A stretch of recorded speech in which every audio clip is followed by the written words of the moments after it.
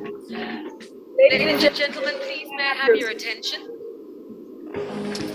May I have your attention, please, distinguished guests? May I request that all of us delegates take our seats, find our seats, take our seats. We'll be ready to begin with the program in about 5 minutes. If you need a comfort break, the restrooms are to the right of the foyer. This is a good opportunity to take that comfort break. We'll be beginning with our program in approximately 5 minutes. So if I could just ask everybody to take their seats, visit the restrooms, and also just tie up whatever loose ends. We'll be beginning in 5 minutes. Thank you.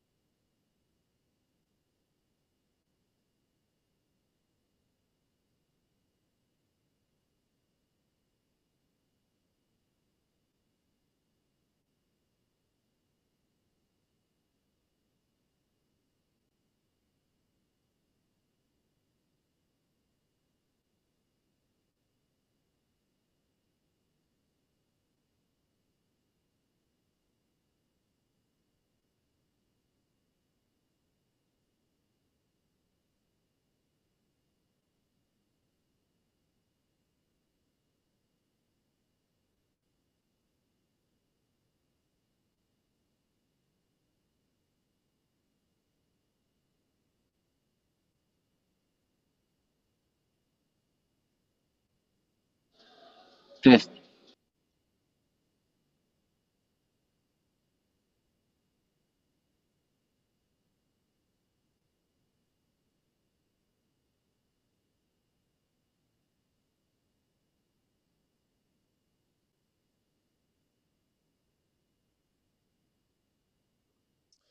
Ladies and gentlemen, if I may have your attention, please.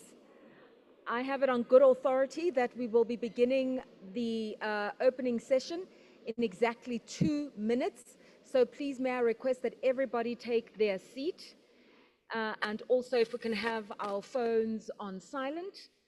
If everybody could please take their seats. We will be beginning the session in less than 2 minutes, I've been assured.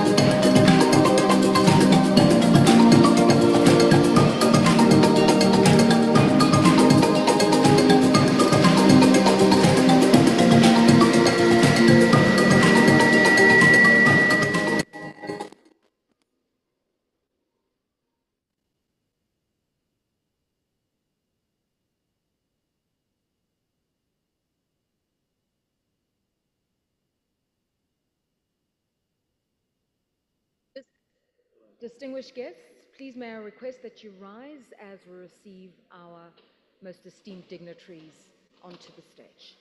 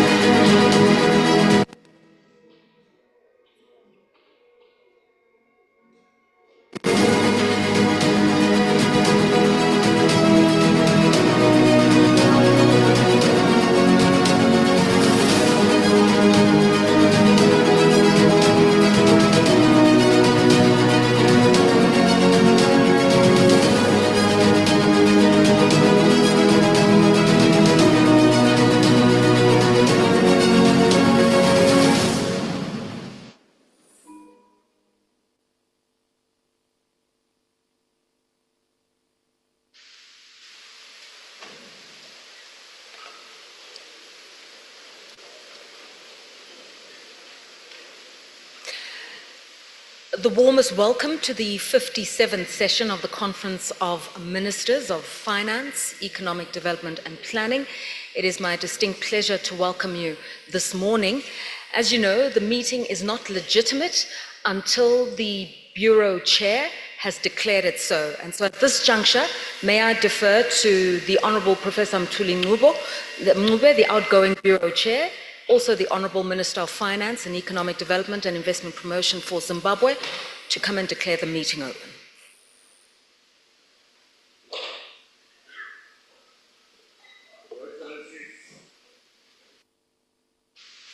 Gentlemen, a good morning.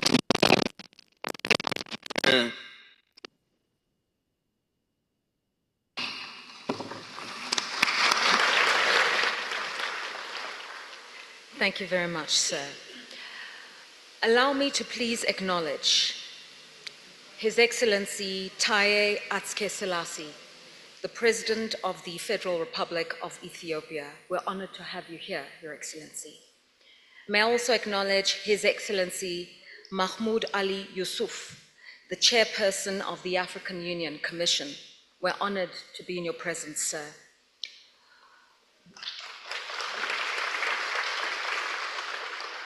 I'd like to acknowledge His Excellency Oluyemi Osunbajo, the former Vice President of the Federal Republic of Nigeria. I'd like to acknowledge His Excellency Wamkele Mene, the Secretary General of the African Continental Free Trade Area.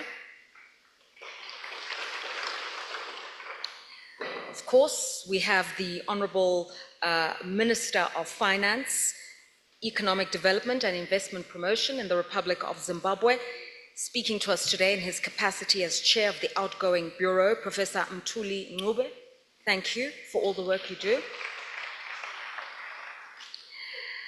The Executive Secretary of the ECA, Mr. Clever Gatete, thank you for the work that you do. And to all of you, Honourable Ministers, distinguished guests, welcome to the 57th session of the Conference of Ministers under the theme, Advancing the Implementation of the African Continental Free Trade Area, Proposing Transformative Strategic Actions. So it's a moot point, but I'll state it anyway. The agreement exists. The laws, by and large, harmonized. Protocols ratified by signatories of the agreement within their respective parliaments, and the first handful of consignments have actually moved across the continent through AfCFTA rules.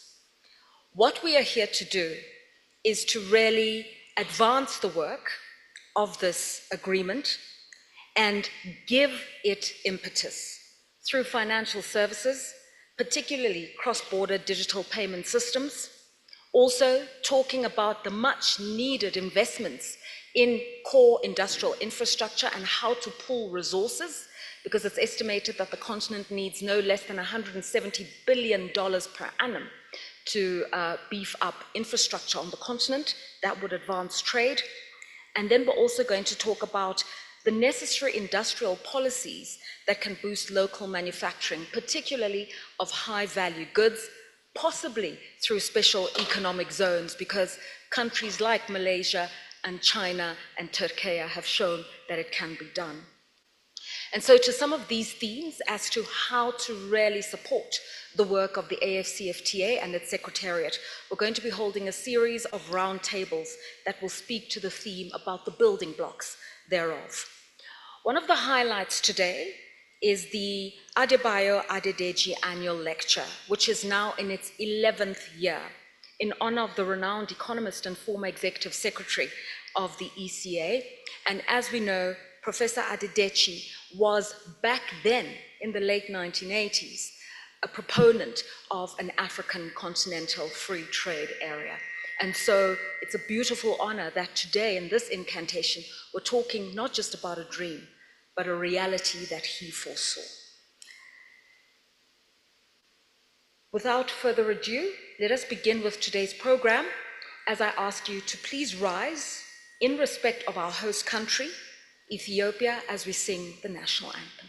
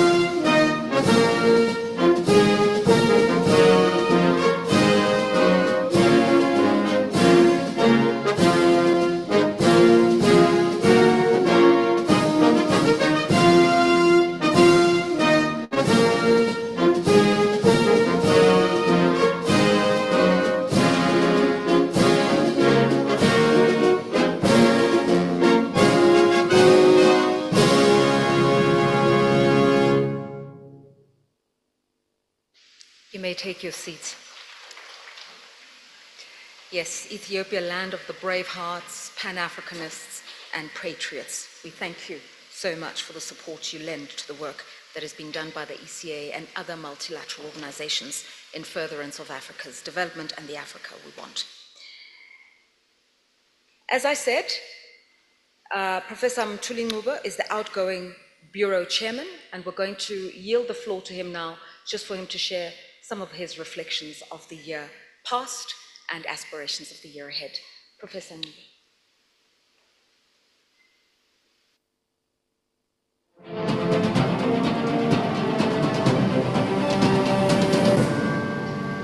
Thank you very much, Master of Ceremony, Lerato Mbele.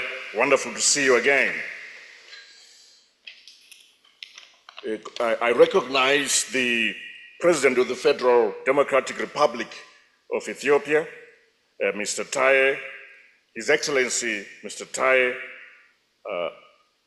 Akse Selassie, I think I got that right, Amde. Thank you for the hospitality, sir.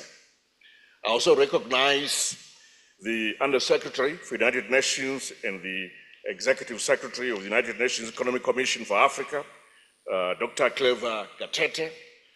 I also recognize the Executive Secretary for the Africa Continental Free Trade Area, Wamgele Mene, and all your excellencies here present, colleague ministers and other representatives from governments and stakeholders, distinguished delegates, ladies and gentlemen, a good morning to you all. A very good morning to you all. As chair of the outgoing bureau, I'm pleased to welcome you all to this 57th session of the Conference of African Ministers of Finance, Planning, Economic Development in the beautiful city of Addis Ababa. Let me begin by extending my sincere gratitude to the government and people of Ethiopia for their warm hospitality as we convene this important gathering at a moment when Africa stands at a strategic inflection point. Excellencies, honorable ministers, distinguished guests, over the past year, the global economic landscape has shifted significantly, characterized by rising geopolitical tensions and increased trade protectionism, which has heightened the importance of regional trade blocs. Tariff escalations and evolving trade restrictions threaten to further marginalize African economies, making it essential for Africa to accelerate its regional integration agenda. In addition, the policy shift on official development assistance, ODA, by advanced economies is as devastating as COVID-19 pandemic itself for some of our African countries. This calls for the continent to rethink our strategic focus and come up with homegrown solutions on how to rebuild the Africa we want.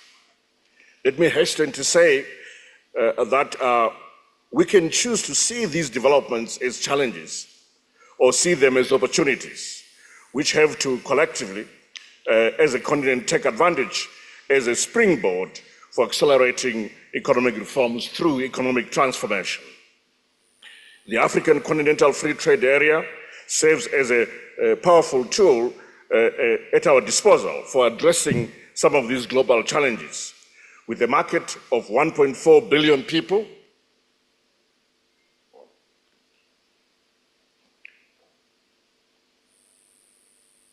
that's better. With a market of 1.4 billion people and a combined GDP exceeding 3.4 trillion US dollars, the African Continental Free Trade Area offers a crucial and a critical pathway for Africa to build resilience, reduce dependence on external markets, and drive sustainable industrialization. Yet, despite its potential to boost intra-Africa trade by 45% by year 2045, implementation remains uneven due to structural barriers, inadequate infrastructure, and limited access to trade finance. Excellencies, honorable ministers, the speed of success of the African Continental Free Trade Area partially depends on the reform of the global financial architecture to make it responsive to the needs of the continent and other developing countries in general. In the short term, there is need for immediate implementation of the reallocation of the special drawing rights SDR's resolution to the countries in need. In the medium to long term, there is need for the international community to come up with strategies to address the growing debt challenges for developing countries, as well as ease access to concessional financing.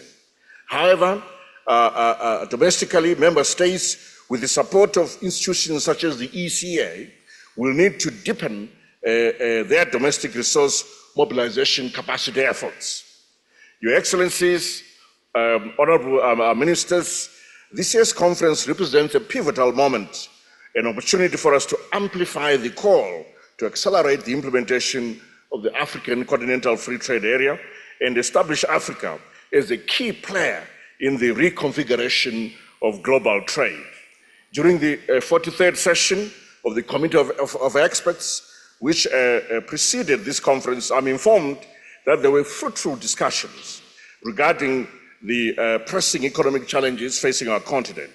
Several strategic priorities emerged to guide our policy actions. First, enhancing regional value chains and trade infrastructure is critical.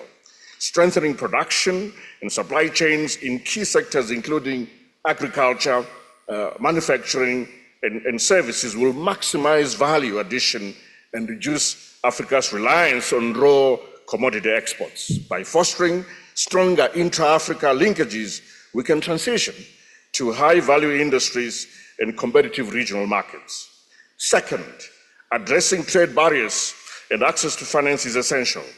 Implementing harmonized trade regulations, eliminating non-tariff barriers, restrictions of movement of people across borders, and scaling up innovative financing mechanisms like blended finance, thematic bonds, and trade facilitation funds will improve capital access and expand market opportunities for African businesses.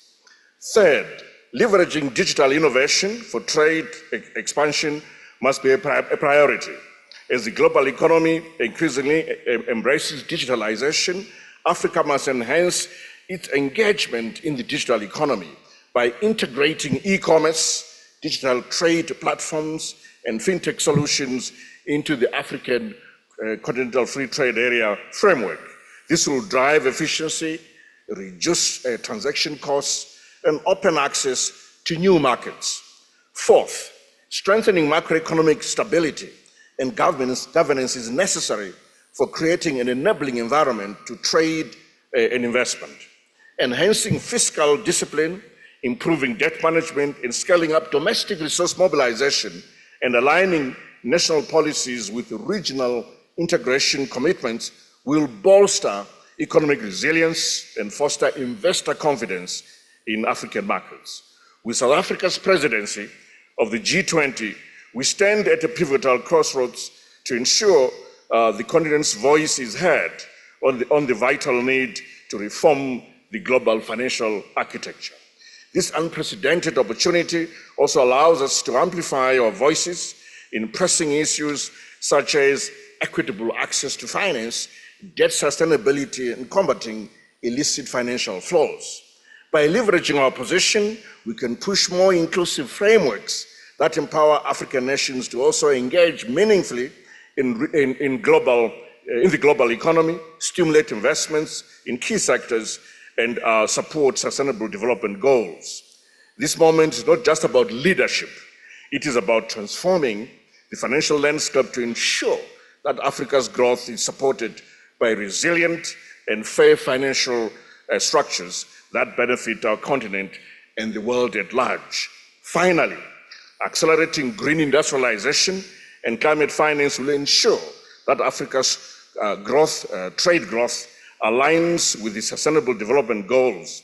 Integrating climate-smart trade policies into the African Continental Free Trade Area will unlock new opportunities in renewable energy, carbon markets, and green supply chains, positioning Africa as a leader in sustainable industrialization. Excellencies, honorable ministers, distinguished guests, the global trade system is rapidly transforming. With heightened trade restrictions and the rise of global economic blocs, the trading dynamics of globalization are shifting indeed. Africa cannot afford to remain on the margins. We must act decisively to deepen our regional integration, not just defensively, but as a proactive strategy to harness Africa's economic potential.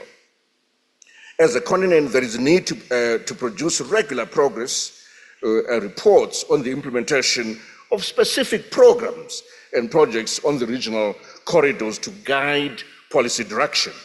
The success of the Africa Continental Free Trade Area relies on strong political will, coordinated implementation, and the complete mobilization of financial and technical resources. This ministerial conference provides us with an opportunity to transition from commitments to action. We must ensure that the recommendations from our experts translate into concrete policy shifts that promote trade, industrialization, and economic diversification. In closing, I commend the outgoing Bureau for their efforts, express my gratitude to the ECA Secretariat for their technical support, and welcome the incoming Bureau as they assume their leadership role. I look forward to the constructive deliberations and concrete commitments that will drive Africa's economic transformation. I thank you. Merci beaucoup. Obrigado. Tinotenda. Thank you.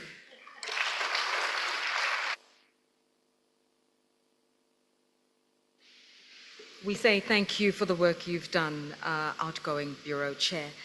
Before I introduce our second speaker, please allow me to warmly welcome Madam Narkos Bekele-Thomas, the Chief Executive Officer of NEPAD and the African Union Development Agency.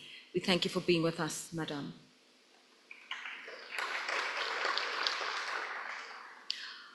So what is an AfCFTA without the secretariat that drives it?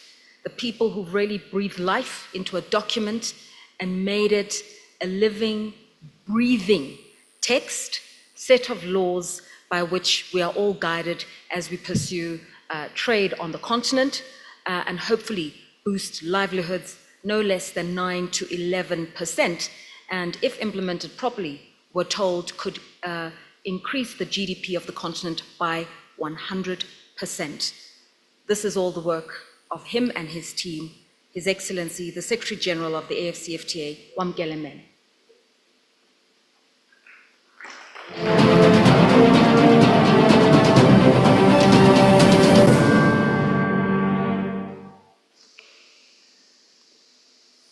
Thank you very much, Madam Program Director,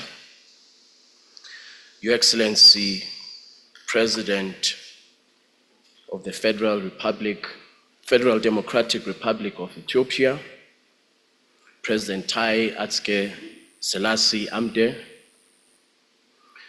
Your Excellency, Executive Secretary of UNECA, Dr. Gatete, our gracious host, the chairperson of the outgoing bureau, Professor Ngube,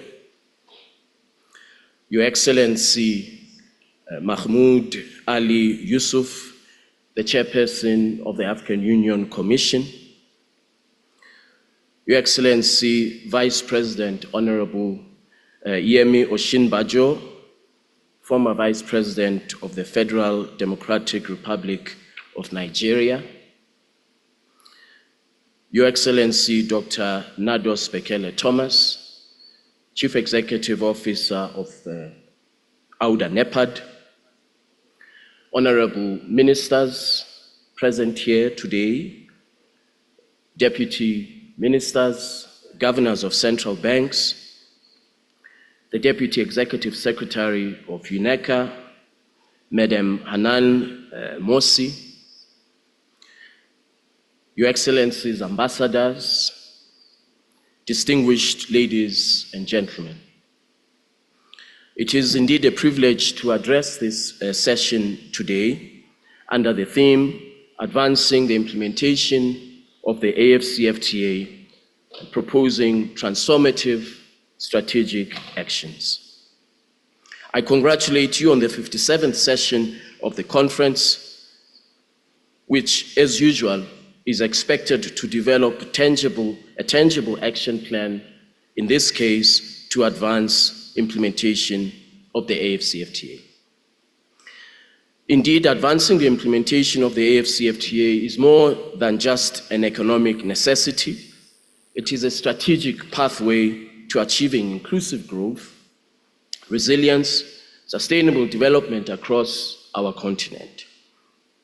We convene at a time that is unprecedented in terms of the scale of the challenge to multilateralism.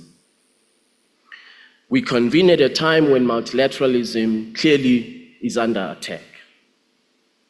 We convene at a time when we see intensified weaponization of trade policy, at a time when economic nationalism seems to be at the fore, and indeed at a time when investment nationalism seems to be the order of the day. It is therefore particularly incumbent upon us as Africans to develop a pathway to navigate this unprecedented challenge. As we know, the AfCFTA is built on a developmental integration model set out in Agenda 2063, the Africa we want, and indeed adopted by the heads of states, the Assembly of Heads of States and Government of the African Union. As we speak today, 48 state parties have ratified the agreement establishing the AfCFTA, providing a very strong legal foundation for trade liberalization, industrial development, market diversification, and advancing on the ideals of economic integration of our continent. Indeed, under the leadership of our heads of states and government, rapid progress has been made in the implementation of the AfCFTA. In less than 5 years, political will of our heads of states demonstrated that the African continent does have the capability to solve its own challenges. Importantly, the AfCFTA Secretariat has developed tools, operational tools, again under the leadership of the Assembly of Heads of States and Government, to ensure that as we transition from negotiations of the AfCFTA into implementation, commercially meaningful opportunities do arise. Allow me to set out a few of these tools that we have introduced. The first tool we introduced is the electronic tariff book, which enables economic operators using a digital database for imports and exports to identify with certainty, with predictability, the tariff that applies to the product that they wish to export or to import. This provides much needed clarity for export and import under the AfCFTA. For the second instrument is the Rules of Origin Manual, which again enables economic operators with certainty and predictability to determine the local content rules that apply to the product that they wish to export or import.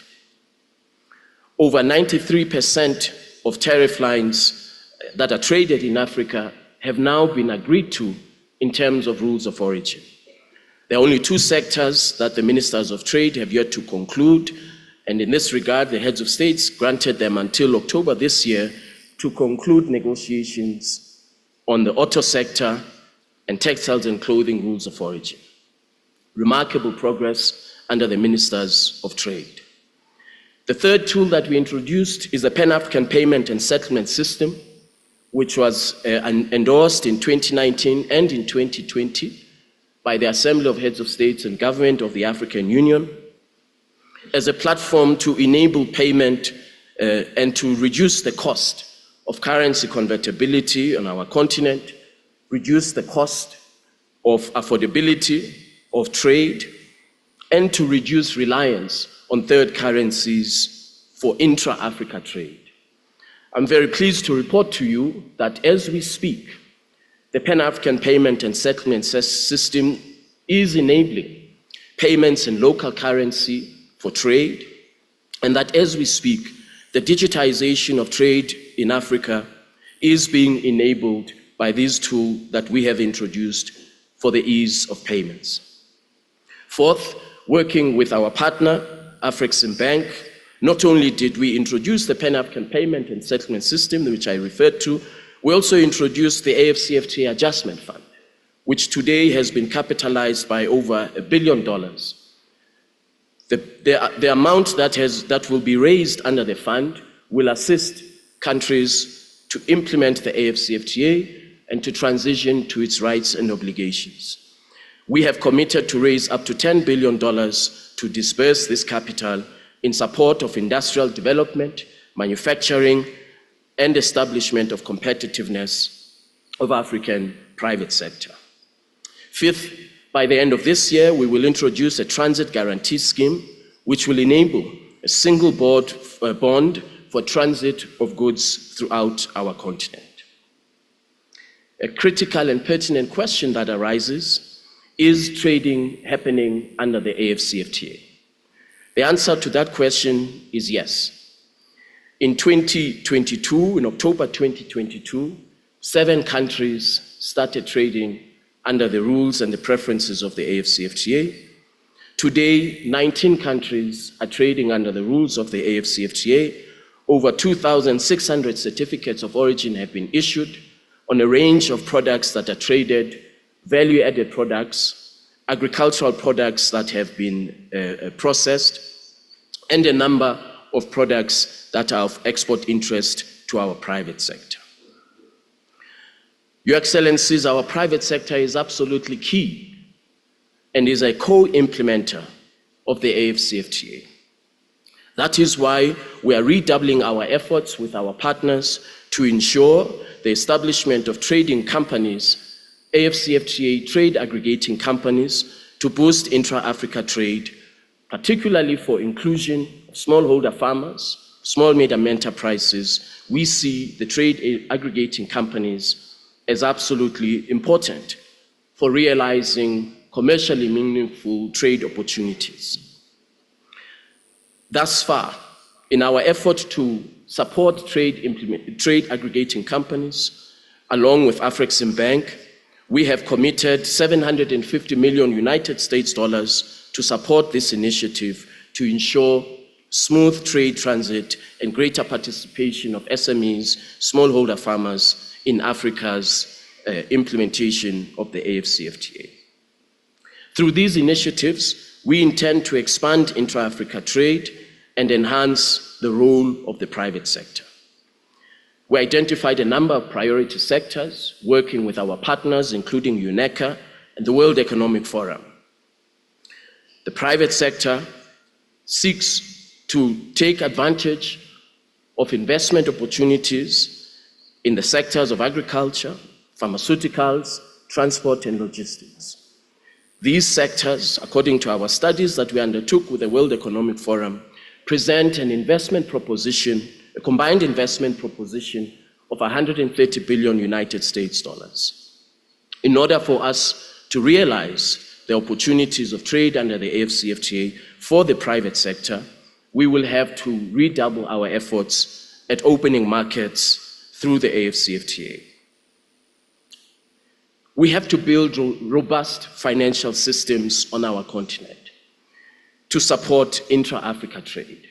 Robust financial systems that will include trade finance, credit guarantees, and innovative trade finance solutions. We estimate that 80 billion United States dollars to be the trade finance gap, which presents itself as a barrier that disproportionately affects small medium enterprises, smallholder farmers, and women and youth in trade in accessing markets across the AfCFTA. Therefore, the role of our financial institutions and our development finance institutions to support the mitigation of risk is absolutely critical. I am, however, pleased to take note of the fact that the private sector, particularly commercial banks in Africa, have taken steps to bridge this trade finance gap. For example, we signed a memorandum of understanding with United Bank of Africa, where United Bank of Africa committed to mobilize up to 7 billion United States dollars of their own balance sheet to finance trade in Africa. In addition, Access Bank, Standard Bank, EcoBank, and Equity Bank have also taken similar measures to address this particular challenge of the cost of trade finance. As we transition to Africa's digital economy, we must assert the protocol on digital trade. In February this year, our heads of states and government, during their 37th ordinary session, adopted the remainder of the annexes on the protocol on digital trade. The International Finance Corporation projects that by the year 2050, Africa's digital economy will amount to 712 billion United States dollars. Therefore, the protocol on digital trade enables us to mobilize investment towards digital public infrastructure to support cross-border data transfers, digital payments, digital identities, and to position Africa's youth for competitiveness in the global digital economy. In this regard, the empowerment of young people, small medium enterprises that are led by women, is crucial to the successful implementation of the AfCFTA. I am very pleased that our heads of states and government directed in 2020 that we develop a protocol specifically designed to enable SMEs, young people, to overcome the barriers that have presented themselves to accessing markets across the AfCFTA. The Protocol on Women and Youth in Trade, the first of its kind around the world, as well as a protocol on digital trade, will enable the continent of Africa to significantly advance on financial inclusion, digital inclusion, and to present opportunities in this market of 1.4 billion people. Therefore, Your Excellencies, your leadership in ensuring macroeconomic stability as Ministers of Finance, aligning national policies with the AfCFTA, particularly in relation to investment, and as I've mentioned, the digital economy and the regulation of the services sector, are indeed areas that require that we intensify our collaboration between trade ministers and ministers of finance in advising our heads of states about the path ahead. Let me conclude where I began, Your Excellencies, and that is the state of the world, the geopolitical context, the geo-economic context. As I noted, the weaponization of trade policy, the weaponization of tariffs to deal with those whom we do not agree does present a challenge, but also an opportunity for us as Africans to accelerate implementation of the AfCFTA, because in the implementation of the AfCFTA lies an opportunity at self-sufficiency of our continent, lies an opportunity at reconfiguring supply chains, establishing our own supply chain capabilities in Africa, not for the purpose of disengaging from the global economy, but for the purpose of ensuring the self-sufficiency and economic independence of our continent. We must therefore create, and we must not in this regard, delay in creating a domestic market through the AfCFTA. I want to urge all of us to redouble our efforts as we collectively confront this challenge of a new global order. I want to thank all of you for your attention, and I wish all of us very good deliberations. I thank you.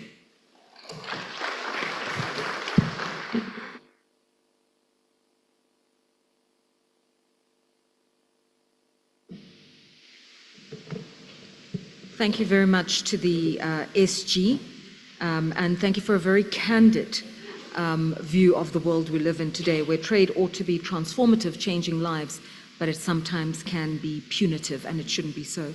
But also thank you for your pragmatism together with your team, for actualizing the dreams of Nkrumah, Nyerere, Kaunda Natha. They dreamt it. We are now living it because of the work that you do. Thank you. I'd now like to yield the floor to the Executive Secretary of the ECA, Ambassador Clever Gatete, to come and address us.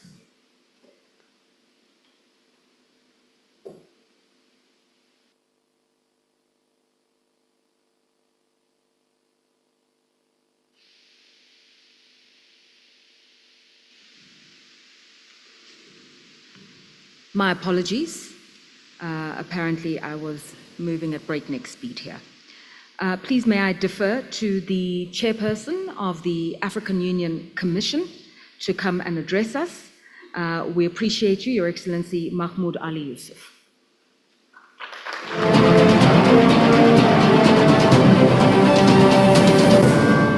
Bismillah ar-Rahman ar-Rahim. Excellence, Monsieur Taye Selassie, Président de la République fédérale et démocratique d'Éthiopie, Excellence, Monsieur Nebe, Ministre des Finances et du Développement économique, de la promotion de l'investissement du Zimbabwe, Président sortant du Bureau, Excellences, Mesdames et Messieurs les ministres, Excellence, Monsieur Gatete, Secrétaire exécutif de la Commission économique des Nations Unies pour l'Afrique, notre hôte, Excellence, Monsieur le Secrétaire général de la zone de libre-échange continentale africaine, Excellence, Monsieur l'ancien vice-président du Nigeria, Excellences, Mesdames et Messieurs, je suis très honoré de participer aujourd'hui à la 15e session de la conférence des ministres africains du développement, des finances, juste après 3 jours après ma prise de fonction. Je suis d'autant plus heureux que cette session est consacrée à la thématique de l'intégration continentale.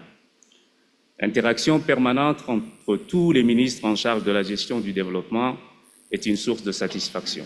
D'emblée, je voudrais m'adresser donc à vous tous pour vous féliciter, surtout féliciter le bureau sortant de la conférence pour le travail accompli et mes encouragements au bureau entrant pour le relais qu'il s'apprête à prendre. Il convient de rappeler que la conférence a maintenu son effort de réflexion et conservé sa volonté d'avancer sur le chemin de l'intégration aboutie. Cela a permis d'approfondir le sillon tracé par nos chefs d'État et de gouvernement dans l'agenda 2063 qui reste la boussole stratégique de l'Union africaine.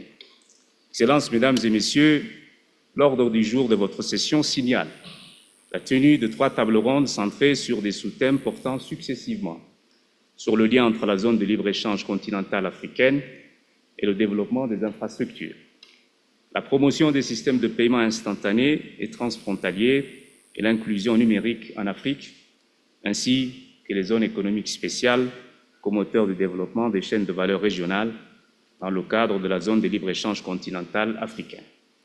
La pertinence de ces sous-thèmes m'invite à partager avec vous l'approche de l'Union africaine dans le domaine de l'intégration régionale et continentale. Il existe des contraintes à lever pour la mise en œuvre de ce processus qui doit aboutir, in fine, au bien-être de nos populations et pour l'affirmation géopolitique de l'Afrique sur la scène internationale. D'abord, sur le plan institutionnel, le processus d'intégration est bâti sur des fondements renouvelés par la signature du protocole révisé entre l'Union africaine, les CER et les mécanismes régionaux. Une réunion de coordination semestrielle qui regroupe l'Union africaine, les CER, les mécanismes régionaux, la BAD, la CEA et d'autres parties prenantes a été instituée. Elle a pour objectif de présenter les progrès réalisés dans le domaine de l'intégration et d'adopter des recommandations relatives, entre autres, aux modalités de franchissement des obstacles entravant la fluidité des flux commerciaux et financiers. Je voudrais signaler aussi l'urgence de la mise en place effective des institutions financières africaines. On parle de la Banque d'investissement africaine, elle n'est toujours pas là. On parle du FMA africain, il n'est toujours pas là. On parle de la Banque centrale africaine, elle n'est toujours pas là. Je voudrais encore une fois signaler l'urgence de la mise en service de ces institutions financières africaines. Par ailleurs, l'étendue des progrès accomplis par la ZLECAf depuis son lancement a contribué à l'accélération de son implantation dans le paysage économique africain. Elle a poursuivi avec méthode et détermination la place des conditions nécessaires à une plus grande fluidité des échanges interafricains. Mesdames et Messieurs, ces avancées encourageantes nous engagent à aller plus loin en délogeant les obstacles qui entravent la bonne marche de l'intégration au niveau des CER, qui demeurent les piliers du développement économique du continent. Dans ce registre négatif, je voudrais citer l'insécurité, l'absence de financement endogène durable, la faible mobilité des personnes, des biens et des services, le faible taux d'industrialisation et la qualité défectueuse des infrastructures physiques. Il faudrait y ajouter les défis structurels liés essentiellement au déficit en énergie électrique et au faible taux de pénétration d'Internet sur le continent. Selon la classe de l'Afrique 2024, 600 millions de personnes ne sont pas raccordées au réseau électrique en Afrique, entravant la généralisation de l'accès à l'Internet, aggravant ainsi la fracture numérique. L'Union africaine a développé des stratégies en vue de résorber ces différents déficits. Leur mise en œuvre reste malheureusement bloquée par l'insuffisance de financement. Je voudrais, pour conclure, inviter nos États membres à mener une réflexion approfondie pour trouver une solution durable à ces questions structurelles qui paralysent l'envol de l'Afrique vers la maîtrise des technologies du futur. C'est sur cet ardent plaidoyer que je voudrais conclure en souhaitant plein succès à vos travaux. Je vous remercie.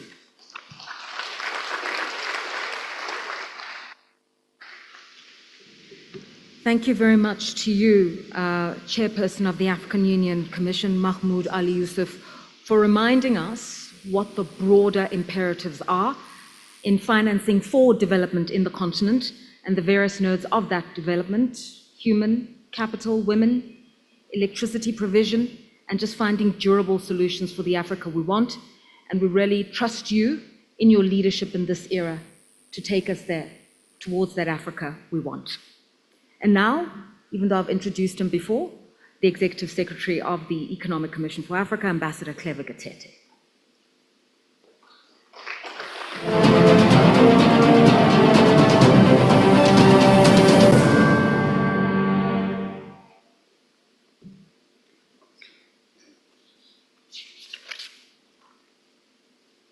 Yeah, thank you very much, MC.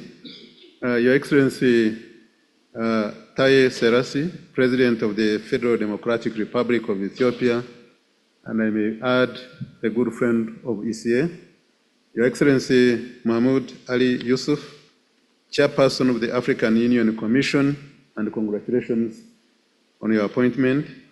Your Excellency Oreyemi Osinbajo, former Vice President of the Republic of Nigeria, Your Excellency Wamukere Mene, Secretary General of the Secretariat of the Africa Continental Free Trade Area, Honorable Professor Nturi Nkube, Minister of Finance, Economic Development and Investment Promotion of the Republic of Zimbabwe and the Chair of the Outgoing Bureau, thank you very much for being here. I recognize my good friend Nados Bekere Thomas of the Auda NEPAD, who is actually a close person that we collaborate in terms of implementing our mandate, and also Kevin Orama, representing the African Union as the Vice President and the Chief Economist, also another institution that we work together very closely, together with Flexim Bank and other international financial development institutions such as AFC, TDB. We have, of course, Badea. We work together very, very closely. Honorable ministers here present, distinguished delegates, I also recognize the representative of Adedeji family, who is here also because we are going to have the Adedeji lecture. Distinguished friends, colleagues, ladies and gentlemen. It gives me great pleasure to welcome you all to the 57th session of the Conference of Ministers under the critical theme of advancing the implementation of the agreement establishing the Africa Continental Free Trade Area, proposing transformative strategic actions. I wish to begin by expressing my gratitude to His Excellency President Taye Serasi, and through him to the government and people of the Federal Democratic Republic of Ethiopia for their gracious hospitality and continued support as we meet at this defining moment in Africa's economic journey. Let me also take this opportunity to warmly congratulate His Excellency Mahmoud Ali Yusuf on his election as chairperson of the African Union Commission and assure him of our commitment to work with him for the advancement of our continent. Allow me also to thank His Excellency Wamukere Mene, the Secretary General of the Africa Continental Free Trade Area Secretariat, for his leadership at this critical stage in the development of this important institution. I also wish to recognize Professor Nturi Nkube, our chair of the Outgoing Bureau, for his exemplary leadership in steering the Bureau and laying a firm foundation for the work we are undertaking today, but also for the wonderful host of the Conference of Ministers in Victoria Falls last year. We still have memories of that event in Victoria Falls. One day we'll go back. Thank you. Excellencies, distinguished delegates, as we convene, we do so against the backdrop of the precarious global economic terrain characterized by heightened geopolitical tensions, shifting alliances, unjust trade tariffs, and mounting debt crisis. From conflicts affecting key supply chains to the ongoing recalibration of economic power, nations, especially those in the global south, including Africa, have no other choice but to adapt to a rapidly evolving landscape. As of today, half of the world's 68 poorest countries, most of them in Africa, are either at high risk of or already in debt distress. The fact that this figure has more than doubled since 2015 highlights the critical nature of the situation. Even more troubling is the fact that African countries are spending up to 16% of their export earnings solely on debt servicing, which is more than 3 times the level applied to Germany during the post-war World War II reconstruction. Between 2017 and 2023, the cost of servicing external debt for developing nations rose by nearly 12%, outpacing the growth in exports and remittances. Indeed, 2025 is a crucial year for the continent, with key debt discussions scheduled at the Financing for Development in Spain, and with South Africa placing debt at the forefront of its G20 presidency. These engagements are vital because debt servicing at more than $100 billion annually, our continent is being forced to divert critical resources away from development priorities. Compounding these challenges, Africa's fiscal space continues to shrink, which limits government's ability to invest in the pillars of sustainable development, such as infrastructure, healthcare, and education. However, we must ask ourselves, is this the economic destiny we accept? Or do we seize this moment to reshape Africa's financial architecture, leveraging our vast potential to accelerate trade-led growth? Excellencies, distinguished delegates, the answer lies in our hands. And in the Africa Continental Free Trade Area, we have Africa's Master Plan for Economic Renewal. By 2045, it is projected to increase intra-African trade by 45% and enhance Africa's GDP by 1.2%. The Africa Continental Free Trade Area will also significantly boost expansions in sectors such as agri-food by 60%, industry by 48%, services by 34%, and energy and mining by 28%. It is simply illogical that African countries face higher tariffs when exporting within the continent than when exporting outside of it. However, it is certainly a welcome development that with the Africa Continental Free Trade Area, participating countries will remove tariffs on 90% of goods they produce and eliminate other non-tariff barriers to trade, including regulatory bottlenecks that impede trade. But beyond this, the Africa Continental Free Trade Area is also a powerful tool for inclusion and economic integration, leaving no country behind. For example, we know that historically landlocked developing countries have been disadvantaged by high trade costs and limited access to global markets. Today, through the AfCFTA, Africa's 16 LLDCs have a unique opportunity to break free from these geographical disadvantages and boost their economic growth. Excellencies, distinguished delegates, these gains, however, will remain hypothetical unless we move beyond ratification to a full-scale implementation. Accordingly, to achieve the Africa Continental Free Trade Area's full potential, I propose 4 strategic actions. First, we must strengthen partnerships and investment platforms. Permit me to share that ECA, at the 8th edition of the Africa Business Forum last month, reaffirmed its commitment to bridging the gap between policymakers and investors. The forum underscored the urgency of accelerating AfCFTA implementation through regional value chains, public-private partnerships, and expanded financial support for trade and industrialization. A key milestone was the signing of the Memorandum of Understanding between ECA and AfCFTA Secretariat to cement our commitment to trade integration, industrialization, and private sector development.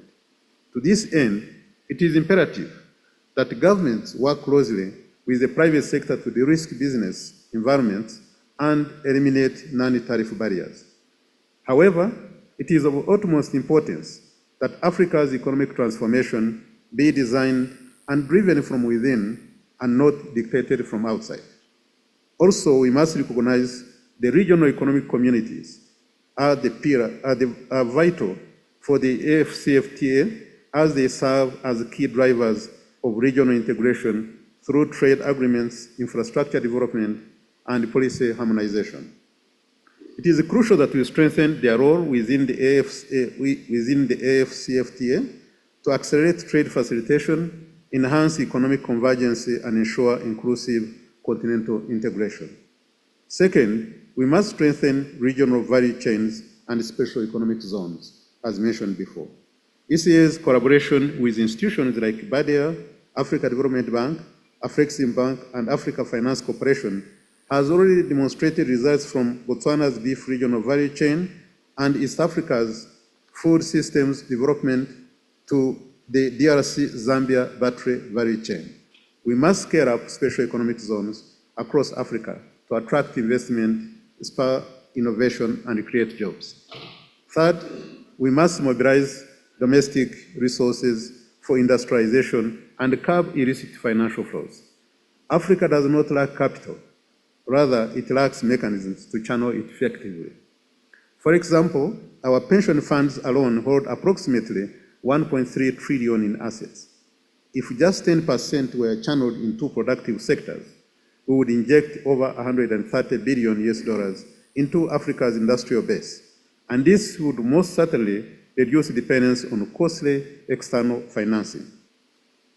Zimbabwe was telling us that the current cost of their borrowing is up to 14% right now, and that is not sustainable. Additionally, illicit financial flows siphon 88 billion US dollars annually from Africa. I would say this is an understatement. The figure is much higher than this. To address this, ECA and United Nations Economic Conference, the Conference on Trade and Development, UNCTAD, are already assisting 12 African nations to track and stem these losses.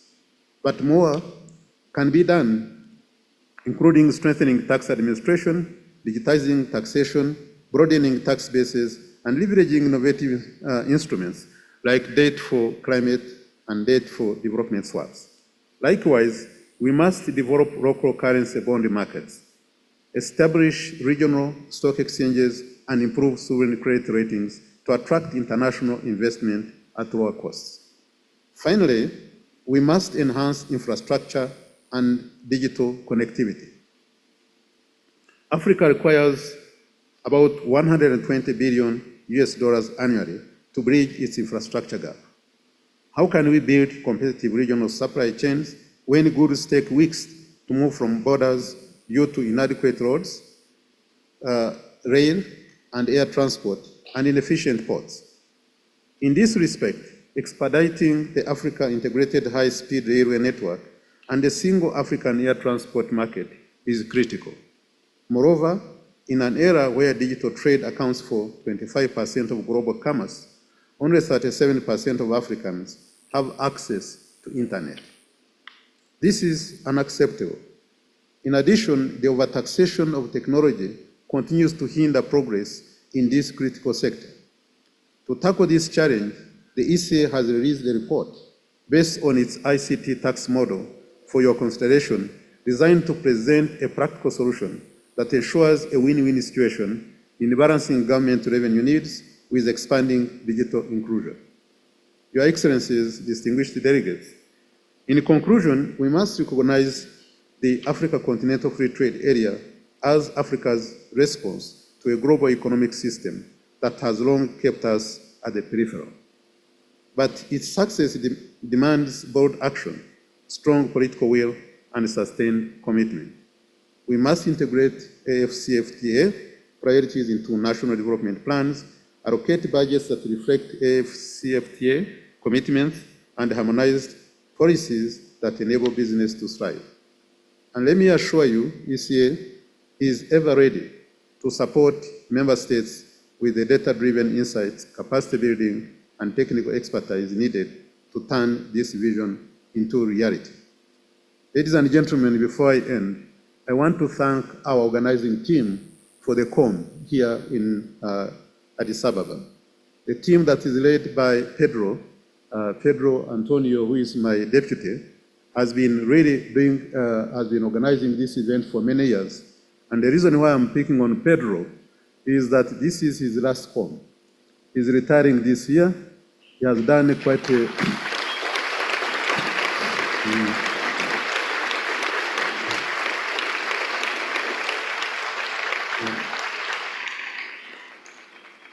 He has led the team. He has organized many of the comms that you can go as far as you want, but has done a very good job and has mastered the way of organizing and making sure that all of us are following almost his instructions in terms of dealing with the Conference of Ministers. We thank you very much, and we hope this time you come in another capacity, but you always find us, of course, wanting to receive you as a guest, not as organizing leader for the COM.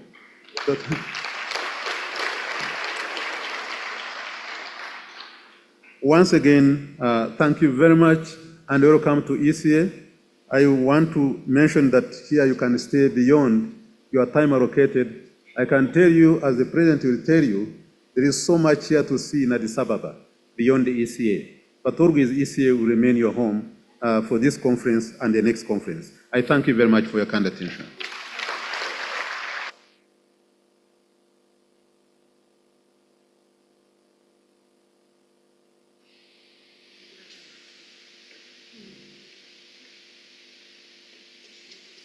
Thank you for your insights and remarks on mobilizing capital domestically and also for receiving us warmly to the headquarters of the ECA. Without further ado, please welcome warmly the President of the Federal Republic of Ethiopia, President Taye Selassie Amde.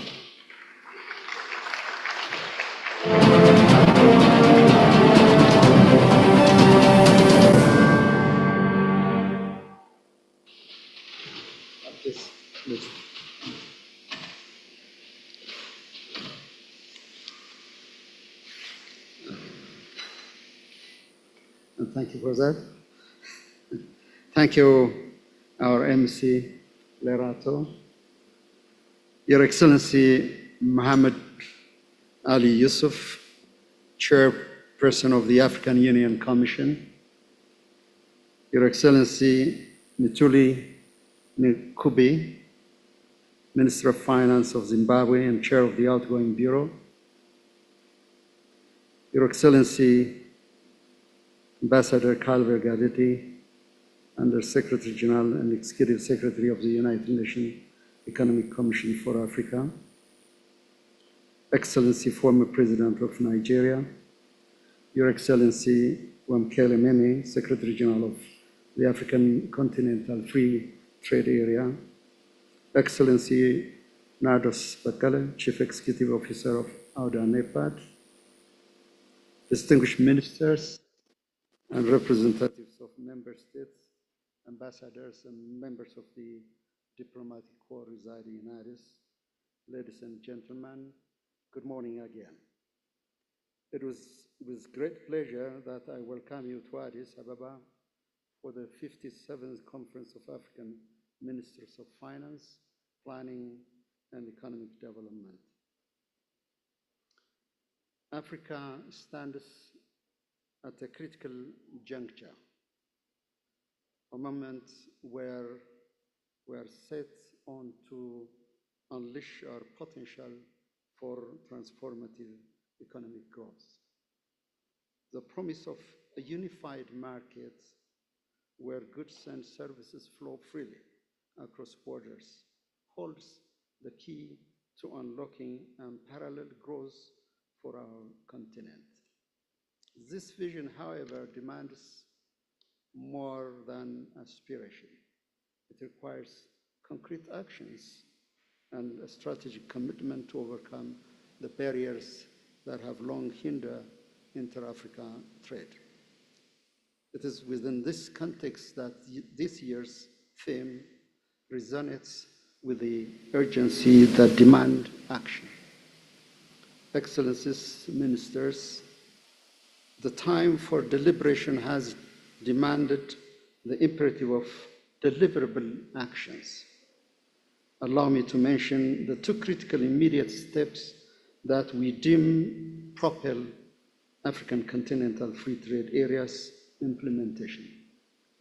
First, we have to move beyond ratification, as mentioned earlier, to immediate and impactful implementation.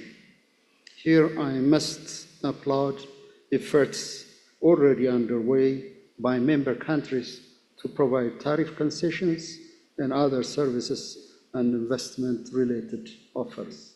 Secondly, for an effective coordination, the establishment of national CFTA implementation committees is indispensable. Equally important is the development of robust national CFTA implementation strategies, along with efforts to build institutional capacity. Here, I would like to commend ECA Executive Secretary General, my good friend Ambassador Adedeji, for his continuous support that is most needed in institutional capacity building. Excellencies, beyond immediate actions, we require transformative strategies that reshape our economic landscape and unlock the full potential of the AfCFTA. In view of this, I wish to emphasize the following 5 priorities. First, investing in robust infrastructure encompassing both physical and digital connectivity is paramount. We must therefore prioritize connectivity to facilitate the seamless movement of goods and data. Ethiopia's experience with Djibouti, our most connected neighbor, demonstrates the power of what my brother Mahmoud, our current AUC chair, once called it a lifeline connectivity of railway, road, fiber, water pipelines, and electricity. Yet it is also important to recall that infrastructure alone is not sufficient. Harmonizing our policies is equally crucial.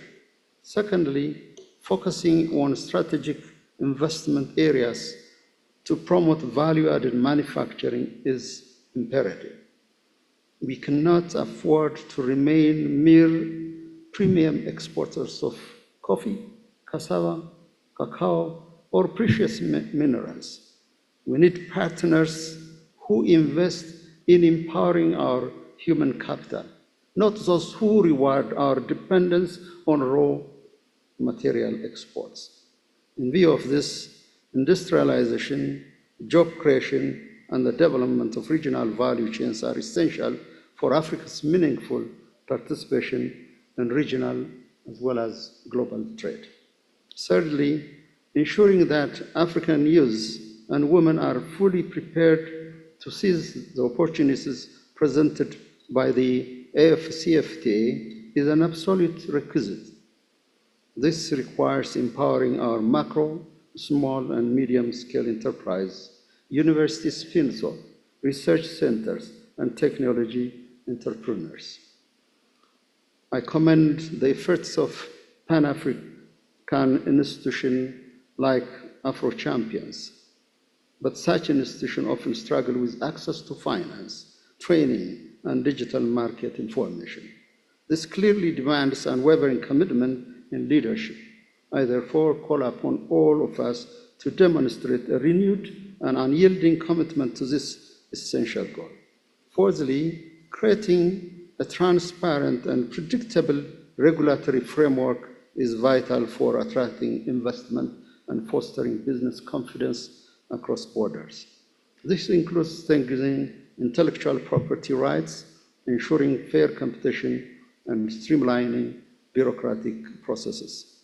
Finally, ensuring equitable access to the digital economy is not a luxury, but a necessity. Investing in digital literacy, infrastructure, and e-commerce platform is critical. This will guarantee that no African is left behind in this digital age.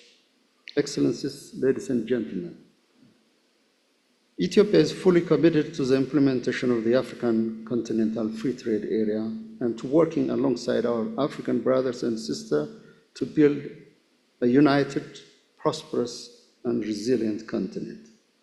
We have already submitted our tariff concession, while pilot trade in goods offer is set to commence soon. In parallel, we are prioritizing the domestication of the agreement with a strong focus on capacity building to ensure readiness. Popularizing campaigns targeting the private sector and key implementation bodies are underway. Ethiopia gives emphasis to infrastructure development, which is a critical instrument for our trade integration agenda.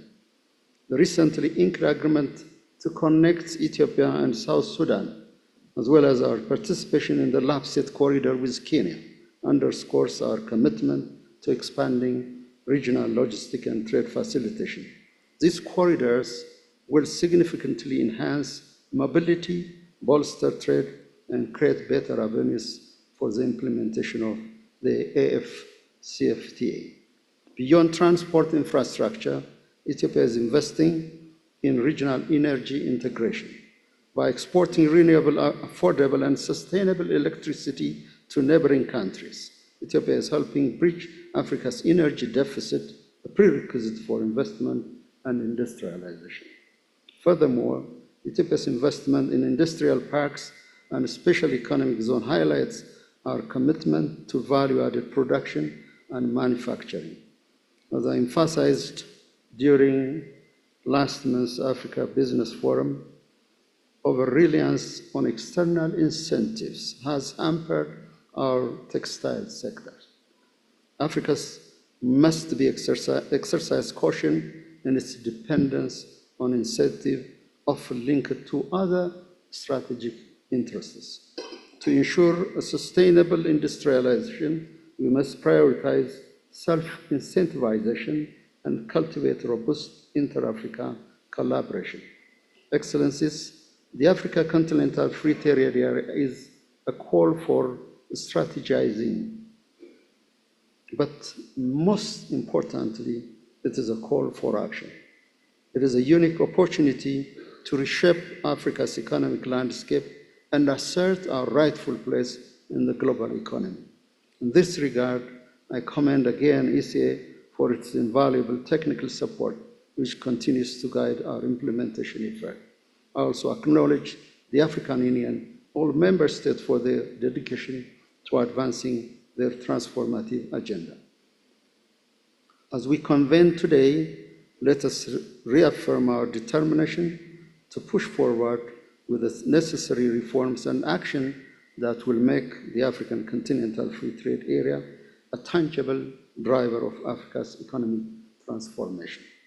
Let's also remember that history will judge this moment not by the agreement we sign, but by the true progress we have accomplished. It is within our power to turn African Continental Free Trade Area into a reality that avails to and benefits all Africans. I'm aware that our experts have been working hard on this subject for the past couple of days. I acknowledge with deep gratitude the wells of insights their invaluable efforts have yielded.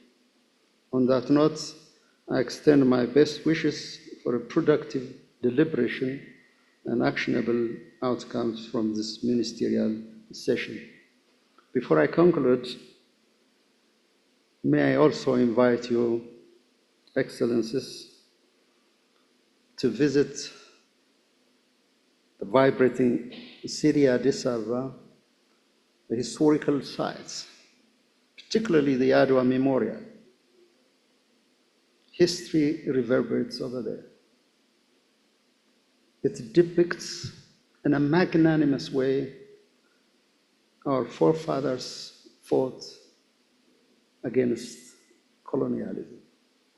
Make sure also to see the newly renovated palace. You'll find the history of our founding fathers of the African Union.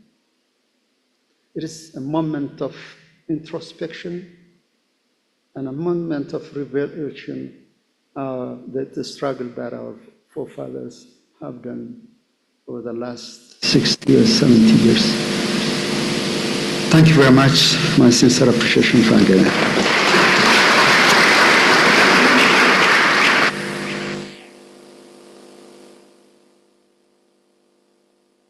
May we thank you, Your Excellency, for your remarks and reflections, President Taye Atske-Selassie Amde. So, ladies and gentlemen, this concludes the formal opening of the 57th session of the Conference of Ministers, and there'll be a few other administrative things that need to be done towards that end. But for now, so that our excellencies, their excellencies can take their leave, we're going to request that everybody please remain seated, except for ministers and official representatives of their own ministers. And you will know that because you should be wearing a gold lapel pin. You will be ushered out to the designated area for the photo opportunity, at which point you'll also be joined by our most distinguished guests who are with us here on stage.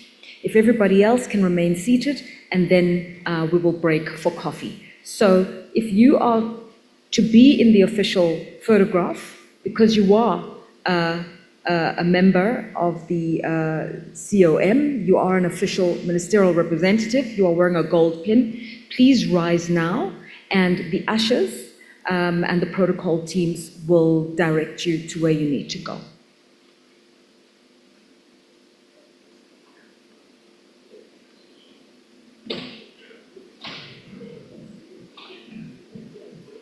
If everybody else who's not officially in that photo could just remain seated, it's just my humble plea. It's just to make it easier for our dignitaries to make their way out of the plenary hall.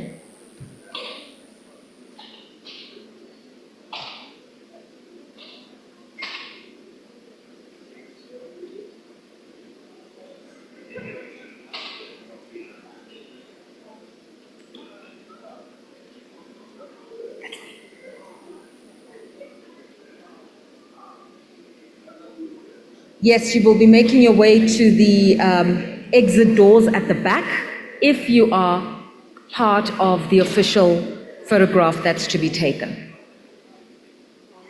Thank you, ma'am.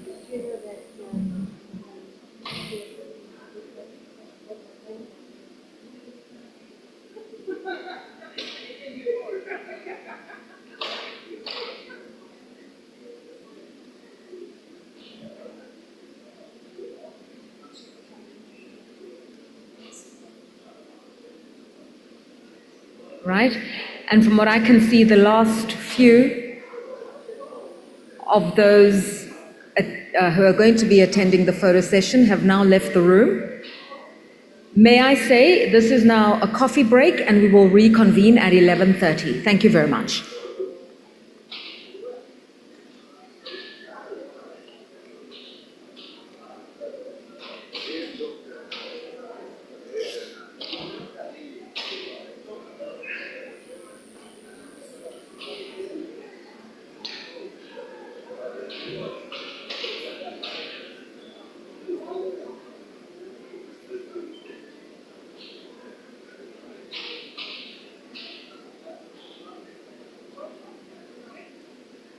The Conference of African Ministers of Finance, Planning and Economic Development brings together the key leaders, policymakers, and experts to shape Africa's economic future. In 2025, the focus is advancing the implementation of the agreement establishing the African Continental Free Trade Area, proposing transformative strategic actions. This is more than just trade. It is about transforming policies into action, strengthening economies, and creating opportunities across the continent. But impactful change needs more than just discussion. It requires ideas, collaboration, and knowledge sharing. That is why the ECA Library is hosting the Knowledge Fair, a dynamic space where policy meets practice. Here you'll find success stories from across Africa, cutting-edge research and insights, opportunities to engage with experts and decision makers, and connections that drive real impact. The ECA Library is at the heart of this exchange, bridging knowledge with action, empowering policymakers, and shaping Africa's future. Join us at CON 2025, where we'll connect, learn, and build Africa's future together.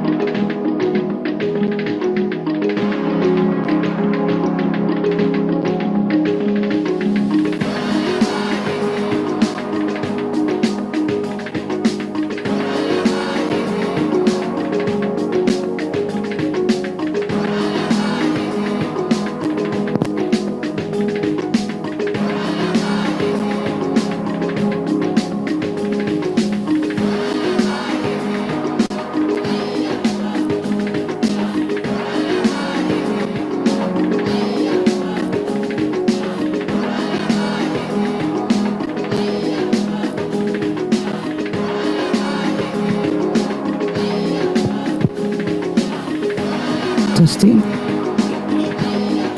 Testing 1 2. Testing.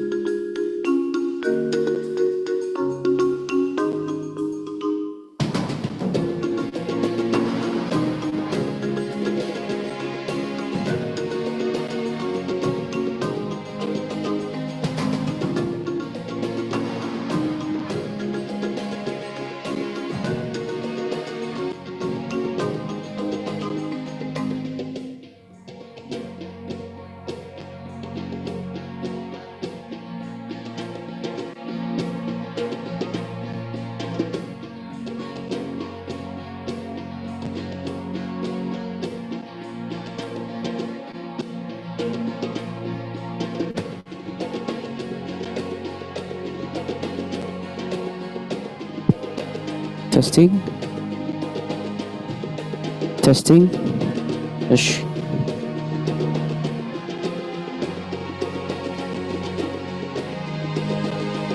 testing 1 2 testing 1 2 testing 1 2 sound check mic test 1 2 testing 1 2 1 2 testing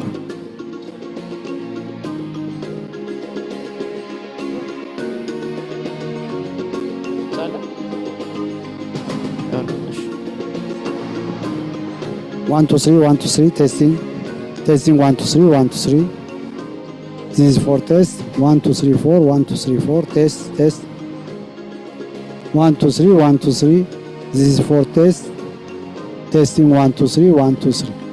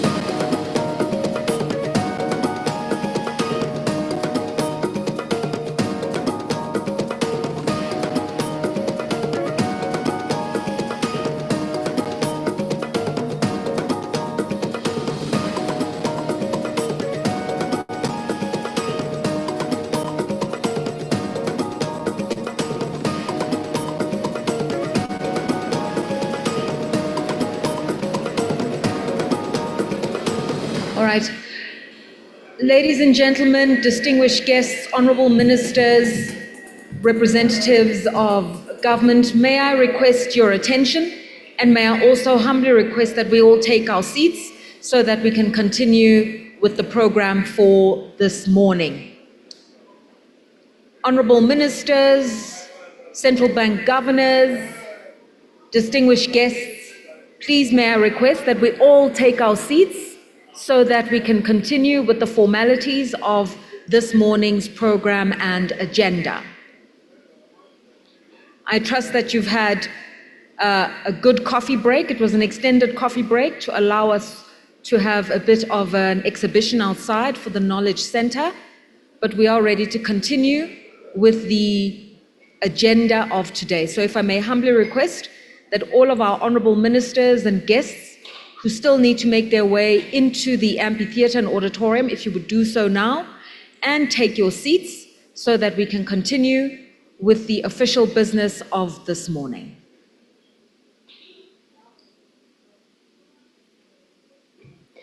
Thank you very much for your kind attention. We continue with the statutory and administrative work of this 57th session of the Conference of Ministers, and all the things that need to be done to operationalize the workings of the Bureau. And so, without further ado, may I request the outgoing Bureau Chair, Professor Mthuli Ncube, to take the floor and lead this part of the segment, which is statutory.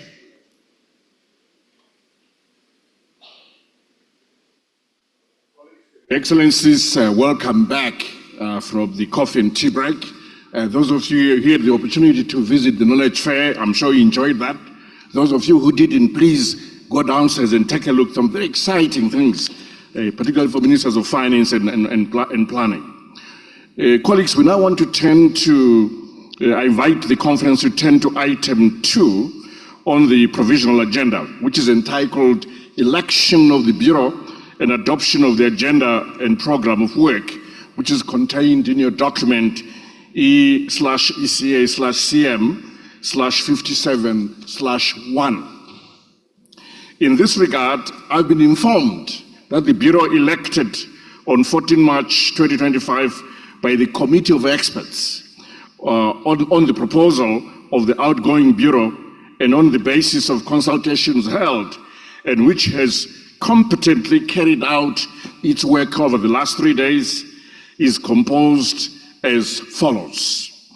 In the chair, Morocco, who are from North Africa, and then the first vice chair is Cameroon from Central Africa.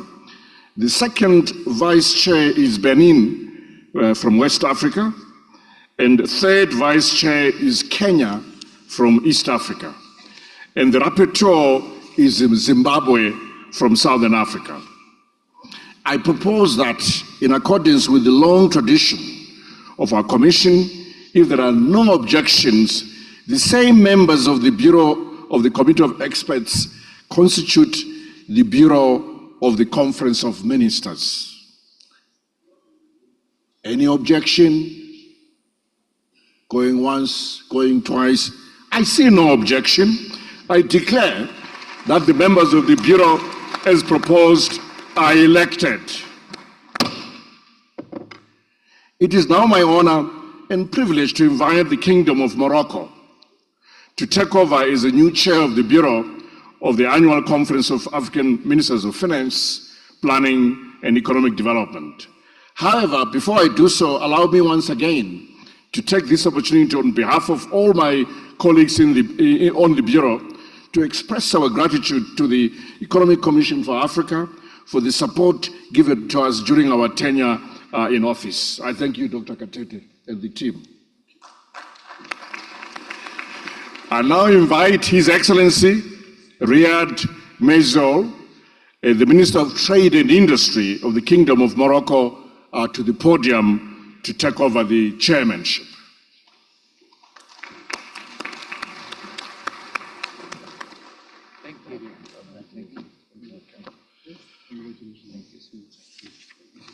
And then he will also proceed to manage the meeting and to adopt the agenda and the program of work. I thank you.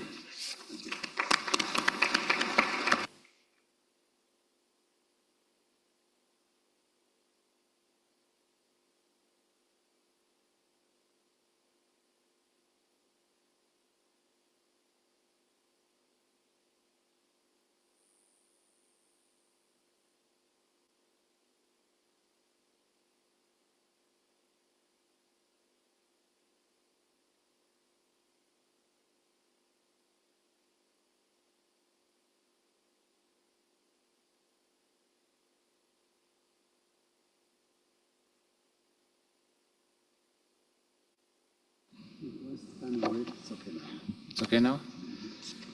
So, first of all, thank you very much for your trust electing my country to chairing this conference. Thank you once again. And let me say initial few words in my home language, which is Arabic, if you permit. أصحاب المعالي والسعادة، حضرات السيدات والسادة، إنه لشرف عظيم أن أخاطب هذا الجمع الموقر ونحن نجتمع معا لصياغة المستقبل الاقتصادي لقارتنا الإفريقية. إننا اليوم لا نناقش السياسات فحسب، بل نرسم طريقا نحو تكاملا اقتصاديا إفريقيا والاعتماد على الذات والازدهار المشترك. اسمحوا لي أن أبدأ بتقديم الشكر والإعراب عن سروري برئاسة هذا الاجتماع، كما أشكر حكومة جمهورية إثيوبيا الديمقراطية الاتحادية ومن خلالها الشعب الإثيوبي على حفاوة الاستقبال وكرم الضيافة. الشكر موصول لوزير المالية والتنمية الاقتصادية وتشجيع الاستثمار في زيمبابوي ومن خلاله أعضاء المكتب المنتهي ولايته وأمانة اللجنة الاقتصادية الإفريقية على الجهود والعطاء المبذولة خلال الفترة الماضية.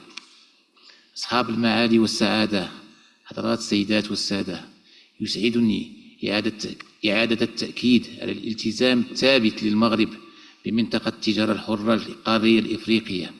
في هذه الاتفاقية التجارية هي أكثر من مجرد إطار قانوني، إنها من أهم أوراش أجندة 2063، وهي وعد بتوفير فرص العمل والكرامة والأمل لشعوبنا. وكما قال صاحب الجلالة الملك محمد السادس أيده الله ونصره: إن إفريقيا ليست مجرد فضاء جغرافي للمغرب، بل هي المستقبل. انتهى كلام جلالة الملك. إننا نقف اليوم في لحظة محورية في المنطقة التجارة الحرة القارية الإفريقية. فللمنطقة التجارية القارة الإفريقية فلمنطقة التجارة الحرة القارية الإفريقية القدرة على تحقيق 3.4 تريليون دولار إضافية للناتج الداخلي القام الإجمالي لإفريقيا.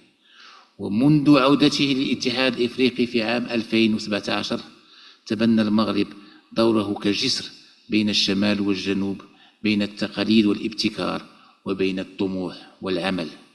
أصحاب المعالي والسعادة، حضرات السيدات والسادة، يجب على إفريقيا أن تتجاوز كونها مجرد مصدر للمواد الخام ومستورد للسلع الاستهلاكية المصنعة، وبدلا من ذلك يجب أن نبني سلاسل قيمة إقليمية قوية في القطاعات التي نتمتع فيها بميزة تنافسية عالمية. وتجربة المغرب تثبت ذلك من خلال السياسات الصناعية الاستراتيجية. برز المغرب كمركز عالمي للأسمدة ويصنع أكثر من 20% من احتياجات العالمية من الأسمدة، وكمركز إفريقي لصناعة السيارات، حيث ينتج 40% من السيارات القارة. تخيلوا معي الإمكانيات الهائلة إذا تم دمج الجلود الإثيوبية والكاكاو الغاني وكوبالت جمهورية كونغو الديمقراطية على سبيل المثال بشكل كامل في سلاسل التوريد التي تقودها إفريقيا، من المواد الخام إلى المنتوجات النهائية التي تصل إلى الأسواق العالمية. ويظهر التطور المستمر لسلاسل القيمة الإقليمية للتنقل الكهربائي في المغرب وزامبيا وجمهورية كونغو الديمقراطية قدرة إفريقية على أن تكون فاعلا رئيسيا في سوق السيارات الكهربائية العالمية. ومن خلال الاستفادة من مواردها الطبيعية وتعزيز تصنيع المستدام، يمكن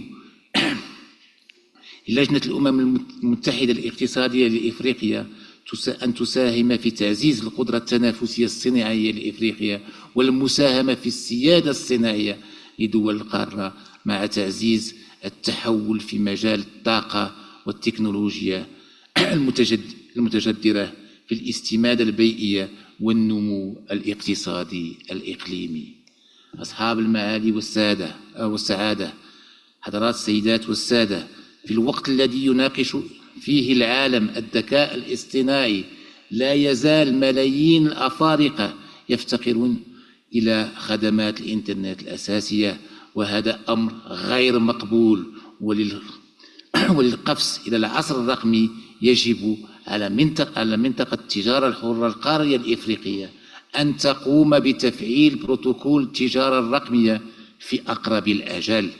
لقد أدت الاستراتيجيات الرقمية في المغرب إلى تحويل الخدمات العمومية وتمكين الشركات الناشئة، ودعونا نعمم هذه النجاحات على النطاق القارة. فالمستقبل لمن يتحكم في المعلومة، ولهذا الغرض يجب على إفريقيا أن تتحكم في بياناتها.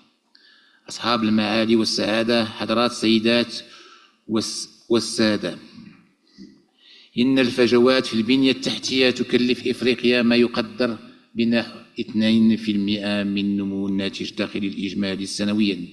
ولربط أسواقنا بفعالية يجب علينا إنشاء صندوق للبنية التحتية لمنطقة التجارة الحرة الإفريقية القارية، مخصص لتمويل الموانئ والسكك الحديدية وشبكات الطرق. ويمكن أن يساعد التعاون مع المؤسسات المالية مثل البنك الأفريقي للتنمية والقبض المالي للدار البيضاء في تعبئة رأس المال الخاص لسد هذه الفجوات.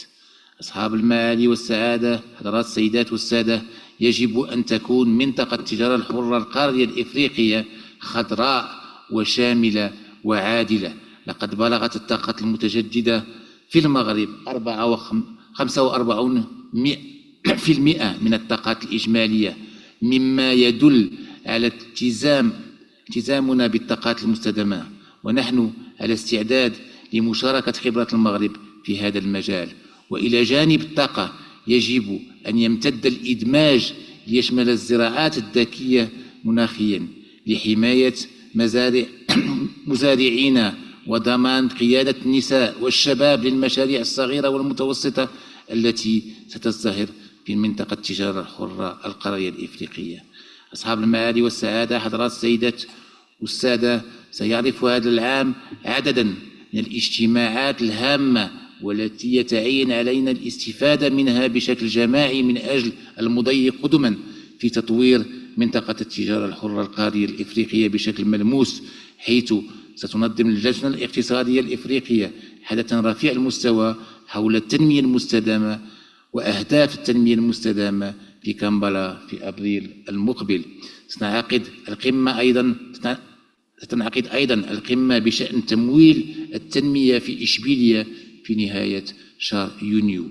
سينعقد أيضا مؤتمر أطراف 30 للمناخ في البرازيل في نوفمبر المقبل، والذي من شأنه أن يمكننا من وضع ديناميكيتنا التجارية والصناعية القارية على مسار مستقبلي منسجم مع أهداف التنمية المستدامة. وللختام، أصحاب المعالي والسعادة وحضرات السيدات والسادة، إن منطقة التجارة الحرة القارية الإفريقية هي تحدي جيلنا. يجب أن نتجاوز الخطابات الرنانة ونتخذ خطوات جريئة من أجل تنفيذ أفضل لهذا الاتفاق في مناخ عملي يعرف تحولات عميقة. وبينما نحن نتداول الآن، يجب أن نتذكر أن الطفل الذي يولد اليوم في أديس أبيبا أو لاغوس أو الرباط يستحق أكثر من الحدود الموروثة من الاستعمار. إنهم يستحقون إفريقيا بلا حدود، متحدة ومزدهرة وفخورة. دعونا نبني إفريقيا التي نريد معا، وشكرا على انتباهكم.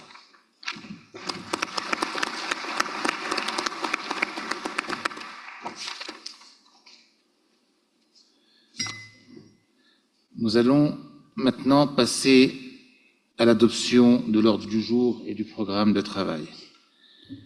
Mesdames et Messieurs les délégués, l'ordre du jour provisoire a été publié sous la cote ECA CM 57.1 et le projet de programme de travail sous la cote ECA CM 57.3 Rêve 3, enfin révisé pour la troisième fois.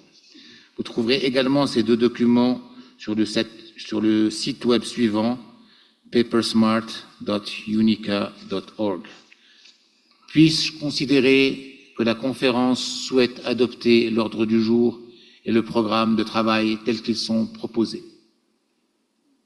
Ne voyant pas d'objection dans la salle, nous considérons que l'ordre du jour est adopté. C'est mon premier coup de marteau. J'invite maintenant la conférence à passer à la séance suivante, qui est le point 3 de l'ordre du jour, dialogue sur le thème de la 50e session de la Commission économique pour l'Afrique. Et je donne la parole à la maîtresse de cérémonie, Madame Lerato Mbele, pour qu'elle présente le premier sujet inscrit au titre de ce point de l'ordre du jour. The floor is yours.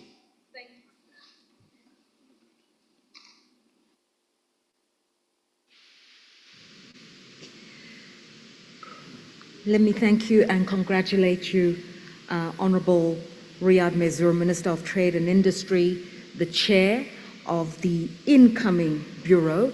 And let's say we have heard your message well as you reiterated the importance of the AfCFTA and its transformative power for innovation, jobs and economic growth. And I did enjoy that sentence you used. It could be a mantra really that we all use going forward: green, equitable and inclusive. Thank you for that. Without further ado, I'd like to introduce to you now the highlight of this 57th session of the Conference of Ministers, as I introduce the 11th Adebayo Adedeji lecture given in honor of the long-serving ECA Executive Secretary, also a Minister of Economic Planning, and also a renowned economist and author, Professor Adebayo Adedeji. He was a brave critic, as we know, against a one-size-fits-all approach to fiscal management of African economies, a man who would also publicly hold African leaders to a higher standard, and during his time, he was a strong advocate of regional integration. And so to lead us in this important dialogue and session that really sets the tone of why we are here, talking about how to advance and give momentum to the African Continental Free Trade Area through policy, please may I yield the stage and defer to Mr. Saeed Adejumobi, the Director for Strategic Planning and Oversight here at the ECA, to introduce this year's topic and our honourable guest lecturer.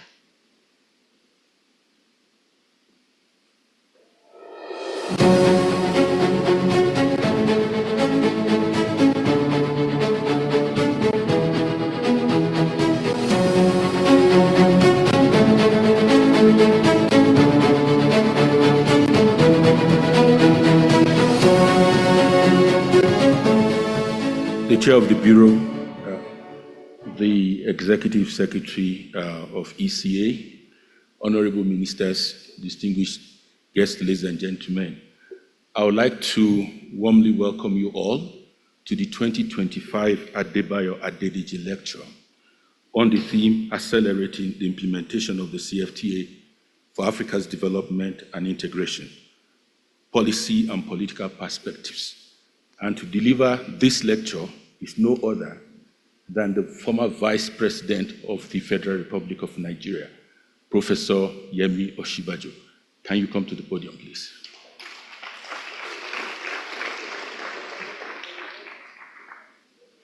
I would also like to recognize and invite one of the children of Professor Adedeji. He's here with us, Boju Adedeji. Can you come to the floor, table, please? Boju, can you also come over here, please?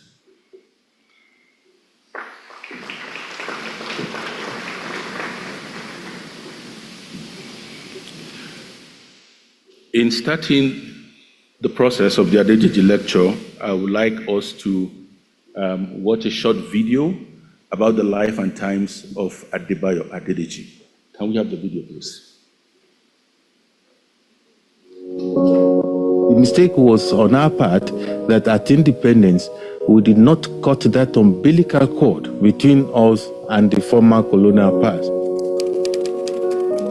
The Adebayo Adedeji Lecture was instituted by the ECA in recognition of the contributions and legacy of Professor Adebayo Adedeji to the socio-economic development of the African continent. He truly represented one of the best in the class of great economists across the globe. Men who are thinking ahead of all of us. It's just to go and look at Lagos Plan of Action, it's Adedeji. The intellectual with clear analytic capacity. Professor Adedeji served as the Executive Secretary of ECA from 1975 to 1991. He remains the longest-serving Executive Secretary of ECA. Professor Adebayo Adedeji made tremendous contributions to the socio-economic development of the African continent. Most of the development blueprints that the African continent had Adebayo Adedeji's footprints. For example, the Lagos Plan of Action and the Final Act of Lagos of 1980 and 1981, which remains a very remarkable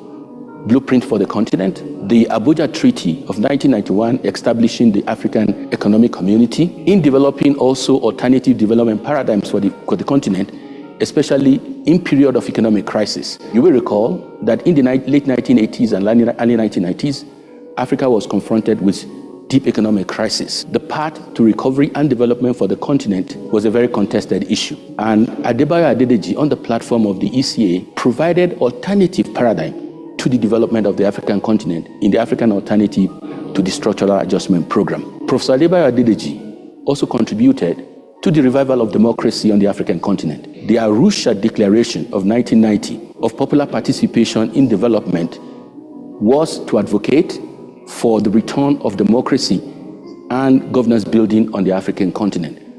Professor Adedeji played a major role in that process. The African Continental Free Trade Area, which we're celebrating today, had its pedigree in the efforts made by people like Professor Adedeji in laying the foundation for regional economic integration on the African continent. Professor Adedeji also had its footprints in the establishment of regional economic communities on the African continent. Quite a number of the regional economic communities had their background work done at ECA under the leadership of Professor Adebayo Adedeji. In recognition of his contributions to the development of the continent, the lecture was instituted by ECA. Distinguished personalities are invited to deliver the lecture who have also made significant contributions to the socio-economic development of the continent. In 2022, the lecture was delivered by Professor Paul Tiyembe Zeleza on the theme, the role of human capital development and higher education in Africa's transformation. Zeleza was an associate provost and Northstar distinguished professor at the Case Western University, United States of America, and previously served as the vice chancellor of the United States International University in Nairobi, Kenya. Paul Tiyembe Zeleza has to his credit over 400 publications. In 2023, the lecture was delivered by Dr. Mohammed Ibn Chambers on the theme, governance, social contract, and economic development in Africa, looking back and projecting into the future. Dr. Chambers is a well-known distinguished personality on the African continent. He was the former president of the ECOWAS Commission in Abuja, Nigeria. Before then, he served as former deputy minister of higher education and also foreign affairs in Ghana. He also served as Secretary General of the Africa, Caribbean, and Pacific group of countries. Further, he was the UN Under-Secretary General and head of the United Nations Office for West Africa in Dakar, Senegal. Dr. Chambers currently serves as the AU High Representative on Silencing the Guns. In 2024, the Adedeji lecture was delivered by Dr. James Manyinka on the theme, Artificial Intelligence as a Driving Force for the African Economy and Society. James Manyinka is the Senior Vice President of Research, Technology and Society at Google International. He has also served in various other capacities, including as Vice Chair of the National Artificial Intelligence.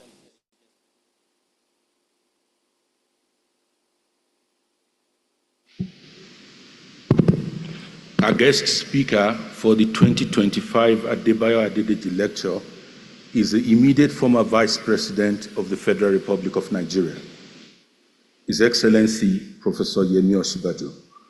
Professor Osinbajo served as Nigeria's Vice President for 2 consecutive terms from May 2015 to May 2023.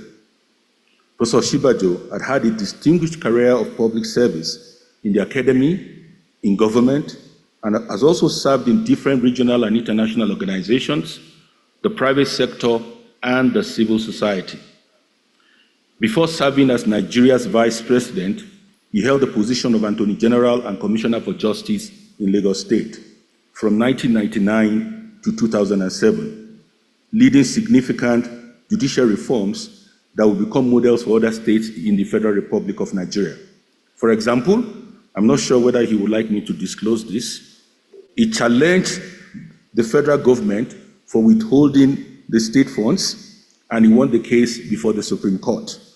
Before his political career, Yemi Osinbajo was a professor of law and had the prestigious rank of the Senior Advocate of Nigeria, the highest honor in the legal profession in Nigeria. He is the founding partner of Simmons Cooper, a prominent commercial law firm in Nigeria. At the regional and international levels, he served in the justice sector of the UN mission in Somalia and was a member of the UN Secretary General's Committee on Rules on the Conduct and Discipline on Peacekeeping Forces. He was ethics advisor to the board of the FDB and served as an independent director of the Citibank Nigeria.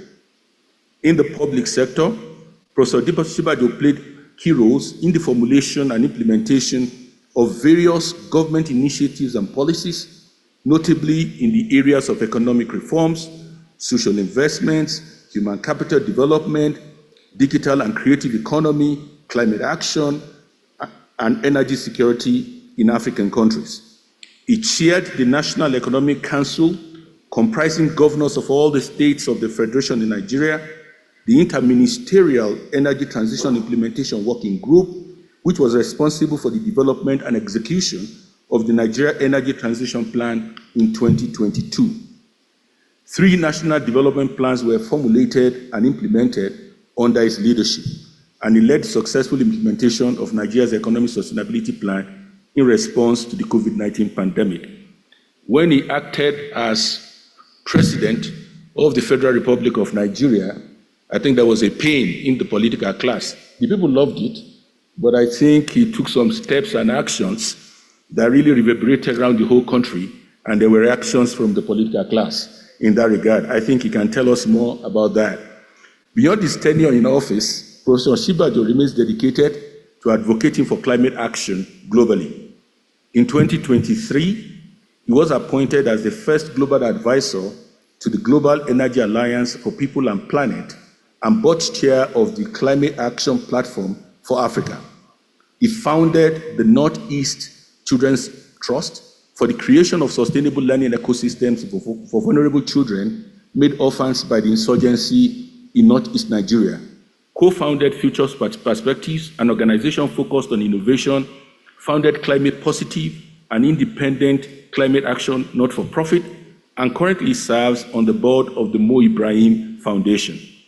He also serves as the guardian of the UNDP-led Africa Innovation Foundation, Timbuktu. As an academic, perhaps I should make this disclosure. As an academic, our paths happen to cross in life. Both the vice president and I happen to teach at the same university at some point. Before he joined, or should I say, he was invited to be part of the Nigerian bourgeois class. Should I say, the political fraction of the Nigerian bourgeois class. But there remain some striking features of him. He remains simple, he remains very humble, he remains very extremely decent and very accessible, quite accessible as a personality. Professor Osinbajo is a friend, he's a brother, he's a colleague, and more importantly, he's my leader as the former president of the Federal Republic of Nigeria. Honorable ministers, distinguished guests, ladies and gentlemen, I would like you to join me in welcoming the 2025 guest lecturer for the Adebayo Adedeji lecture, Nigeria's former Vice President, His Excellency, Professor Yemi Osinbajo. You have the floor, please.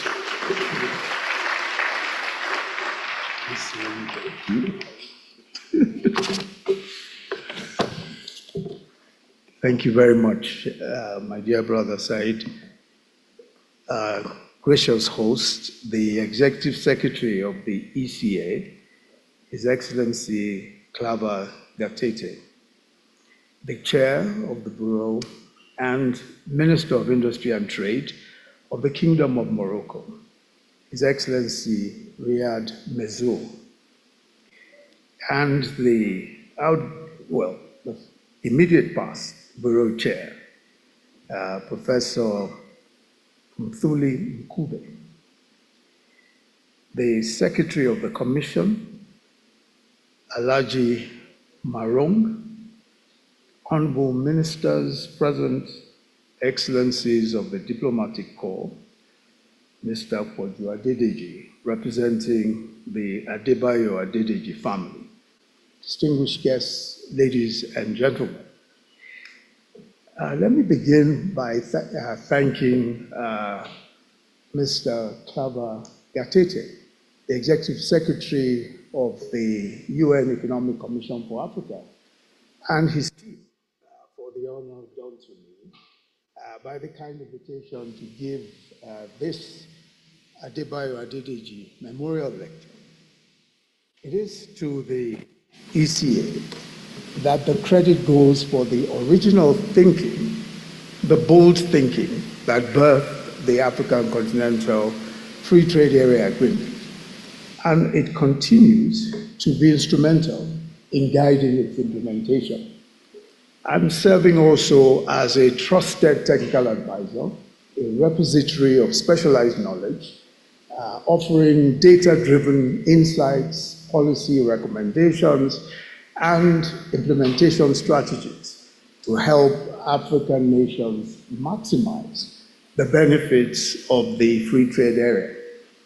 I'll be speaking on the theme of the conference, which is advancing the implementation of the African Continental Free Trade Area, proposing transformative strategic actions. I'll just repeat that, advancing the implementation of the African Continental Free Trade Area, proposing transformative strategic actions. The Adebayo Adedeji Memorial Lecture pays homage to one of Africa's most influential economists and policymakers, Professor Adebayo Adedeji.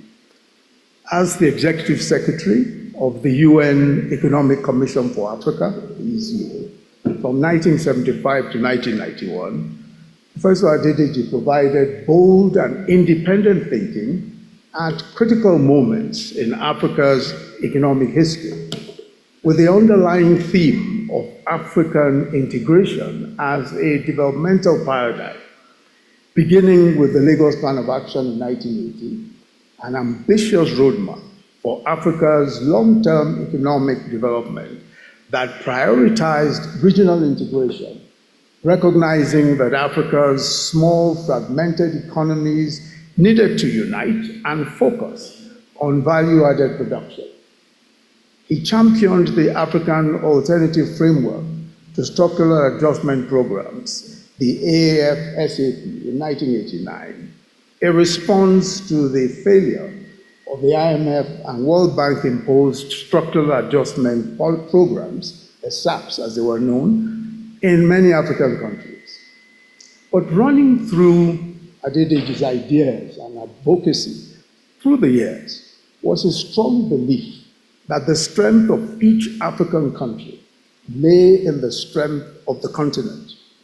He had presciently argued in the AfSAP policy that African integration must involve three mutually interdependent dimensions. The first, the integration of the physical, the social, and institutional infrastructure. The second, the integration of the production structures, and the third, the integration of the African markets. This framework is as relevant today as it was over 3 decades ago. And I think the occasion of this lecture really allows us to reflect not only on Professor Adedeji's remarkable legacy, but also on how far we have come as a continent in pursuing his vision of African economic integration. It gives us an opportunity to take stock of our progress with the AfCFTA and to chart a bold course forward that honors the original ambition behind this historic agreement. From Professor Adedeji, we learn that it is by challenging received wisdom and allowing ourselves to be bold, independent, and visionary in our thinking that we will best serve the implementation of the African Continental Free Trade Area.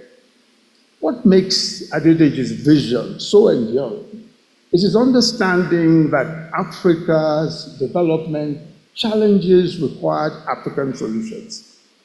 Solutions that recognize the continent's unique historical context, its resource endowments, and its place in the global economy.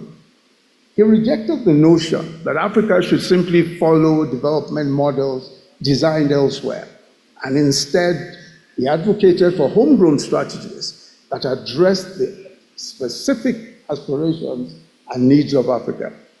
And I think it's in this spirit that we must approach the implementation of the free trade agreements, not as a standard trade agreement, but as a transformative instrument designed specifically to address Africa's unique economic developmental challenges.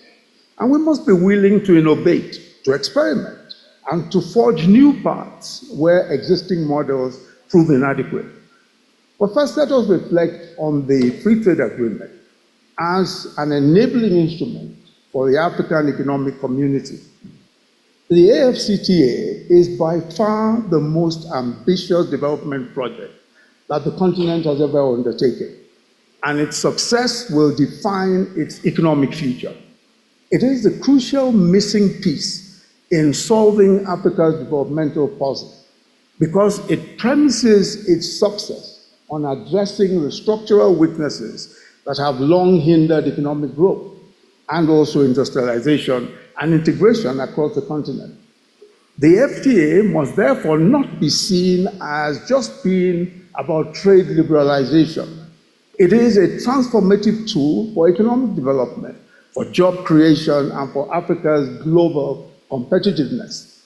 The FTA creates a single market, as we know, with a combined GDP of 3.4 trillion and is expected to add $450 billion to Africa's income by 2035.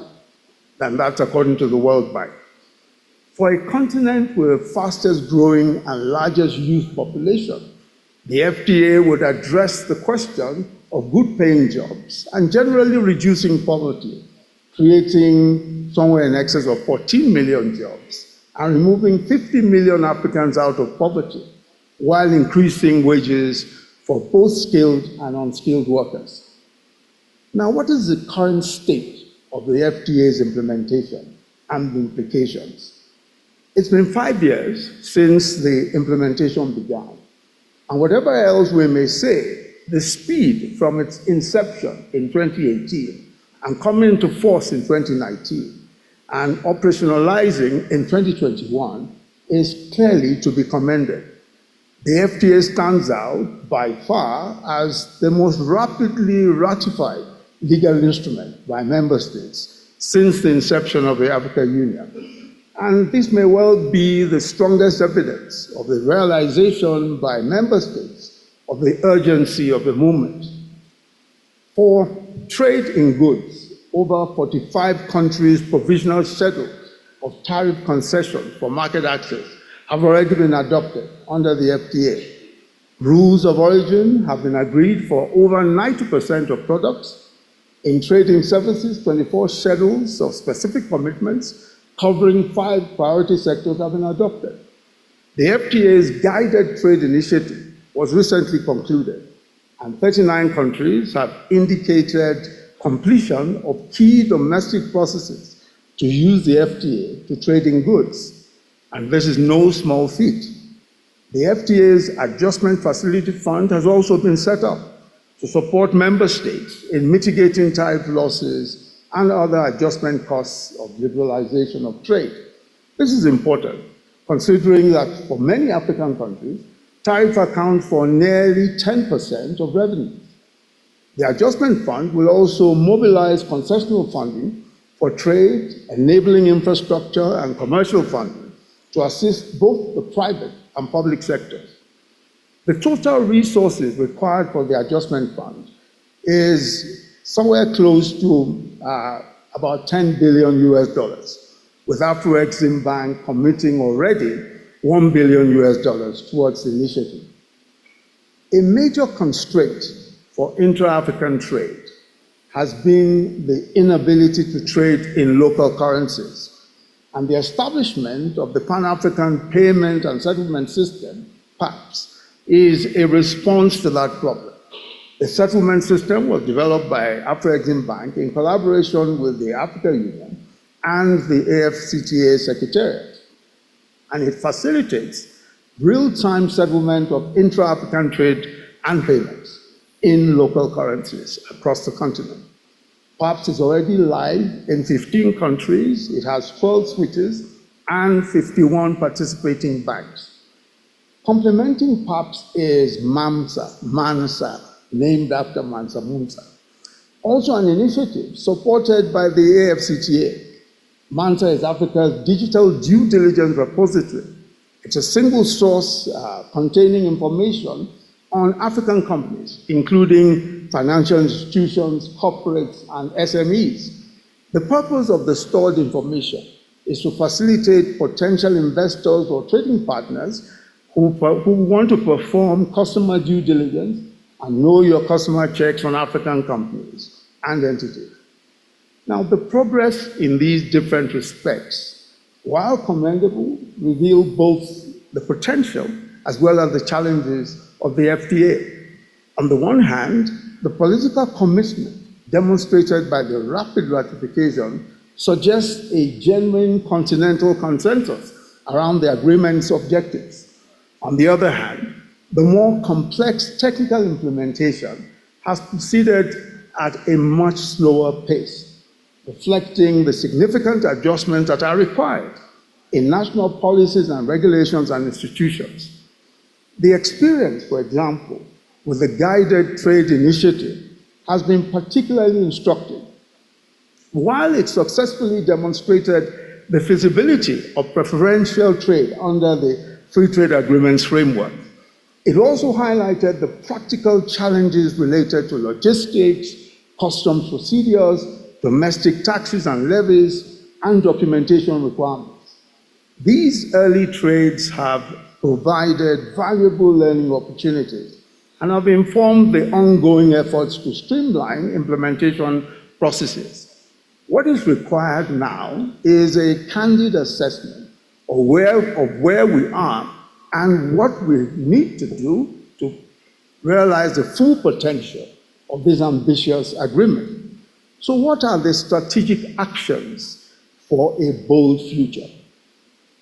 I think that the challenges impeding the full realization of the FTA are well documented and they're understood. So rather than dwell on them, what we need to do is cast a bold vision for the future and the strategic action that will be required to bring that vision to life. Looking ahead, we must focus on tangible steps that will transform the potential of the FTA into reality. The first is investing in strategic transportation and logistics, especially infrastructure, of transportation and logistics infrastructure. Transportation and logistics networks represent perhaps the most critical constraint to intra-African trade today. Under the GTI, for Kenya, for example, to ship its Exide batteries to Ghana, it took 6 weeks because the shipment had to go through Singapore. This extended the route, of course, and this was, of course, due to the vessel not being fully loaded. And it then needed to pick up additional cargo in Singapore before proceeding to Ghana. Such logistical challenges are common in Africa, where limited cabotage traffic often necessitates detours to ports like Singapore or European hubs to consolidate cargo before reaching the final destination on the continent. A significant increase in container fleets is clearly needed. Alongside the emergence of continental and inland waterways, specifically, we need to develop regional maritime shipping capacity with dedicated vessels for intra-African routes. We need modernized ports infrastructure with efficient cargo handling systems.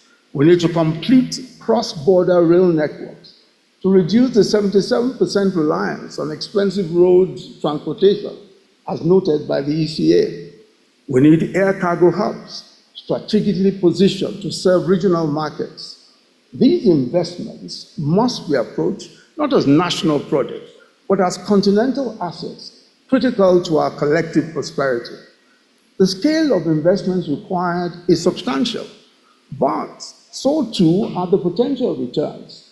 Infrastructure investments specifically targeting intra-African trade corridors would yield even higher returns, and by directly enabling the kind of trade expansion envisaged under the FTA. We must be innovative in mobilizing the necessary resources. Traditional public financing, as we've heard repeatedly today, and development assistance will not be sufficient. We need to leverage institutional private capital through well-structured public-private partnerships. We need to explore alternative financing mechanisms in the financing of these critical assets. 2, we need to accelerate the ratification and implementation of FTA protocols, the protocols on investment, on intellectual property, on competition policy, on digital trade, and women and youth in trade represent Africa's ambitions codified in legal instruments. These protocols must be brought to life through ratification and alignment of domestic legal systems. They provide the framework for transforming the continent's economic landscape, but remaining largely on paper rather than in practice today. Member states must expedite domestic ratification and harmonize national laws with protocol provisions. The business community needs clarity and certainty about the rules governing continental trade, and this will come from full implementation of these protocols. Beyond ratification, effective implementation requires building institutional capacity at both the continental and national levels. National trade facilitation committees, investment promotion agencies, competition authorities, and intellectual property offices need strengthening to effectively administer the respective aspects of the agreement. Technical assistance and peer learning should be prioritized to ensure that capacity constraints do not become bottlenecks to the implementation of the FTA. Moreover, we must recognize that protocol implementation is not a one-time event. It's an ongoing process that requires continuous monitoring and evaluation and adjustment as we go on with regular reviews of implementation progress. And this should inform targeted interventions to address the various challenges and bottlenecks as we find them. The third is to build productive capacity for the fourth industrial revolution. The initial trade basket under the AfCFTA already shows promising signs with value-added goods comprising a significant proportion of trade. However, we need to accelerate industrial transformation to truly capitalize on the agreement's potential. African production must embrace robotics, the Internet of Things, and artificial intelligence as central elements of industrial processes. Consider the transformative potential of robotics. And I must refer to the brilliant lecture given at last year's Adebayo Adedeji Memorial Lecture by Mr. Mayinka of Google. And he completely demystified the use of AI and how it could apply in our everyday lives in Africa, and how it has become even cheaper and more available. So this is no longer rocket science, despite the fact that we are talking about significant technological development. Robotics can be deployed in manufacturing sectors, such as the automotive assembly, electronics production, and food processing. Automated systems maintain precision while operating continuously, allowing African manufacturers to achieve consistency and scale that can compete globally. Collaborative robots that work alongside humans can increase productivity while preserving jobs. The Internet of Things creates opportunities for remote management of industrial systems. Manufacturing facilities can implement sensors that monitor production lines in real time, identifying maintenance needs before breakdowns even occur. In agriculture, precision farming uses connected devices to optimize irrigation and fertilization. And we're seeing several examples of that already all over Africa. In healthcare, the Internet of Things enables remote consultations and monitoring, extending specialized care to rural communities. Artificial intelligence has broad applications, from predictive maintenance in transportation to quality control in manufacturing. AI systems can manage complex processes, simultaneously increasing safety and efficiency in logistics. AI, of course, as we know, optimizes routes and resources allocation, reducing costs and environmental impact. These technologies are not futuristic fantasy. They are present realities that can be deployed across Africa with the right infrastructure and skills. This transformation requires significantly increased investments in power generation, of course, and distribution, expanded affordable internet access across the continent, digital skilling programs focused on production rather than just consumption, research and development hubs that adapt global technologies to African contexts. Our industrial development strategies must leap beyond traditional industrialization paths to position Africa competitively in the global value chains. The fourth industrial revolution offers an opportunity to overcome historical disadvantages if we act decisively. We must address the movement of people, and this is the fourth. We must address the movement of people. This would mean fast-tracking the ratification of the Protocol on Free Movement of Persons. It is only through the free movement of African entrepreneurs, professionals, skilled workers, that we can fully activate the potential of our goods and services markets. Visa barriers, work permit restrictions currently undermine the very essence of a single market. The economic case for free movement of persons is already defined by compelling studies by the World Bank and others. They have demonstrated that increased labor mobility leads to higher productivity, to knowledge and transfer and innovation, and innovation. In the context of the free trade area, free movement is particularly important for the development of services which often require the physical presence for service delivery. While security and sovereignty concerns are legitimate, they should not be used as pretext for maintaining unnecessary restrictions on movement. We need pragmatic, phased approaches that balance these concerns with the economic imperative of increased mobility. And this could include mutual recognition of qualifications, streamlined visa processing for business travelers, and special provisions for specific categories of workers aligned with regional development priorities. The fifth is that we must document and scale success models. We must document and we must scale success models. The rapid ratification of the Free Trade Agreement demonstrates the continent's capacity for decisive action when political will exists. We must systematically document early successes under the agreement. We must analyze what makes them work and create replicable models for wider application. Success stories from the Guided Trade Initiative should be studied, not just as individual transactions, but as pathways that can be scaled.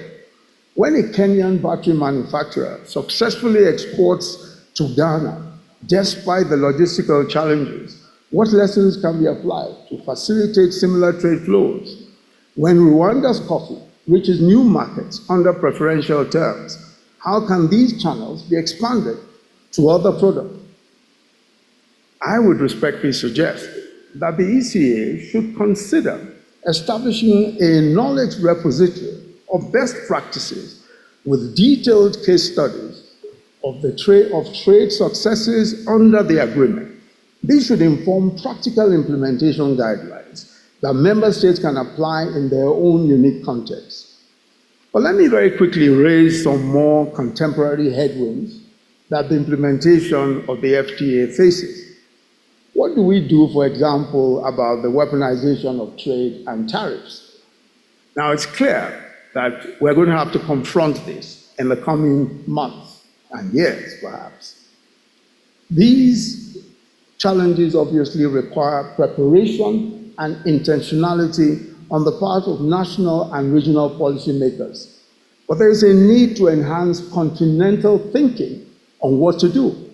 Africa should learn from the COVID-19 experience, when borders were shut and countries put their own self-interest first. Another crisis is brewing, right?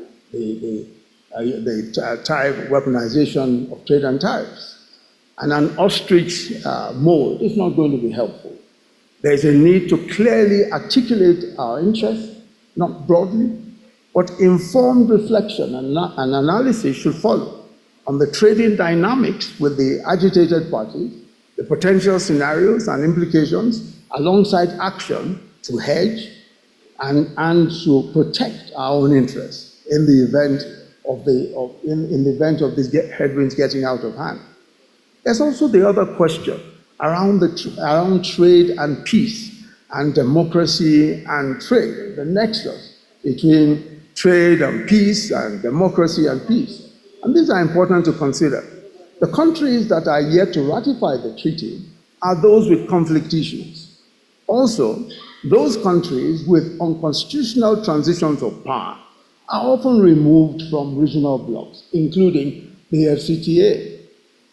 Now, this of course has implications for trading dynamics. How should evolving political dynamics be managed in the continental market? I think we may need further reflection on the sanction of excluding erring member states from membership of the FTA to fight unconstitutional changes of power. The problem with that is the glaring difficulty that it brings to our regional value chain ambitions. There is also, of course, the fact that regional economic integration is actually hinged on the integration of people. It is the people, the big and small businesses, that make economic integration possible. And when we remove offending governments from our regional economic blocks, we also punish the people who have worked hard and invested resources in establishing trade across borders, more than we punish even perhaps the offenders. And reintegration, once removed, once integration is dissolved, is difficult to recalibrate. Let us now turn very quickly to the future. The FTA as the glue for African integration. It's been 5 years since the commencement of the implementation of the FTA. Looking ahead to the next 5 years, to 2030, the FTA should serve as the glue that binds Africa's economic integration. How? The first is developed regional value chains. By 2030, Africa should have established robust regional value chains in key sectors, such as the automotive industry, pharmaceuticals, agro-processing, and digital services. These value chains should incorporate producers from different countries, leveraging comparative advantages. The second is interconnected infrastructure. A comprehensive network of roads, railways, ports, and digital infrastructure should seamlessly connect African markets, reducing logistic costs to compete globally. The third is a digital trade revolution. The digital trade, fintech, and e-commerce represent Africa's opportunity to leapfrog traditional development constraints. Africa now accounts for more than half of the world's mobile money accounts, and is ahead of most regions in fintech and payment solutions. The Pan-African payment and settlement system must be fully operational across all member states, allowing businesses to trade in local currencies without conversion costs. Africa's creative economy, our music, film, fashion, and digital content, valued at nearly $59 billion today, should grow to become a cornerstone of intra-African trade, especially through digital channels. The fourth is technology-driven production systems. By 2030, African manufacturing must be transformed through technology-driven production systems. Smart factories equipped with advanced robotics should be processing our raw materials into finished products. Additive manufacturing, 3D printing, should enable localized production of complex components, reducing dependence on imports. The Internet of Things should connect production facilities across borders, creating integrated manufacturing ecosystems, where a design manufactured in Kenya can be instantly produced in facilities across Morocco or Ghana. Artificial intelligence should optimize these production systems, predicting maintenance needs, managing supply chains, and ensuring quality control far more efficiently than traditional methods. These technologies will enable African producers to achieve unprecedented levels of productivity, quality, and customization. The fifth is financial integration. African capital markets should be integrated, enabling companies to raise funds across the continent. Regional stock exchanges should facilitate cross-border investments, and harmonized financial regulations should allow financial institutions to operate seamlessly across multiple jurisdictions. The sixth is free movement of people. African professionals, entrepreneurs, and workers must be able to move freely across borders, contributing their skills and talents where they're most needed. This will activate the full potential of the services component of the FTA. The seventh is taking advantage of our climate competitiveness. 60% of renewable energy potential is African. 40% of critical minerals we have. A large young workforce is also ours. We also have that. We can become the first truly green industrial civilization in the world, providing green jobs and opportunities by adopting the climate positive growth paradigm of development, which was endorsed, by the way, by the AU at the Africa Summit, the Africa Climate Summit in Nairobi in 2023. Let me conclude by saying that the success or failure of the FTA will turn on one central point: leadership. African leadership must consider the Continental Trade Agreement important enough to lead the effort to implement it.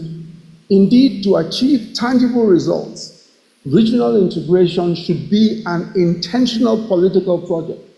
The same passion and priority accorded to decolonization and anti-apartheid should inform the regional integration of Africa.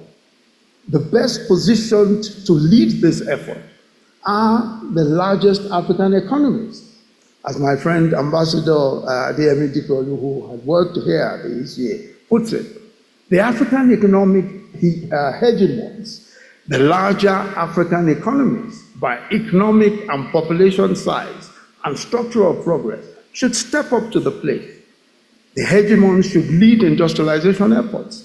The hegemons should arrange compensation mechanisms. They must lead the charge. We must be able to attach some names to this effort. The history of the EU, for example, is replete with actual political leaders and public intellectuals and technocrats who stuck out their necks and even staked their careers on the success of the EU. Africa needs its own names of leaders who understand that integration is existential for Africa. African political and private sector leaders must be persuaded that trade-led development is a tide huge enough to ensure that every ship floats. They must believe, like Adebayo Adedeji did, that the individual success of African nations is best assured by the success of the African continent. The journey of African integration that Adedeji envisioned decades ago is now at a critical juncture. The FTA provides us with the tools to realize this vision of a unified, prosperous Africa.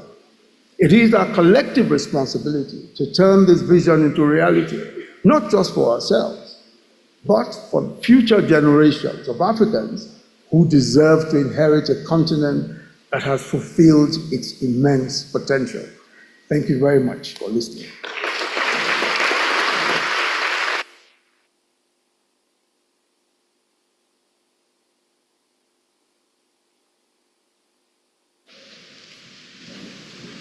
Can we give him another round of applause, please?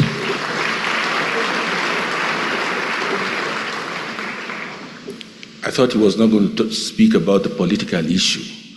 I was waiting for him whether he was going to do that. But he ended up with that. Leadership is the elephant in the room. I think that's the point that he made, concluding that the CFTA should be an intentional political project.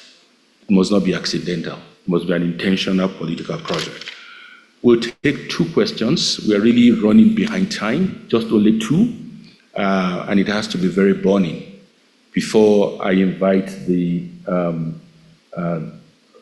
Adedeji's son, Adebayo Adedeji, to give vote of thanks to the lecture. Two questions, burning questions that we may have, only two. We are still digesting the lecture. He was so eloquent, probably he lost us somewhere. Only two questions.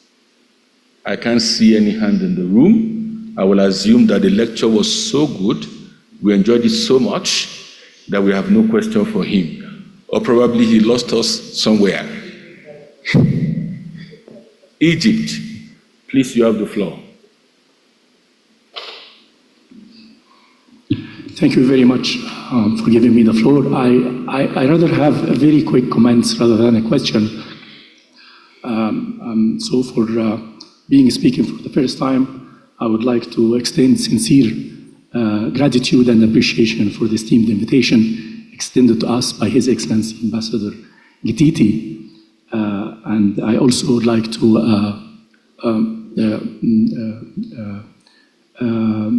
send our appreciation to the entire team for meticulous preparation and to the government of Ethiopia for the warm hospitality. I also would like to congratulate His Excellency Minister Mazur of Morocco for electing Morocco as the chair of incoming bureau, and appreciation and thanks to the ongoing bureau chaired by Zimbabwe. I'm honored to represent here Minister Hassan Khatib, Minister of Investment and Foreign Trade of Egypt, who sent his warm regards and best wishes for successful meeting, and also his apologies for not being to attend due to prior commitment. I would like to say very few things about what Egypt is doing in regard to the implementation of the AfCFTA. First, of course, we strongly advocate for the expedited implementation of this instrumental initiative.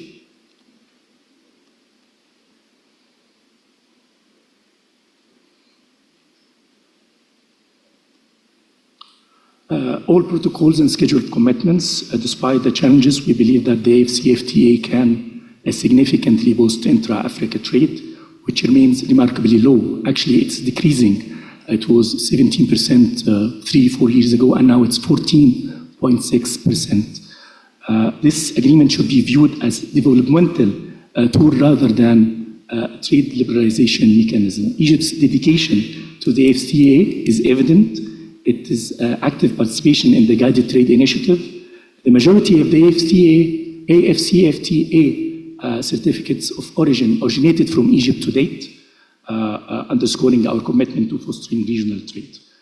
Second point, to overcome the hurdles facing the AfCFTA, such as infrastructure deficit, I think there is a lot of talks about this. This is a very critical issue. And also non-tariffs barrier. We propose strategic investment in infrastructure and policy harmonization. This includes leveraging public-private partnership and multilateral financing to enhance trade facilitation and eliminate barriers to cross-border commerce. Third point and last point, in the face of rapidly evolving global economic landscape and escalating trade tensions, Africa must intensify its trade and industrialization efforts. The ongoing trade tensions pose significant threat to the rule-based multilateral trading system, eroding its core principles and foundational structure. Developing countries, particularly in Africa, will encounter increased uncertainty in regard to their trade and rights for preferential treatment. It is crucial for us to remain united and proactive during this particular time, and leveraging the AfCFTA is essential. Thank you, sir. Nowadays. Thank you very much. Sir. Thank you. Yeah. So I think I was finishing. I was left just like one sentence left. Thank you very much. Yeah, I think we are really constrained by time. We have to bring this lecture to a close. I would like to invite, on behalf of the Adedeji family, Boju Adedeji, to give the vote of thanks. Boju. Thank you.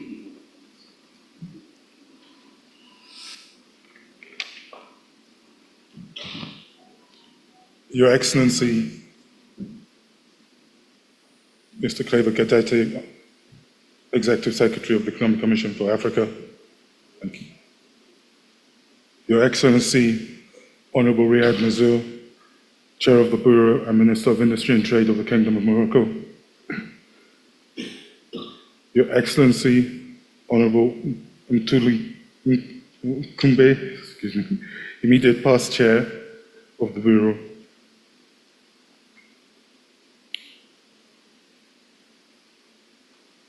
Our distinguished speaker, Your Excellency Professor Yemi Osinbajo, immediate past Vice President of the Federal Republic of Nigeria, Mr. Alagi Marong, Secretary of the Commission, Your Excellencies, Honorable Ministers of Finance, Economic and Development Planning, and Ambassadors, distinguished ladies and gentlemen, my name is Boju Adedeji, and I'm speaking for and on behalf of the Adebayo Adedeji family. As we approach the 7th anniversary of the passing of our father, I'd like to extend the family's heartfelt thanks to the entire UNECA organization for continuing to honor his memory through this annual Adebayo Adedeji Memorial Lecture. To our distinguished speaker, Your Excellency, I thank you for accepting the invitation to be this year's guest speaker.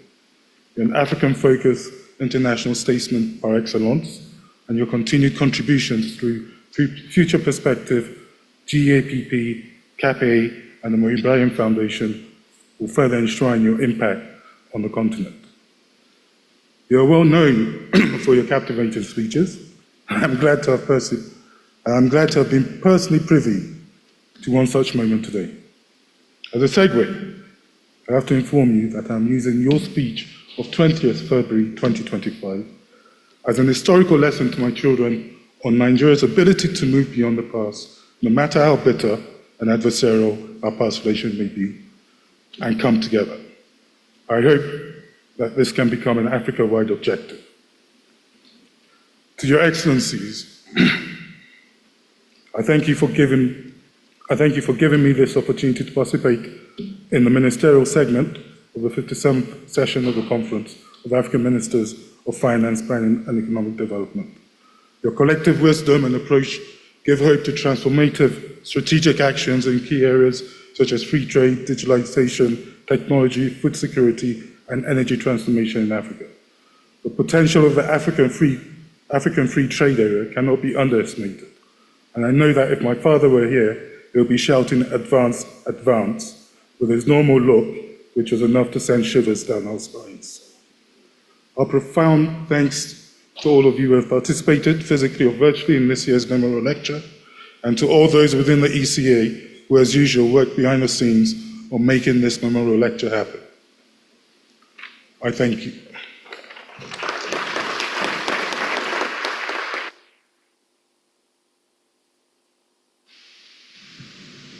With that, ladies and gentlemen, we bring the 2025 Adebayo Adedeji lecture to a close. Thank you very much.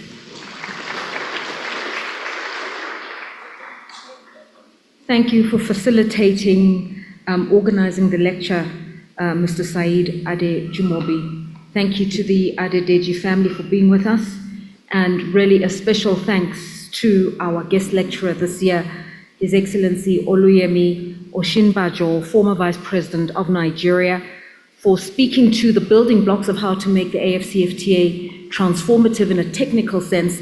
But again, another mantra that I think, if we remember nothing else, let's remember the principle. And he said, let's remember integration is an existential matter for Africa. If nothing else, let that be the sentence we remember. Thank you, sir, for all that you said and espoused.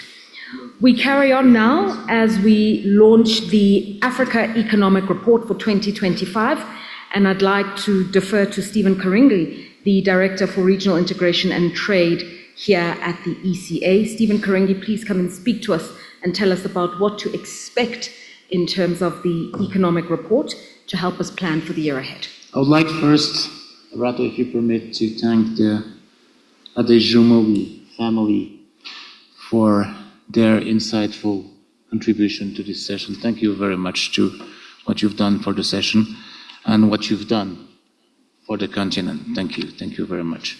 And I would like to ask Stephen, please, we are fasting, some of us here, but a lot of people are hungry and we're getting late.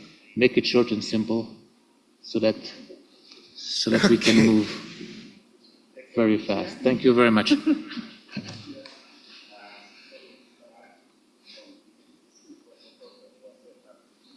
We cannot hear you. Mike, please. Good.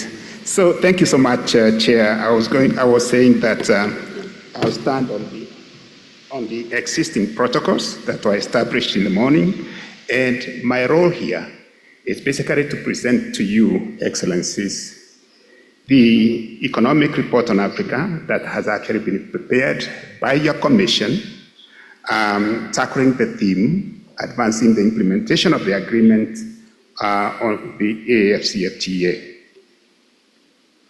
Now, what I would want to say is that the report is in two parts. The first part, basically what the report does is to give us the socio-economic situation and the mega trends that underpin the agreement, or at least that set the lay of land within which this agreement is being implemented. So we have some positive things happening for the continent, a youthful population, abundance of natural resources. We have a very dynamic, technologically savvy young people and growing population, and there's also a growing consumer market. But on the other hand, as you have heard, even from some of the points that were made in the morning when you had your breakfast session, there are things that we are worried about. This is issues of stagnation of trade, especially the global trade. Okay, you want me to hurry up more? You hurry up. Take your time. Yes, okay. So that's the lay of the land. So, and this is exactly what is happening on our growth. Things are stable globally. Africa is recovering, but we are yet to go back to where we were before the pandemic. If you want to look at who is doing what by sub-region, the East African region is leading the African economic growth, and most of this is because of domestic demand. And for West Africa, it's actually things to do with mining activity that is actually driving this growth. South Africa, compared to the other region, is the one that is lagging behind of the 5 sub-regions. Now, we had the story about what's happening about our fiscal situation. Things are not as bad as they were before. And also, the debt, at least things have moderated, but it's still high.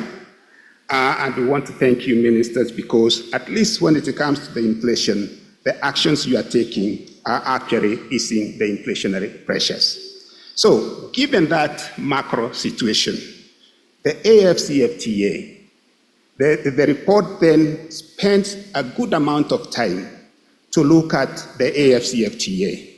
The Secretary General this morning, His Excellency Wamkele, told us what the AfCFTA is about and what is currently happening. So the report gives you much more details on that issue. And then your commission has actually done some empirical work to try to tell the story, what are the socio-economic benefits of the AfCFTA. Now, some of these numbers, you have heard them in the statements that were made this morning, but I would want to emphasize that all the empirical work that we have done here indicates there's going to be a positive impact of the AfCFTA. When you get the report, the way you should read these numbers is to the following. You have another 9 years to fully implement the commitments you have made under the AfCFTA. Now, those commitments, once you implement them, they are also going to take a bit of time to feed through our economies. So these numbers is basically what the AfCFTA will mean after full implementation and full feeding through the economy in the year 2045. By that time, because of the AfCFTA, we'll have an additional 45% of intra-African trade, and when it comes to issues of food security, we'll be trading more on intra-African agri-food, and our manufacturing will be much higher in terms of intra-African trade because of this. So, and also, if you see in the report, we have some case studies of a few countries where we demonstrate that the AfCFTA will actually have led to a reduction of poverty and also improvement of inequality situation. In other words, it will create people who are far behind will come up. Now, but to realize the AfCFTA potential, we have heard from His Excellency, the former Vice President, some of the transformative strategic actions that he listed. Interestingly, for the report, we go deeper on those. We talk about the regional value chains. You had the AfCFTA has 4 that it's focusing on. The report talks those beyond 4 that we need to focus on. It talks about the opportunities that the AfCFTA offers for Africa to take full advantage of its renewables potential. And the report also proposes the possibilities of a carbon pricing mechanism that would actually be useful for unlocking the full potential of the renewable energy. The report does make a strong argument that we may want to think as a continent of having a common industrial policy as a way not only of deepening the regional value chains, but also as a response to the global shock that we are seeing as countries use industrial policy against, to respond to the challenges that they are facing. So the report gives you details on that. So how do we, what else does the report say? The report also indicates how we can be able to deal with the development challenges, including in the food security, because you asked for that last year, issues of energy, and also the issues of poverty and inequality, and also the challenges to do with access to healthcare. And we also think there is a peace and development nexus because of the AfCFTA that we can exploit. The report makes good arguments about that. So how do we then bridge the gaps for successful implementation of the AfCFTA? And I'm almost there, Chair. We need to do a few things.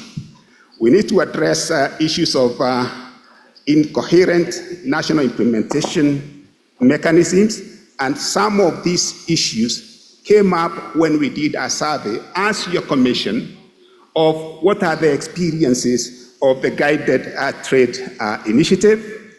Other points that we need to address is the issue of accelerating the harmonization of standards across countries, and also, of course, the investments that we have had on infrastructure.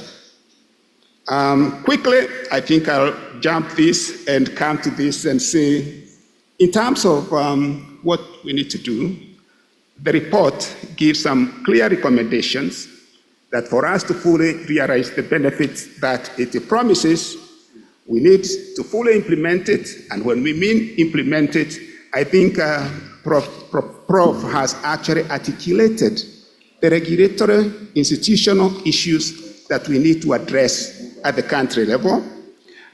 We should also prioritize acceleration of the efforts of the Boosting Intra-African Trade Action Plan, because it addresses the infrastructure issues. And the report is also saying, look deeper on the regional value chains. Our executive secretary always reminds you there are 94 regional value chains that have been identified.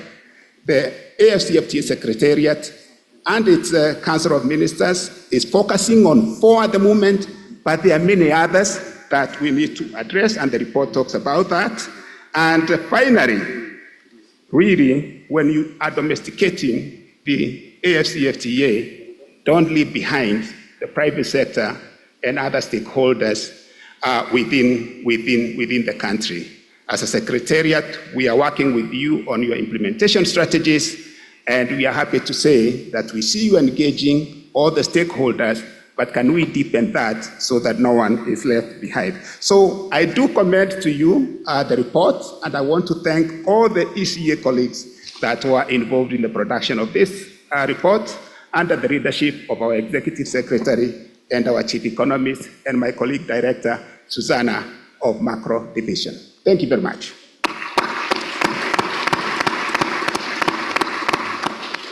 Thank you, Stephen Karingi, for keeping it brief, and it seems quite comprehensive, and there's also a peace dividend to it when implemented correctly, the AfCFTA. So you can read at your leisure. I see it's being distributed. Right now, we're going to break for lunch, and as you can see... No. Sorry. Thank you. We're not breaking for lunch for the moment. I'm going to keep you hungry a little bit. So we're going to take a few interventions before we go to lunch. Maximum 5, if you permit.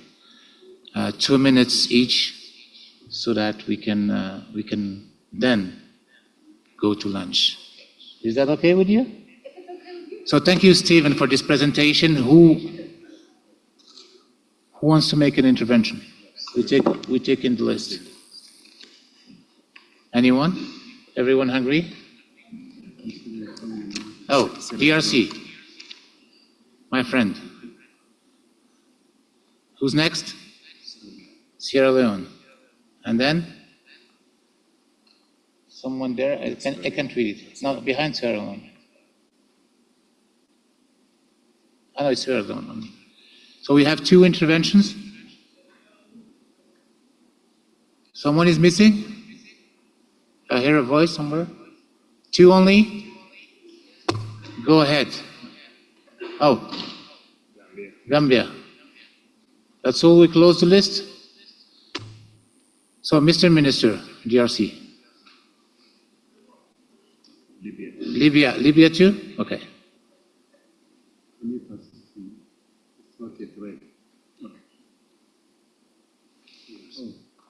DRC, the floor is yours.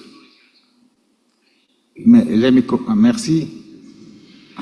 Merci beaucoup, Monsieur le Président.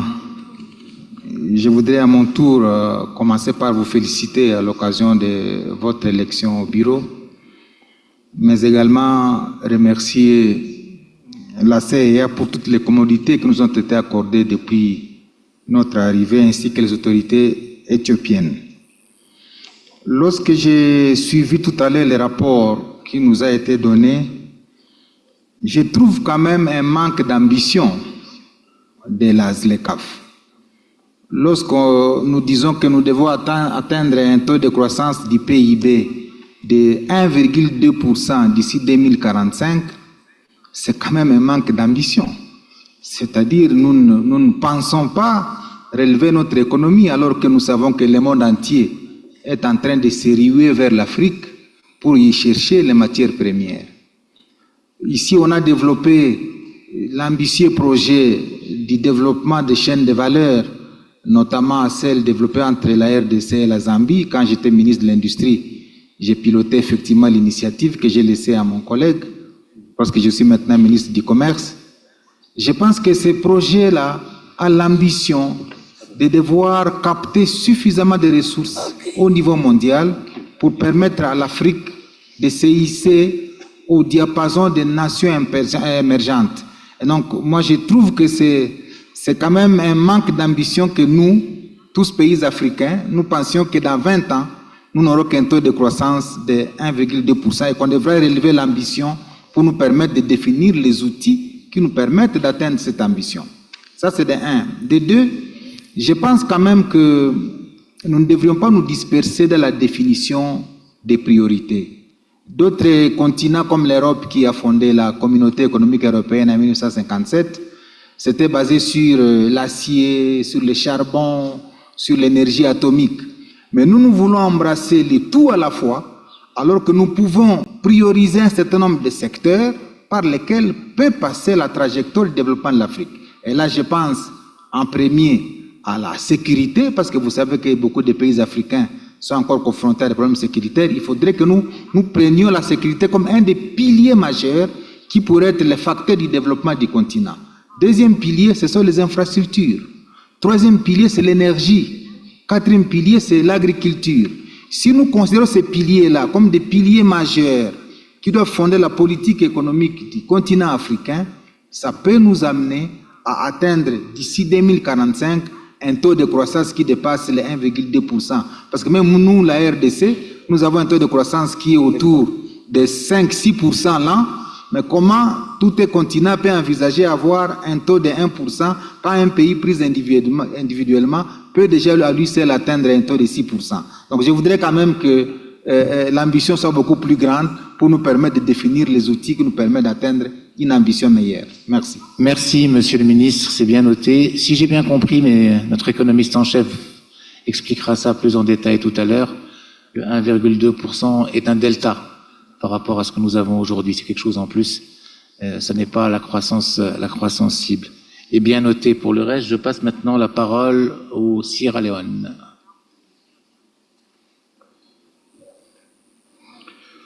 Thank you very much, Mr. Chairman, for giving me the opportunity. Allow me also to congratulate you and other members of the Bureau on your election. Mr. Chairman, while I appreciate the discussions that we've had, especially the just concluded lectures that we've listened to, I am concerned that there is a big issue, a big elephant in the room that nobody wants to talk about. And if we want to achieve success and progress in economic and political governance, these are issues that should be tackled, or this is an issue that should be tackled head on. We must speak about it openly, honestly, and tackle that issue. The issue is about corruption. I think all the days that we've spent, we've mentioned that very little. I was expecting to hear from the highest political leadership in this room issues about corruption. We have to be honest. Corruption is affecting Africa. We must speak about it and tackle it head on. And as we contemplate on the political leadership issues to take the AfCFTA forward, I want to implore the ECA and the African Union to make the fight against corruption a big agenda. It should be part of our economic governance. Otherwise, we will not move forward as a continent. We can have all the digitalization, because corruption is about people, and digitalization also is about people. It's people that do all the mechanics, the connections, and the inputting. So if there are corruptions, nothing will be done in the way that we're supposed to do it. So therefore, I want to implore this body, the Commission and the AU, for us to begin to speak about corruption openly, but also take corruption fight very, very seriously as we take the AfCFTA. Thank you very much. Thank you very much, Sierra Leone, for this intervention. Thank you. Thank you. You can applaud.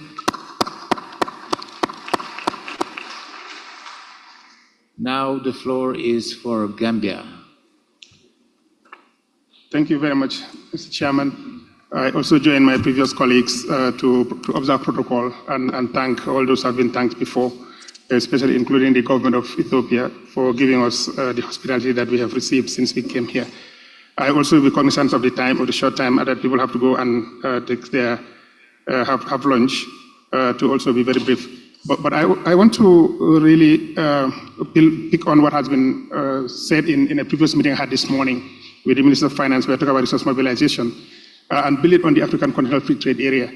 I think given the uncertainties that we are having now, we're experiencing globally, we know ODA is coming down. We are seeing, watching the news, we know that we've seen what has happened to USAID. We know what is going to happen to the rest of our partners. I think what we should be thinking now is how do we trade ourselves out of poverty or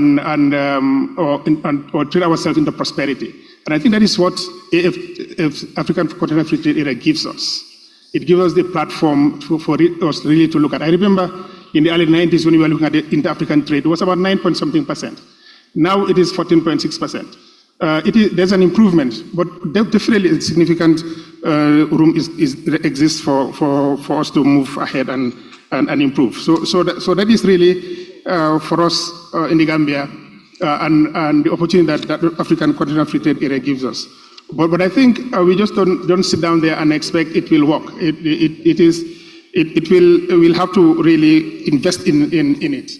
First of all, I also want to pick on what ECA Secretary said this morning, that we are not lacking of resources.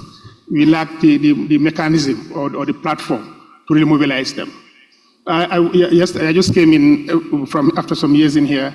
I went and saw our beautiful conference center at the OAU conference center, and I was told it cost about 204 million. And then I looked and I said it was a gift from China. You understand? We're very grateful for the ODA we have received. But when we did a simple arithmetic, we said with a population of 1.5 billion Africans, 10% of us is 153 million. If we were to invest, we were to finance that beautiful edifice, it would have cost each of that 10% $1.36. And when I checked on what the World Bank is saying now about the international poverty line, it is 2.15. So what would it cost even 10% of our population to build that nice edifice would have been less than the poverty line. So many resources are available. So therefore, I think we at this stage, what do we need? Can you please conclude? Yes, that's what I'm concluding. And I'm going to conclude by in addition to that mix, what also, I think you mentioned it in your speech, was about artificial intelligence. And I'm not bribing you to get more time, but it was on my speaking notes, on our speaking notes here, that this is a phenomenon that is invading the earth and invading globally. So we should really be plugged into it and build our capacities to leverage that and see it as an instrument to leverage opportunities given by the African Continental Free Trade Area. Thank you for the shot. Thank you, Gambia. الكلمة الآن لليبيا.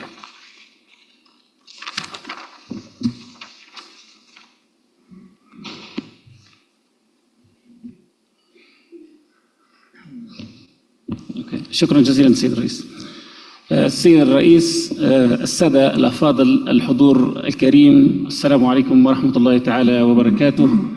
أصالة عن نفسي وعن الوفد المرافق نتقدم بخالص التحايا وعبارات الشكر والتقدير والامتنان لدولة إثيوبيا حكومة وشعبا، وإلى السادة الممثلين عن الدول الإفريقية الصديقة والشقيقة المشاركة في اجتماع اللجنة الاقتصادية لأفريقيا في دورتها 57 ومؤتمر وزراء المالية والتخطيط والتنمية الاقتصادية. كما لا يسعني إلا أن أنقل لكم تحيات معالي وزير الاقتصاد والتجارة بحكومة الوحدة الوطنية السيد محمد الحويج، والذي أشار بأهمية حضور ومشاركة دورة ليبيا في اجتماعات اللجان الاقتصادية لما لها من أهمية كبيرة في تعزيز التكامل الاقتصادي والتعاون بين الدول الإفريقية الأعضاء في لجنة الأمم المتحدة الاقتصادية لإفريقيا. كما ننتهز هذه الفرصة لنتقدم بالتهنئة لدولة المغرب الشقيقة بتوليها رئاسة اللجنة في دورتها الحالية، وكذلك اختيارها لاستضافة الدورة 58 لاجتماع اللجنة الاقتصادية لأفريقيا والتي ستعقد في مارس 2026.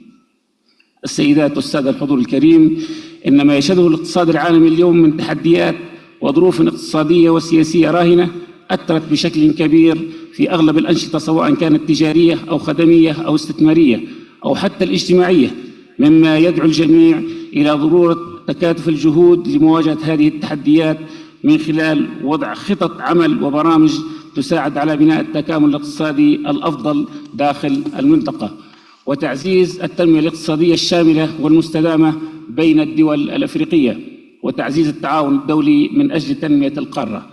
وعلينا أن نعمل كشركاء في هذه اللجنة الاقتصادية لزيادة حجم التبادل التجاري بين الدول الأعضاء، وأن يتم التركيز على الشراكة والدعم بين القطاعين الخاص والعام في ذلك، وزيادة حجم الاستثمار في رأس المال البشري، ودعوة الجميع إلى التحدث بصوت واحد لإصلاح الهيكل المالي العالمي، بالإضافة إلى تحقيق الأهداف التنمية الاقتصادية والاجتماعية التي يسعى الجميع إلى تحقيقها، حتى يتم بناء مستقبل مشترك أفضل لقارتنا الأفريقية باعتبارها ذات أهمية استراتيجية واقتصادية عالمية.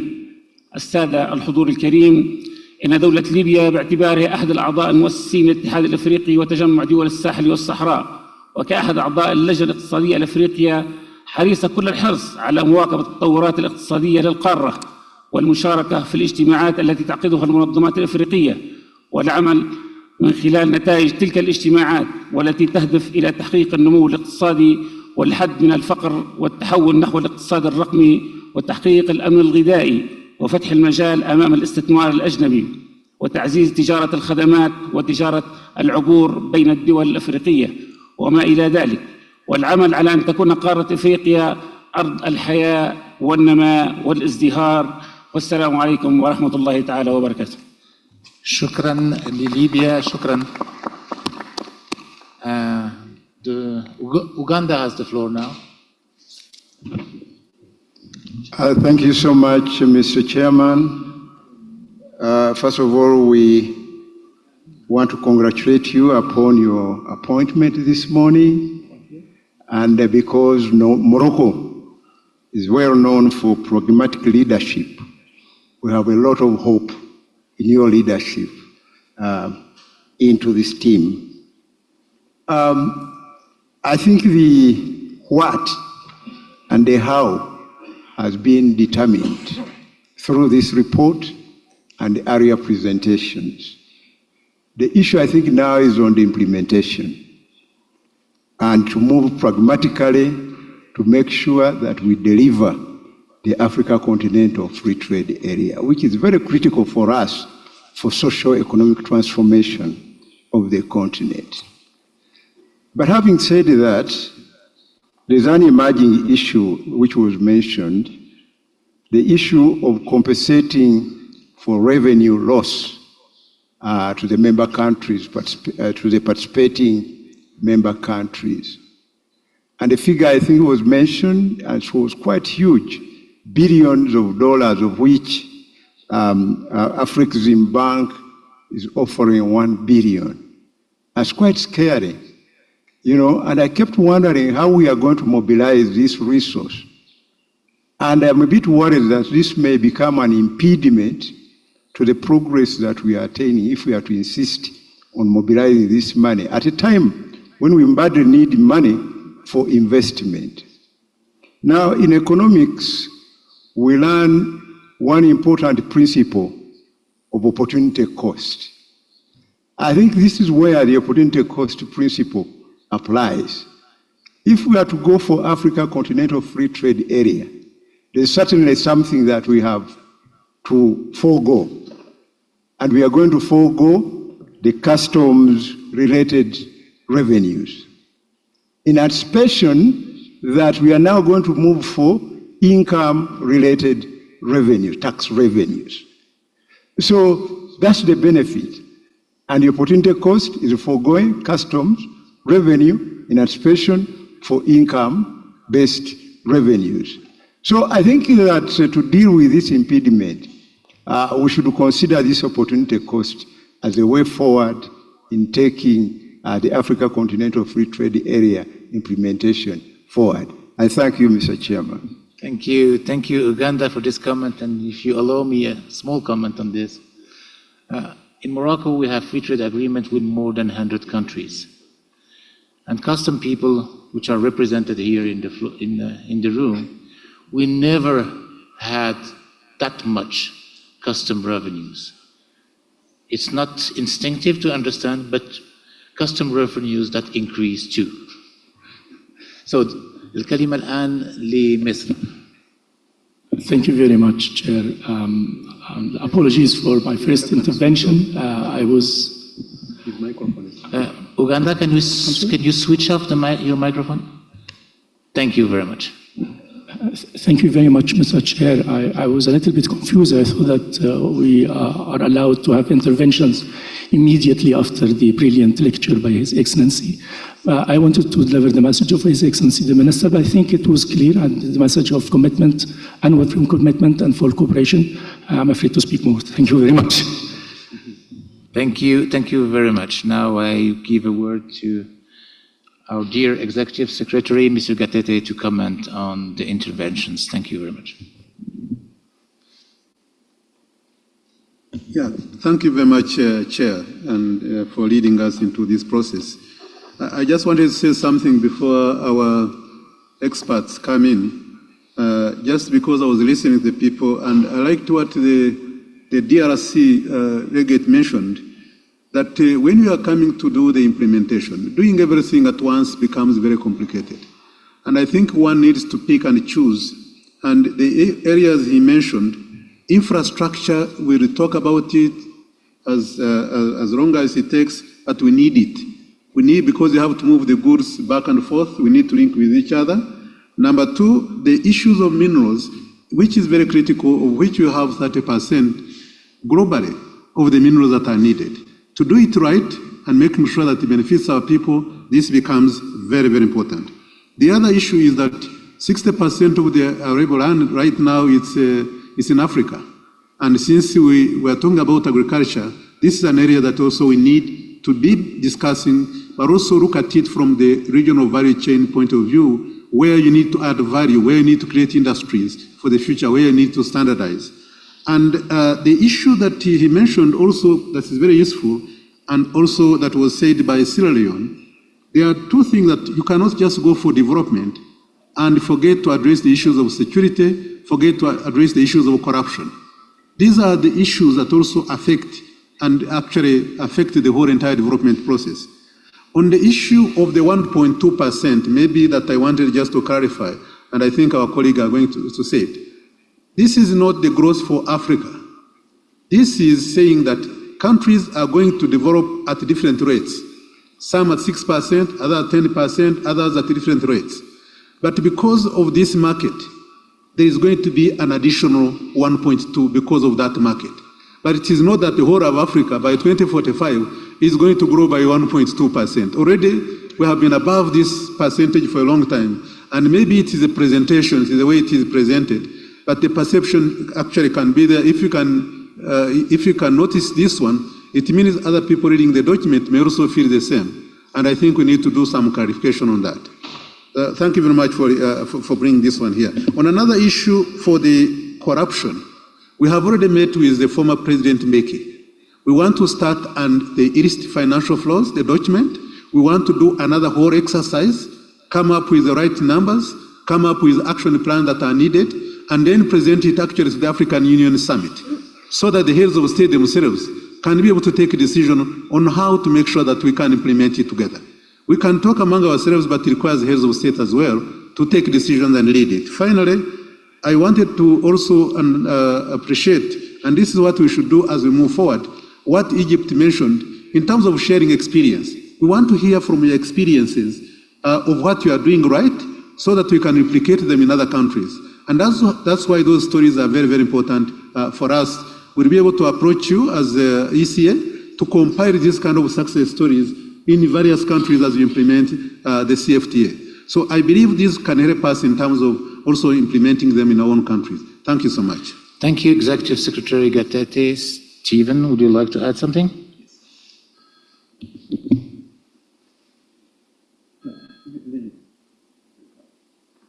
They will authorize you. Thank you. Thank you so much, Chair, and thank you, yes, for your answer to part of the questions. Let me thank the member states that have taken the floor to ask this, to make comments. And I think there are two that I need to respond to because the ES has responded. The first one from the DRC. Okay, so we have a schedule that countries have agreed, LDCs and non-LDCs, in terms of opening up their market. And I think the last date will be around 2033, 2035. Implementation has already begun, and it is going. And you don't remove the 97% tariff reduction agreed the same time. So what we have done in our report, and you'll see that in chapter 3, we have first of all built a baseline. And the assumption that that baseline captures is that the DRC and all the other member states here are also having other programs that are driving growth in their economies. And I think that's what the ES has said. Now, so in 2045, when you have finished implementing the agreement and the policy impacts will have fed through, in the year 2045, Africa will have an additional, on top of what it has been having, 1.2% in terms of GDP because of the AfCFTA. Now, based on our baseline, that's something like an additional $150 billion in that year. But you have to remember that between that year and now, you are actually having additional GDP because of the actions countries are taking in the normal baseline as usual, and also in addition because of the AfCFTA. And just to make the point clear, in the year 2045, the intra-African trade will be higher by $245 billion. Today, our intra-African trade is about 100 billion, 120 billion. So in 2045, because of the AfCFTA, we'll have an additional $245 billion, of which 59 billion additional will be in intra-African food trade. You're not taking back the time I took you in the first intervention, don't you? Sorry? You're not taking back the time I took of you. No, Chair. So I just wanted to make the point clear. And lastly, for Uganda, I was going to say there is actually an element of the answer I have given, that the tariff phase down is not happening abruptly. It is actually over a period of time. So the revenue replacement might even happen because of additional VAT, because of the growth that is happening and the growth of private sector that is driving this additional intra-African trade that I've mentioned. Thank you, Chair. You're so good. Thank you very much. Thank you. I will give the floor back to our MC before interrupting the session for lunch.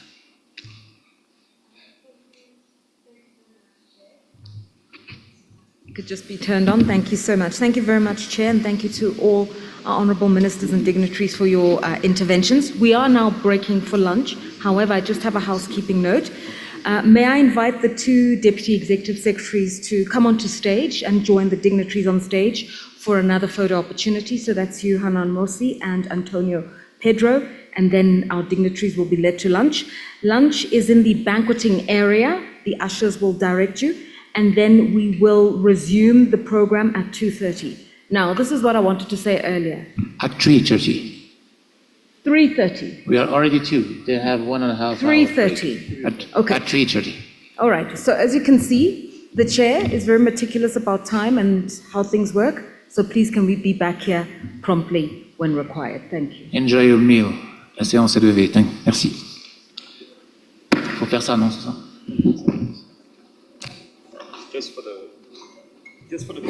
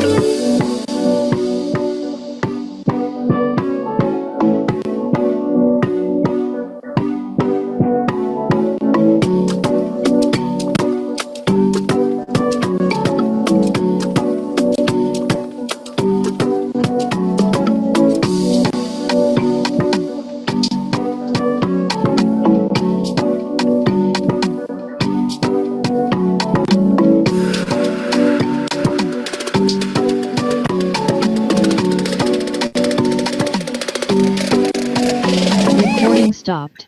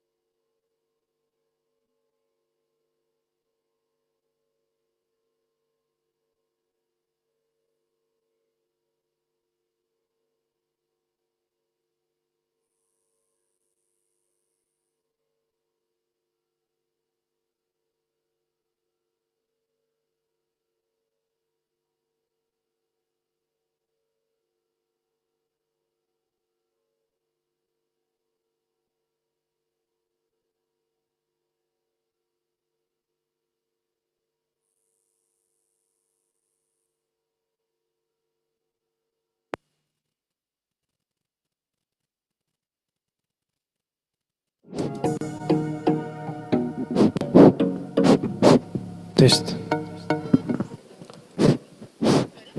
Test one. Test. Check one. Test. Test.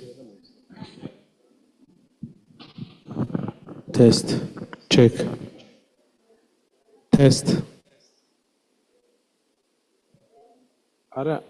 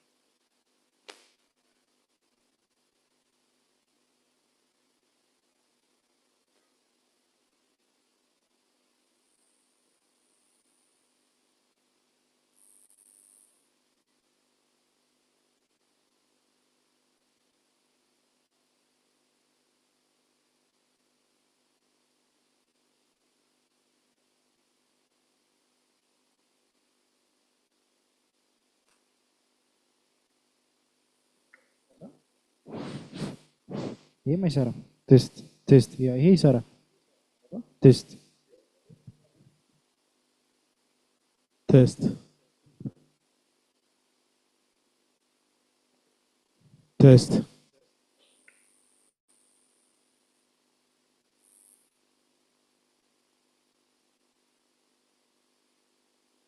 Test. ትንሽ ወረደ። ይሄኛው ትንሽ ወረደ። ቴስት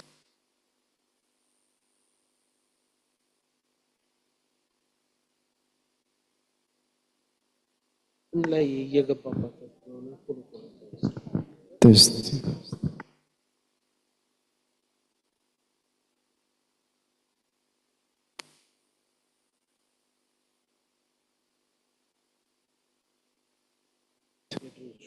ቴስት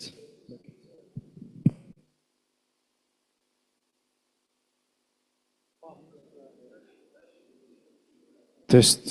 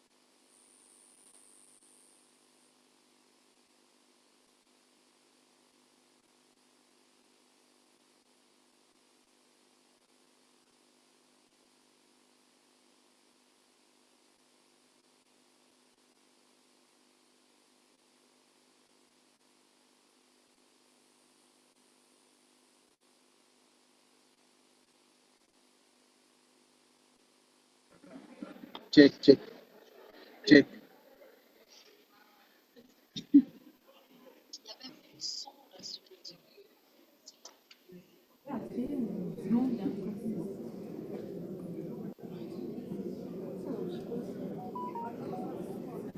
Mic check. Mic check.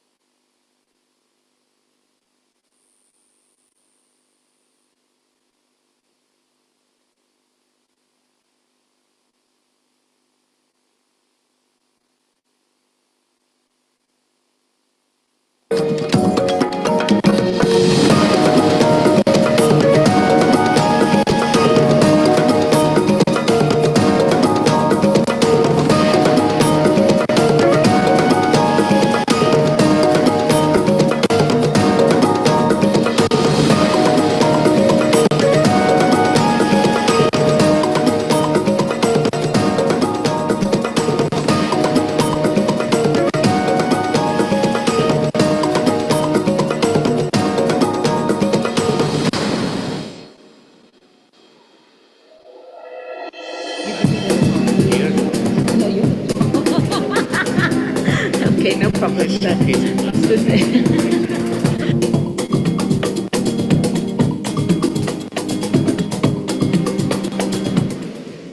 Distinguished guests, ladies and gentlemen, if I may humbly request that we each take our seats. I know that there are a few colleagues who are still straddling in from lunch, but for those who are already inside the conferencing hall, please may I request that we take our seats so that we can prepare for our next section of the dialogue. And as the chair has said, we need to be really mindful of time. It's been a long day, and we still have 3 really important agenda items to get through in today's dialogue. So if we can just try to get on with the program, it would be helpful. If I may just ask everybody to take their seats, and we'll begin in about 2 minutes so that we can get through the program as designed for you today. And for all our executives who need to be on stage, please could you make your way to the podium.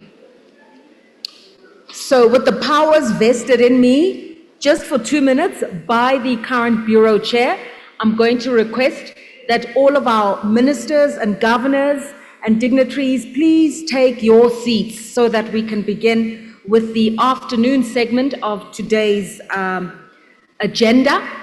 And in that way, can we also be mindful of time, because we do have quite a detailed program for the post-lunch session, and we'd like to get through as much of it as possible without delaying the events that we can look forward to this evening, courtesy of the generosity of the government of Ethiopia.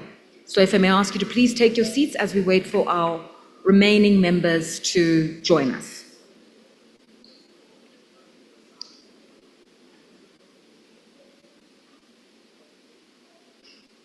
What are we waiting for?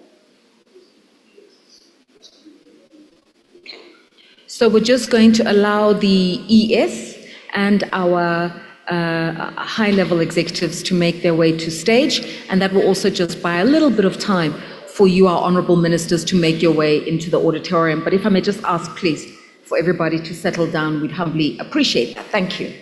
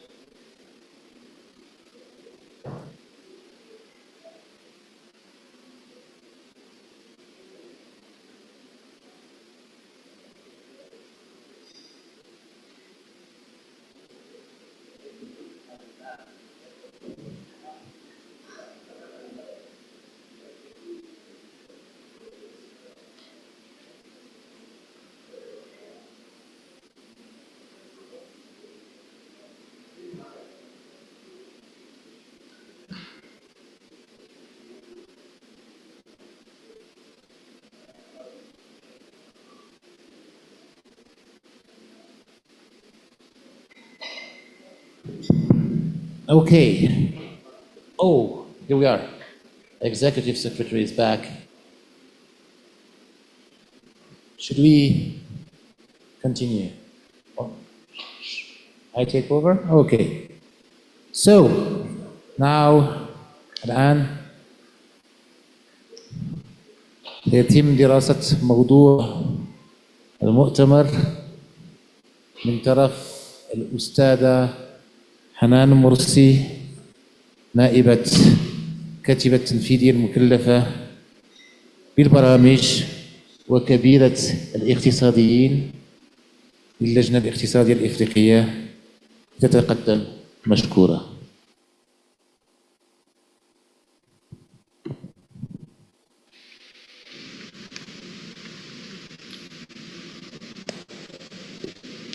Good afternoon, Your Excellencies. Now I'll be presenting on the theme of the Conference of Ministers this year, which is advancing the implementation of the Africa Free Continental Trade Agreement and the strategic actions needed. We've been discussing in the morning a number of issues, so I'll try in my presentation to really build also on some of the discussion that we have already been having throughout the day.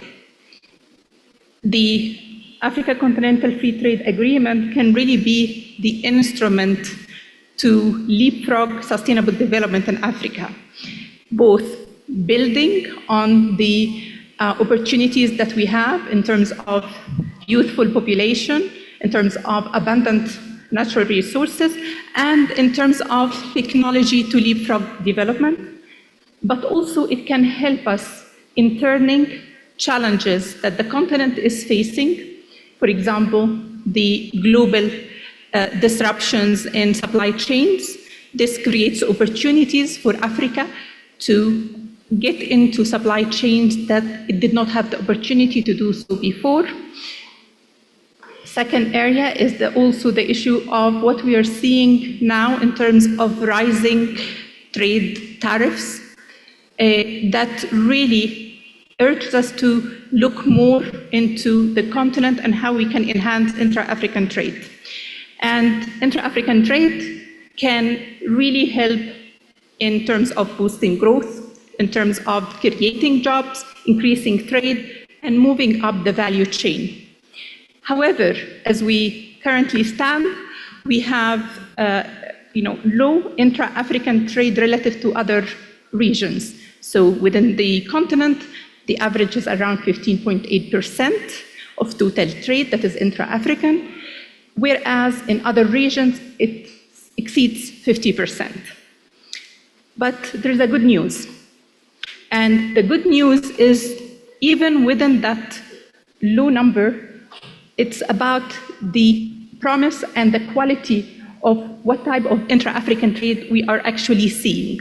So while we are seeing total exports of Africa being mainly dominated by fuel and metals, over 53% of the total exports, intra-African trade is actually dominated by manufacturing goods, by higher value-added exports. And this opens, the potential to actually, countries moving up the value chain, creating better jobs, higher wages, higher productivity, and it really opens all sorts of opportunities for the continent to actually exploit.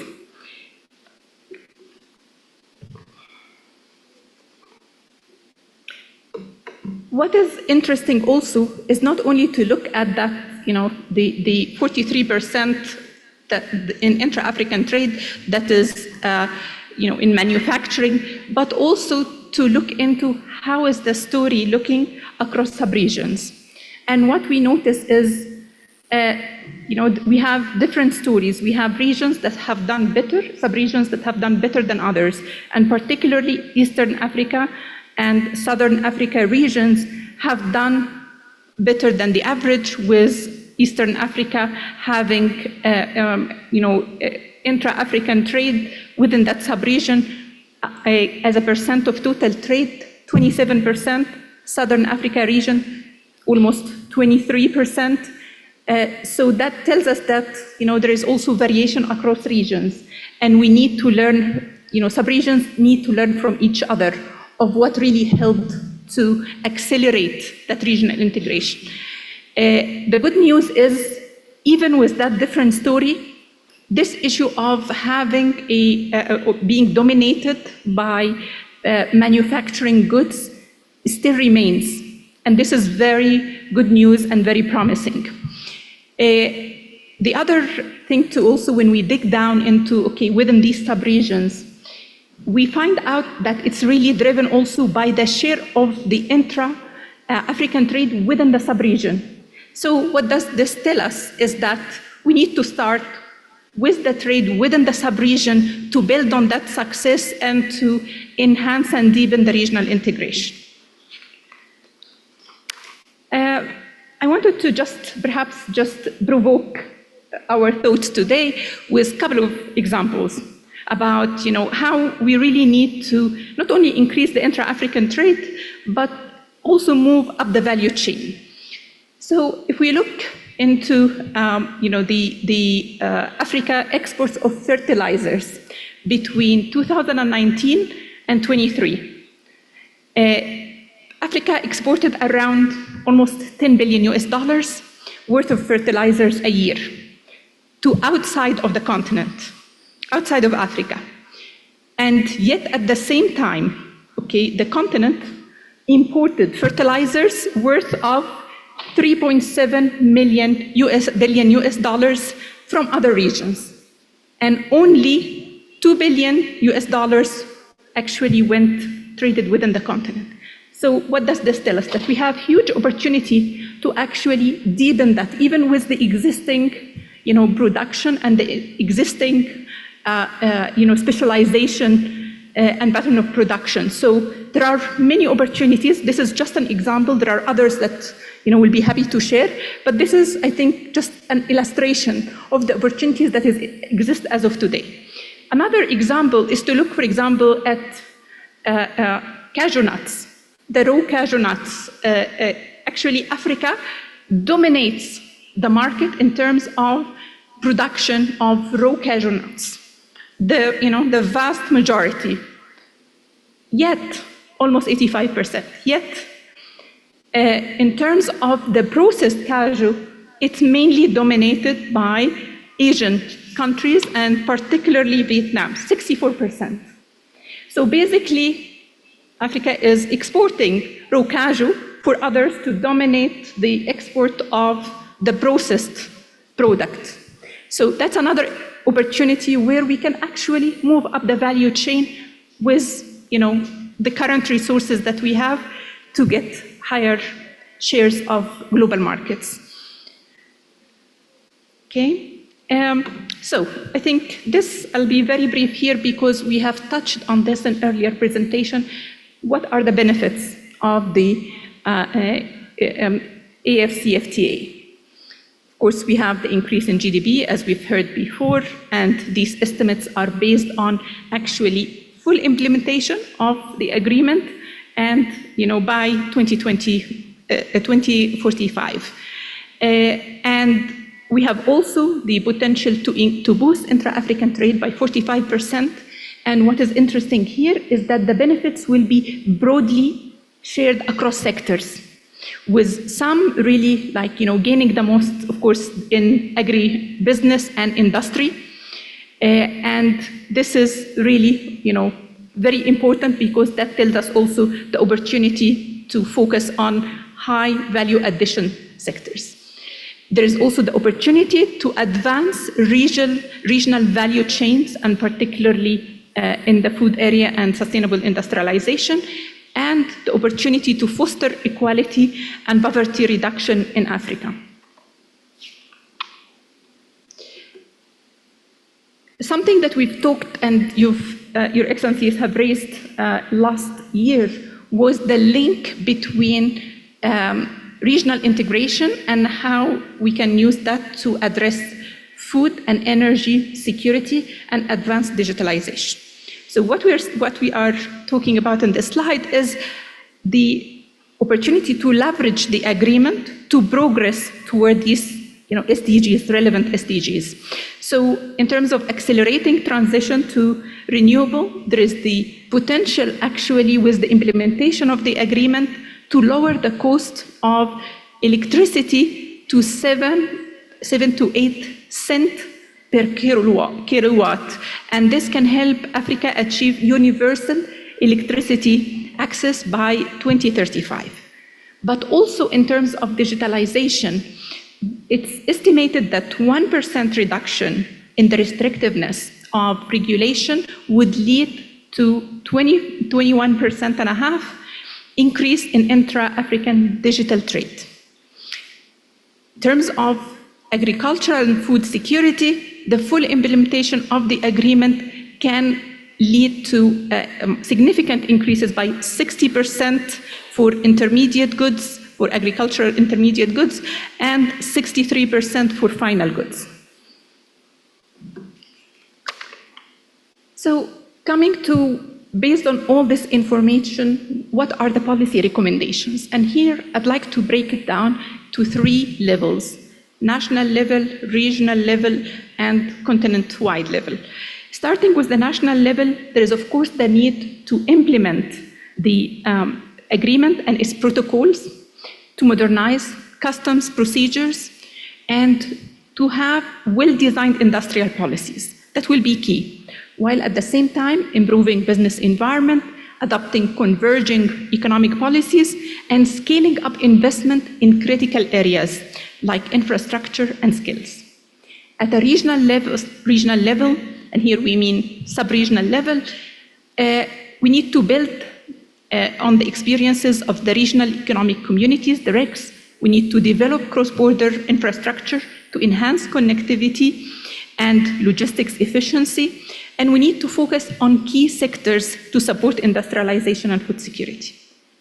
At a continent-wide level, we need to harmonize standards, what we heard about earlier, and we need to advance the implementation of the dispute resolution mechanism for the agreement, as well as to catalyze on the operationalization of the AfCFTA Adjustment Fund, as well as the Pan-African Payment System and the African Trade Gateway. And there is significant savings that can be done and opportunities that are quantified in the different reports that we presented. Finally, this is for your consideration and for your own discussion, is the key issues that are suggested and proposed for your consideration. And there are 3 areas. The first area relates to institutional frameworks and basically how we can safeguard the promise of the agreement amid all the global development that are happening. Second question within that area is what are the strategies to ensure that the national AfCFTA implementation committees and related structures are effective, efficient, and accountable, as well as transformative. The second area has to do with the socio-economic and environmental dimensions, and here the questions that are proposed for your consideration: what type of policies and measures are needed to maximize the potential of the agreement while addressing food security, climate change, and energy transition? What type of human capital and skills to invest in? And what measures can be taken to really enable the deeper impact for the protocols for women and youth? The third area is about harnessing and leveraging the agreement for sustainable development. And here it's about how can we leverage the digital transformation, energy transition, and decarbonization to advance sustainable development. And in the current geopolitical context and shifting global trade and investment pattern, how can African countries turn challenges into opportunities? Thank you.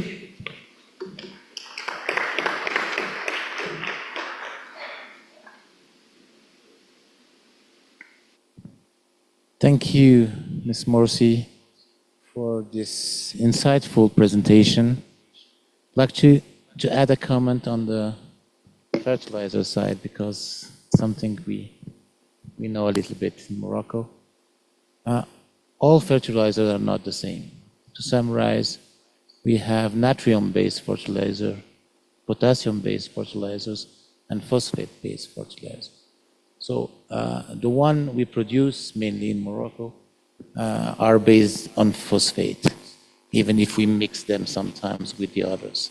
So it doesn't mean that they are replaceable. The good news is that we will start to produce natrium-based fertilizer based on green.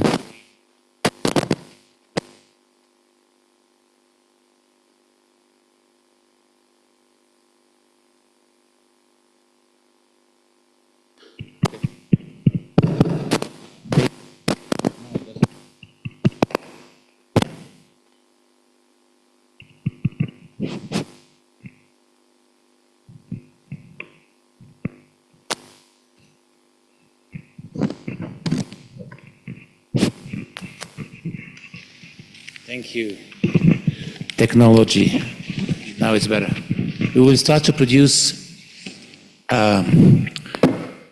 potassium-based technology, the fertilizer in Africa, because we discover some mines, mainly in Morocco and in other countries, and we will start to produce natrium-based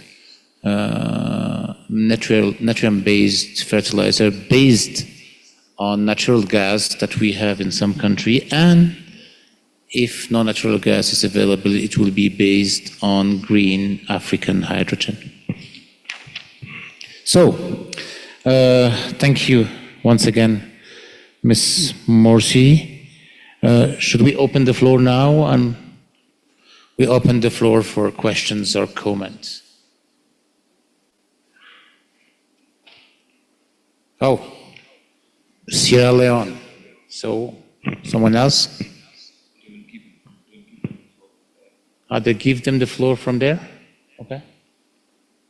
Who's giving them the floor?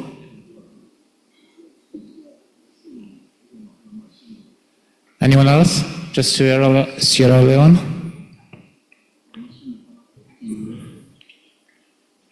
Did you use the microphone? So the floor is yours. Oh, we have Côte d'Ivoire. Second Côte d'Ivoire. Any other requests for intervention? Yes, I can't read, really. Can you read there? I know the person, but I cannot read the organization. He's Moroccan, but I don't know if he speaks in the name of the Moroccan delegation. The Moroccan delegation is there. Okay, we note that you will take the floor. Someone else? Okay, Sierra Leone, the floor is yours.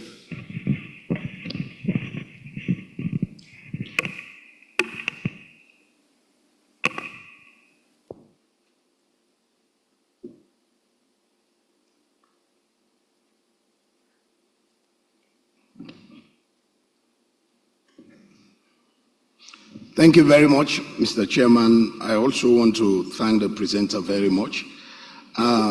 We saw a presentation of the intertrade between African countries and regions, and the pattern, especially looking at, we have more dominated by the East African region.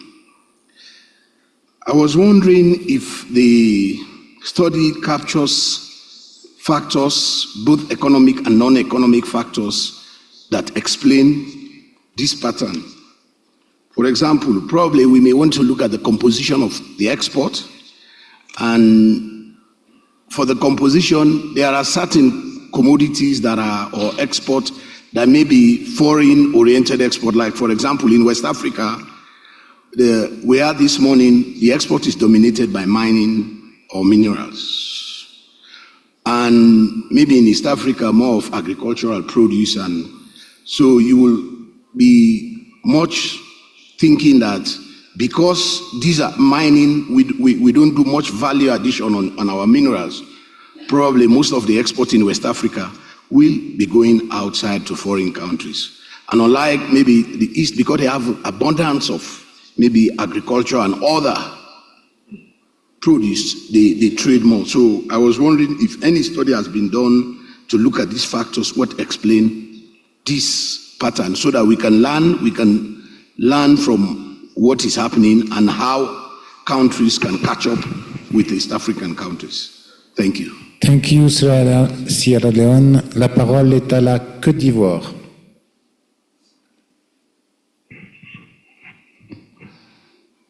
Merci beaucoup, Monsieur le Président.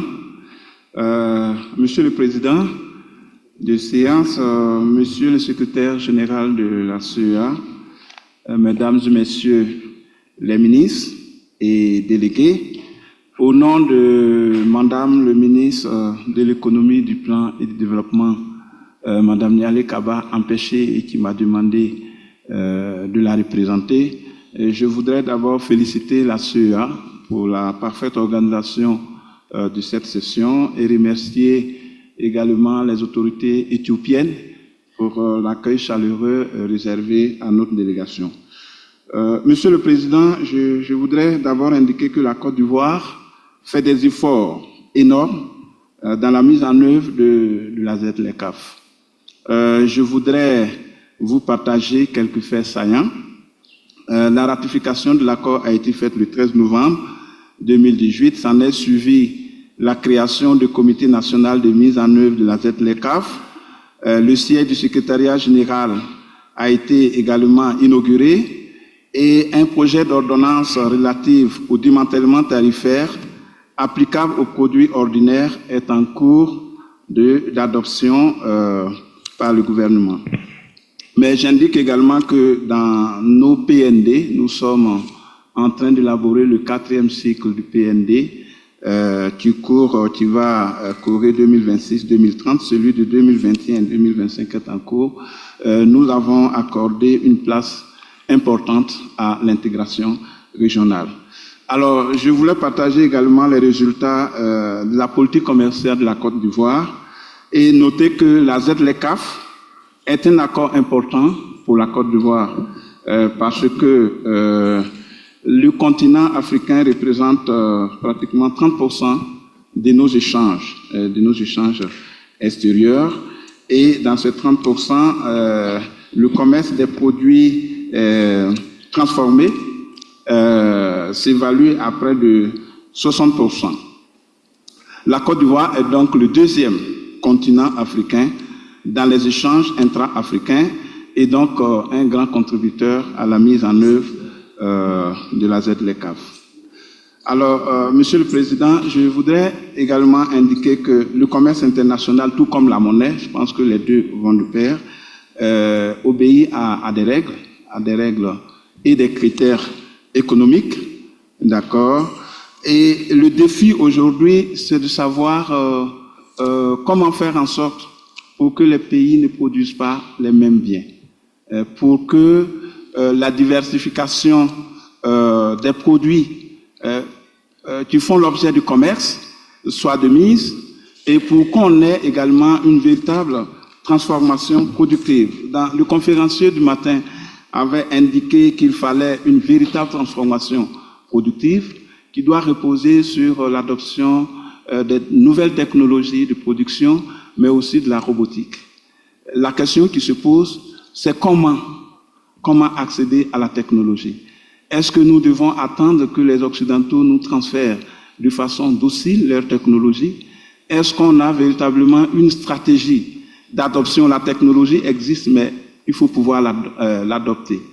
Quelle stratégie d'adoption de la technologie pour pouvoir valoriser nos produits, pour pouvoir transformer nos produits, pour pouvoir valoriser notre potentiel économique, parce que l'Afrique égorge de beaucoup de minerais, de beaucoup de terres arables, mais pas d'industrie de pointe, pas d'industrie sidérurgique. Alors comment pouvons-nous opérer la transformation technologique, voilà, qui doit en principe reposer sur un capital humain. Or, ce capital humain, on se pose encore la question de savoir comment produire le capital humain indispensables à la transformation productive.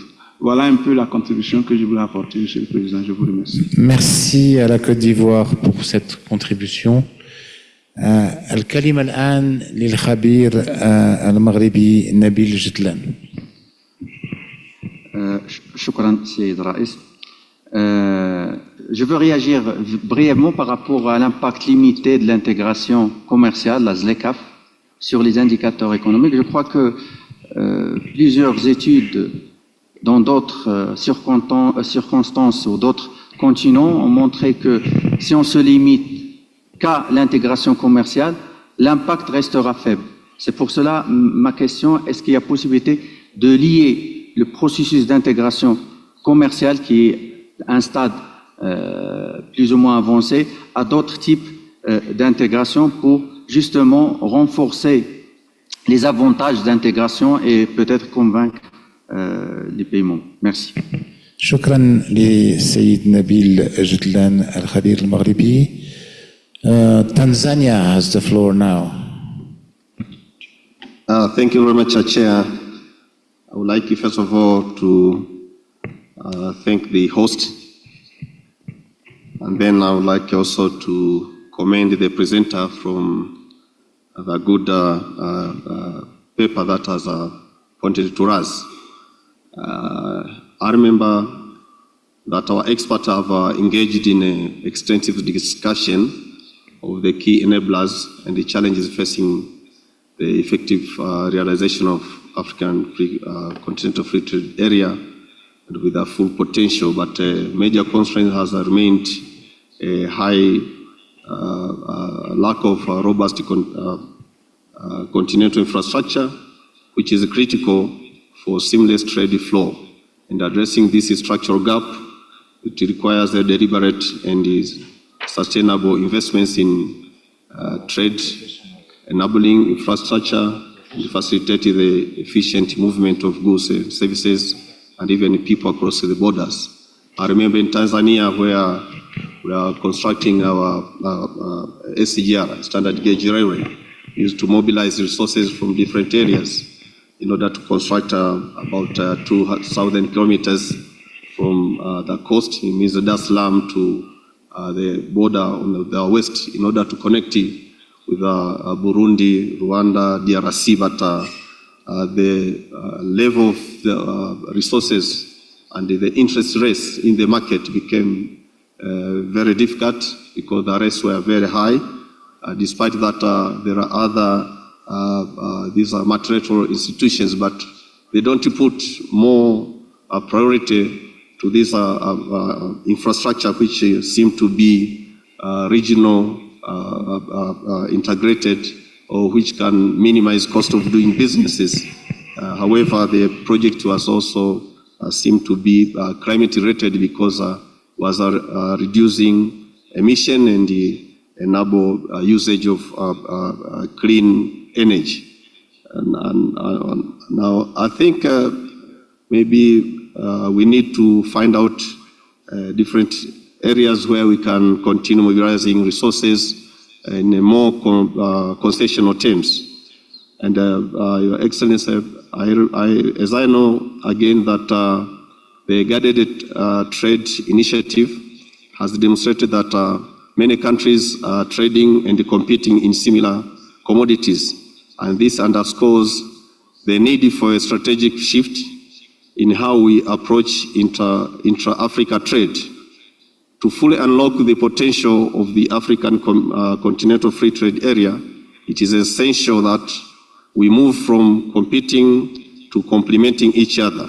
And by focusing on complementarity, we can harness each country's unique competitive advantages, creating synergies that allow us to specialize in different sectors, products, and services, rather than duplicating efforts that we should now work together to build a more diversified and interrelated market.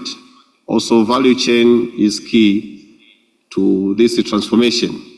Instead of merely exporting raw material, we need to prioritize adding value to these commodities to generate more sustainable economic growth and create a job along the value chain. And I hope that the success will depend largely on activeness of our initiatives and to support active engagement with the private sector, particularly in empowering small, medium enterprises which form the backbone of Africa's economies. And the many SMEs are still struggling to meet international. Can you please conclude? Yeah, so I hope with these maybe arrangements where also SMEs can work closely, they can maybe minimize the level of challenges. Thank you very much, Chair. Thank you, Tanzania. الكلمة الآن لمصر. شكرا سيادة الرئيس، وأيضا أتقدم بالشكر الجزيل للدكتورة حنان مرسي على العرض الممتاز. لدي تساؤل بخصوص يعني في كثير من العروض التقديمية والدراسات التي تتناول موضوع منطقة التجارة الحرة الأفريقية مفهوم التنفيذ الكامل للاتفاقية الفول امبلمنتيشن. عندما نحصل على الفول ما هو المقصود به؟ هل هو المقصود به انضمام جميع الدول الأفريقية لهذا الاتفاق وأن تكون جميع السلع التي يتم التعامل معها تم تحريرها بالكامل، وأيضا الموضوعات المتعلقة باتفاق التجارة في الخدمات تم الانتباه منها بالكامل؟ هل لدينا حتى إطار زمني لهذا الموضوع؟ شكرا جزيلا سيادة الرئيس. شكرا لمصر. مفيش. Oh, we have an intervention. I don't know you, but just take the floor and present yourself. Now, Madame there. Merci, Monsieur le Président. Je suis Nadia Chettab de l'Université d'Algérie.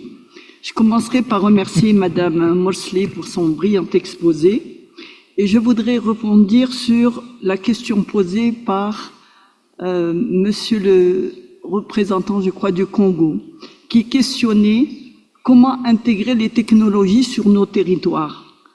C'est une question très pertinente parce qu'elle va nécessiter plusieurs actions. La première, c'est tout d'abord penser à connecter nos territoires. La connectivité n'est pas simplement les maisons, mais plutôt des bandes passantes sur les zones spéciales, les zones industrielles. Ça, c'est un élément très important et c'est ce qui attire, entre autres, l'investissement étranger. Le deuxième point, c'est numériser nos territoires, qui ne veut pas dire mettre des bandes passantes, c'est de créer des tiers-lieux pour que nos jeunes puissent aller dans ces espaces, maîtriser aujourd'hui ces technologies qu'on peut installer. Le troisième point, et je m'arrête, c'est de créer des écosystèmes aujourd'hui suffisamment porteurs pour que ces jeunes, aujourd'hui sur ces tiers-lieux, puissent se mettre en réseau avec la Fondation internationale et s'inscrire dans des réseaux d'open source pour télécharger tous ces documents aujourd'hui essentiels à la maîtrise de ces technologies. Et c'est tout la synergie de ces trois éléments qui peut aujourd'hui créer ces écosystèmes dans nos pays. Merci, Monsieur le Président. شكرا الأستاذة الخبيرة من الجزائر على هذا التدخل الهام. Cameroon has the floor now. Merci, Monsieur le Président, de nous passer la parole. Parce que nous prenons la parole pour la première fois en tant que la délégation du Cameroun. Nous voulons remercier la Commission économique pour l'Afrique pour l'accueil et toutes les modalités mises à notre disposition. Et tout de go également féliciter Madame Morsi pour sa présentation. Mon intervention va emboîter le pas un peu à notre collègue à la RDC ce matin, peut-être pas dans la même direction, pour questionner l'objectif de 1,2% de croissance du PIB dû à la mise en œuvre de la SLECAF. Questionner cela en termes de démarche. Je pense que pour nos pays, il serait important que nous ayons bonne connaissance des hypothèses qui ont nourri ce taux-là, des paramètres et surtout des conditions de mise en œuvre. Ce peut être des conditions globales, ça peut être des conditions intrinsèques pour chaque pays, parce que l'annonce c'est bien, et du coup on peut également questionner donc la pertinence de ce taux. et ce que cela emporte comme objectif. Peut-être qu'on pourrait aller plus loin que le 1,2% si on modifiait les hypothèses, les paramètres et les conditions de mise en œuvre. Voilà ce que nous pourrions apporter comme questionnement par rapport à l'exposé. Merci beaucoup. Merci au Cameroun. The floor is now for Cabo Verde.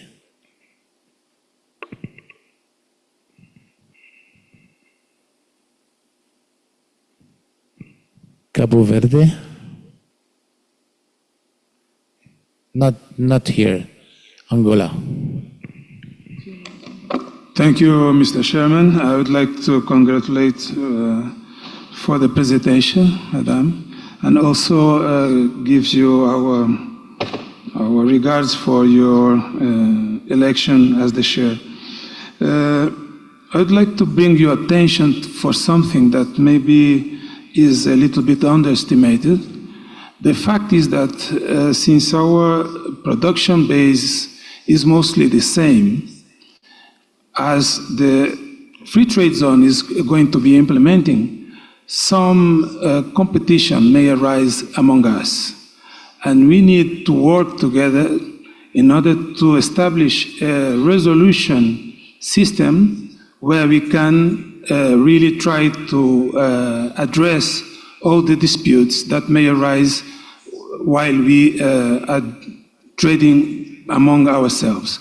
I think this is very important to think about it just in the beginning before it comes to later for our relations. That's all for thank you. Thank you, Angola. If there is no intervention, I will just make a small comment before giving the floor to our chief economist. I heard a lot about fear about competition and that we will probably destroy what we have, creating something new. It's an investment. A free trade agreement is always an investment. It's distracting something that doesn't work anymore, that doesn't provide the necessary growth for our countries, to replace it with something stronger. We did that in Morocco more than 20 years ago, signing free trade agreement with Europe, with all the Mediterranean country, with Arab country, with Turkey, which was a very strong competitor, with the US, and we destroyed part of our economy. That was the investment. But now we're exporting 6 times more than 20 years ago. We created 1 million additional jobs in a country that has only 10 million jobs, just through export. So it's Schumpeterism. It's a kind of Schumpeterism, destructing something that doesn't work anymore to build something better, something stronger, and something that can lift you to the next level. Mrs. Morsi? Oh, we have someone else, Somalia? Somalia want to take the floor. Where is Somalia? Are they here? Not anymore? Not anymore. Somalia is not here, sir.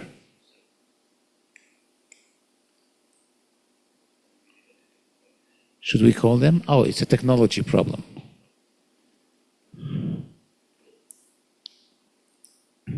Where are you, Somalia? Can you raise your hand? There? You want to take the floor? Yeah. Thank you very much, Chair. I would like to congratulate firstly for your election as a chair for the period. Somalia is, really making a progress for the area of AfCFTA, but there's a lot of challenges when it comes for the AfCFTA, including the security. So that is the challenge we are facing. In other hands, there is also, when we compare the informal trade and formal trade, there's a lot of informal trade between the member states. So I'm really need, the upcoming data. I don't see the data for the informal, trade between the African member states. So is there any data for the the informal trade between the Africa. Thank you so much. Thank you, Somalia. Now we have the COMESA. COMESA, the floor is yours. Thank you very much, Mr. Chair. I want to thank Dr. Hanan Morsi for the presentation as well. Very insightful and encouraging in terms of future prospects for the implementation of the agreement. I also, while taking note of some of the policy issues, recommended for further action, for further consideration at the end of the presentation as well as the issues paper. And speaking specifically about the institutional aspects related to the implementation of the agreement, we have a proposal to make, Mr. Chair. I think it's also essential or critically important to consider the institutional architecture involving the AfCFTA and the RECs at the same time. The synergy, complementarity, and cohabitation between the two is of essential importance for the future implementation of the agreement. The RECs idea itself, if we go back in history, was a UNECA idea, was advocated by the UNECA as a proxy, as a stepping stone to regional integration. Now, EFCFTA is equally being advocated by the UNECA. The two are, making this proposal does not in any way insinuate that they can't live together. They do live together and support each other. But I think they need some technical support. They need some further in-depth support on means and modes of mutual support and growing together. Thank you. Thank you, COMESA. I'll give the floor to Dr. Hanan Morsi for some comments.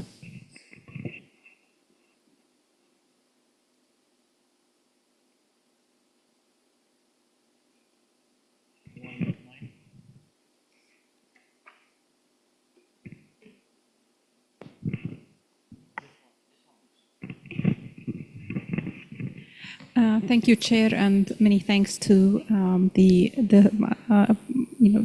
honorable ministers and distinguished participants for all the questions and excellent comments made. Let me perhaps just give concise answers to a few of the points that were raised. On the issue of the technological adoption, I think it's important to take into consideration that we can turn our disadvantage into a huge advantage. What I mean by this is the fact that many countries are latecomers to development, can actually be a huge advantage because we don't have to start where others started. We can build on the latest that is there to leapfrog development through adoption of technology. So that is one part. The other part is that we are actually really blessed with all these green minerals and natural resources that will be at the core of what the whole globe needs to have green transition and move toward net zero.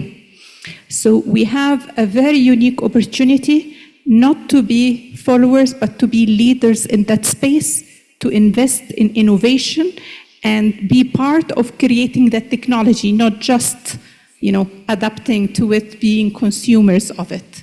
So I think there are two sides of it, and both of them are really important. But if we need to shift our development paradigm, we need to move into deeper investment in green industries, being in the front of this transition in terms of innovation and leading it. There was also questions raised regarding financing. Of course, this is a critical issue to be able to implement regional integration. And I want to highlight that particularly for infrastructure, and I know we have a session, a roundtable dedicated to this later, but it's important to highlight that it's African financial institutions that have been financing the majority of the regional infrastructure projects. And this highlights the need for us to focus on what do we need to do which was the discussion that we have had with Your Excellencies in the breakfast meeting today. What do we need to do to ensure that they have a more effective role going forward in terms of increasing their capitalization, in terms of replenishing their concessional windows, and in terms of rechanneling IMF special drawing rights so that they can increase, they're able to help with having more affordable finance at scale for African countries' development. I agree with the comment that was made regarding the need to really operationalize the dispute mechanism. And we've have it launched, so it's really important to invest in operationalizing it. And in terms of data in informal trade, there is no data currently existing, but we can actually use some of the, for example, satellite data in terms of movement and so on, to estimate some of that. So we can utilize the technology and the advances in terms of big data to try to capture or to estimate these trends. And of course, completely agree with the issue of the synergies with RICS. That would be really important to accelerate the implementation. And when we talk about implementing, full implementation, what we mean is the full implementation in terms of adopting protocols, all what it entails to have fully implemented what is, what has been agreed on. So it's not just about all countries agreeing, but it's actually for those countries that are agreeing, going to full length to implement what they have agreed on. Thank you very much. Thank you. I will ask the technicians to provide us with some microphones that work. Could be helpful for the next roundtables.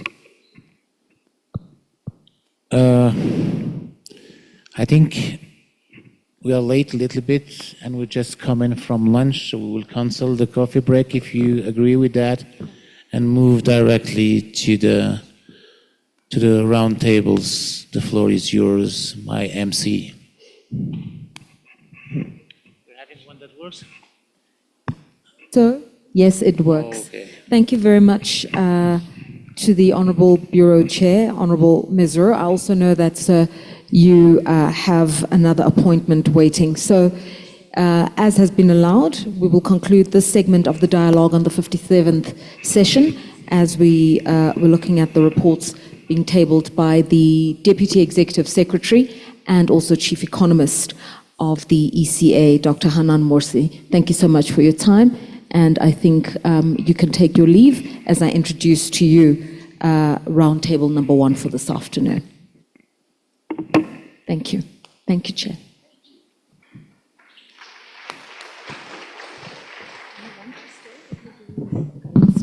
Thank you. All right, so the first of this afternoon's roundtables is titled The Nexus Between the AfCFTA and Infrastructure Development, right? So in itself, that's self-explanatory. We're talking roads, rail, bridges, ports, warehousing, cold storage, electricity provision. Energy security was spoken about extensively this morning. Internet connectivity, which is a great segue to the second roundtable we're going to be having here today, because we're going to need the internet as well if we're innovating and looking at new payment systems. Also in her presentation, the Chief Economist of the ECA, who's also the Deputy Executive Secretary, she spoke to a number which I think we would be remiss to ignore. She said that it has been found that if we spend more on infrastructure, it would catalyze intra-Africa trade to a more ambitious target beyond the 15% that we're seeing right now, and we could see almost half of total trade happening on the African continent. So the conversation now is going to explore how to do that. The African Development Bank says we need no less than $170 billion per annum to invest in infrastructure in general, but the infrastructure that could also support the realization of the AfCFTA and all the mechanisms thereof. So we're going to speak to those numbers, we're going to speak to the policy interventions, and we're going to speak to the hows. So chairing the session is Dr. Hanan Morsi herself. She's the Deputy Executive Secretary of the ECA. She's also the Chief Economist of the organization. But joining her, and I will just read through the names, and then if all the panelists can join us. It's Robert Lesinga, Director of Technology, Innovation, Connectivity and Infrastructure at the ECA. Please join us, Robert Lesinga. We also have Yetemega Asrat Maru, the State Minister of Infrastructure in the Ministry of Urban and Infrastructure Development here in the Federal Republic of Ethiopia. We also have Elizabeth Mrema, the Deputy Executive Director of the UN Environment Programme. I know she's here, but I also saw her going into a meeting with the Executive Secretary a short while ago, so perhaps if her team can notify her that we've reached the juncture of this roundtable. Mike Salau is the Director for Infrastructure and Urban Development at the African Development Bank. Please join us, Mike Salau. Girma Wake is the former Chief Executive Officer and Chairman of the Management Board for Ethiopian Airlines. They've been instrumental in terms of moving cargo goods through the continent, especially during those really difficult COVID years. And many of us were brought here courtesy of Ethiopian Airlines. So perhaps share with us an industry point of view. And then also on this panel is Mekanan Abera, the Chief Executive Officer of Maritime Trade Logistics. Please join us as well. I'm going to yield the floor to Hanan Morsi, but I'm also going to say please be aware that Madam Mrema is here. She did go into a meeting earlier and she'll probably join the meeting in a short while. Cheers. Thank you very much.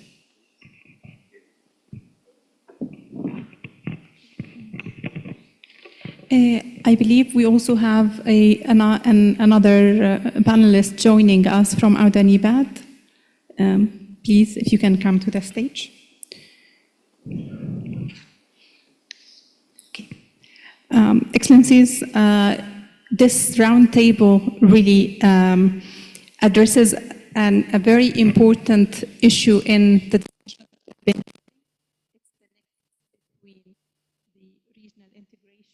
and infrastructure. And this is really critical because one of the key obstacles towards deeper regional integration is high cost of transport.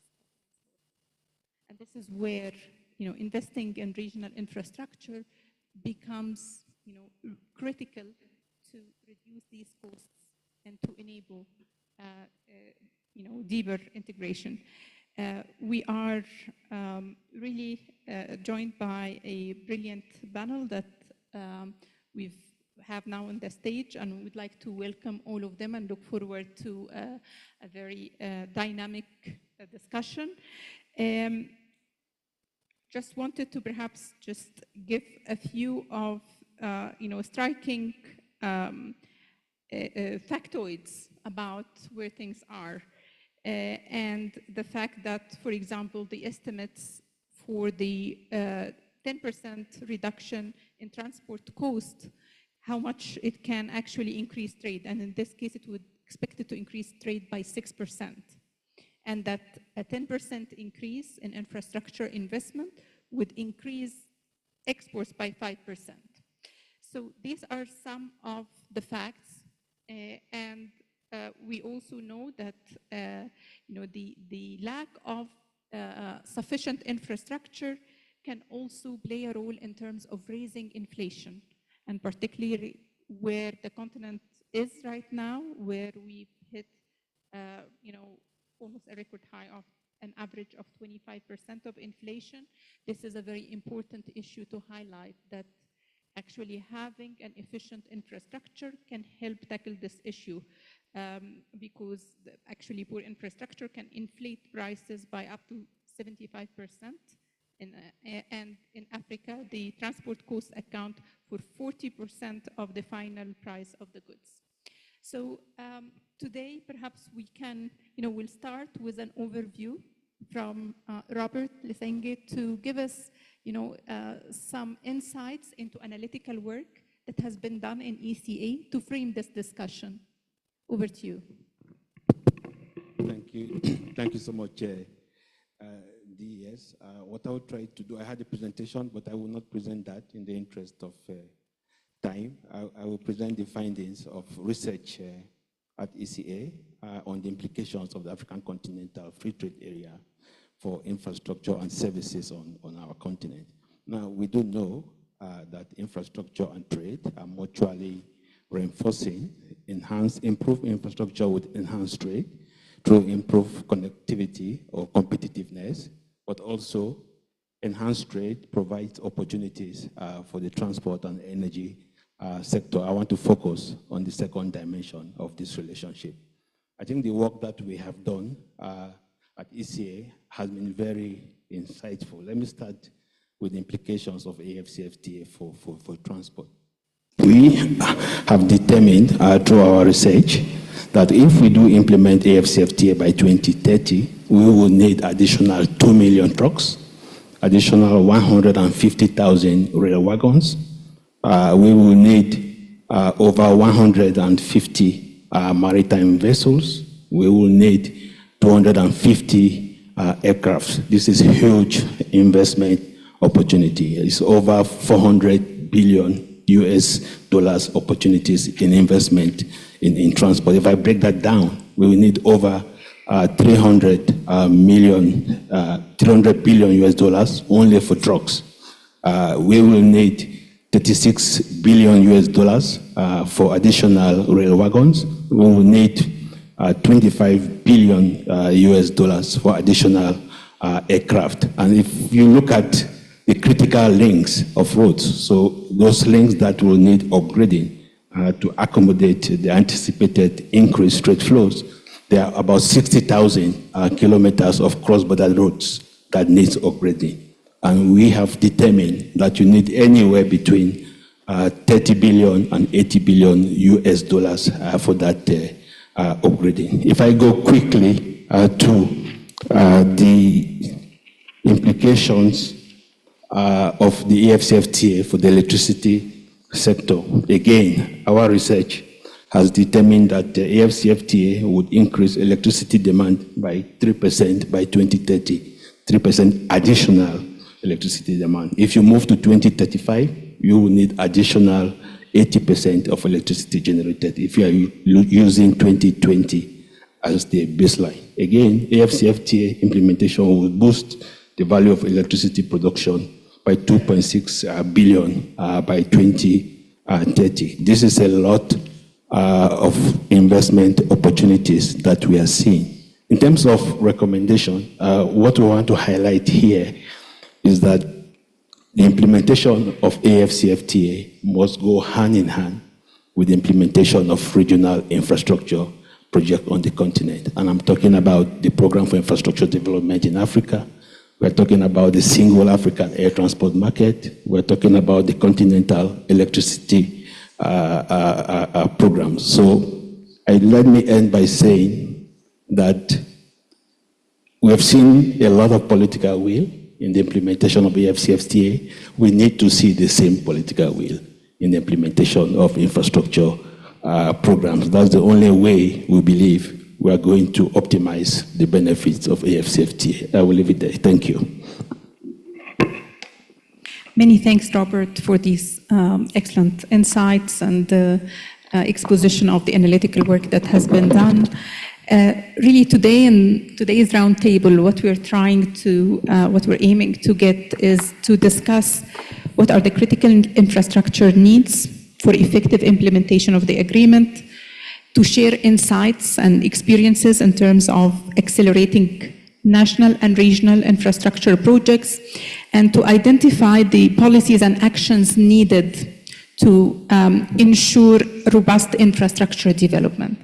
So let me start with questions to our distinguished panelists, and I will have the tough job, if you excuse me today, of keeping us to time. So I hope that you would excuse me upfront on this. We will have, each of the panelists will have 4 minutes of intervention to allow more dynamic discussion with the floor. So with this caveat, if I may turn to Your Excellency, Minister Maro, with a question about Ethiopia's experience. Ethiopia has made efforts to improve infrastructure, particularly roads. How do you assess the contribution of the national infrastructure development in terms of improving trade? And how has Ethiopia benefited from improvements in its transport infrastructure? Over to you, Your Excellency.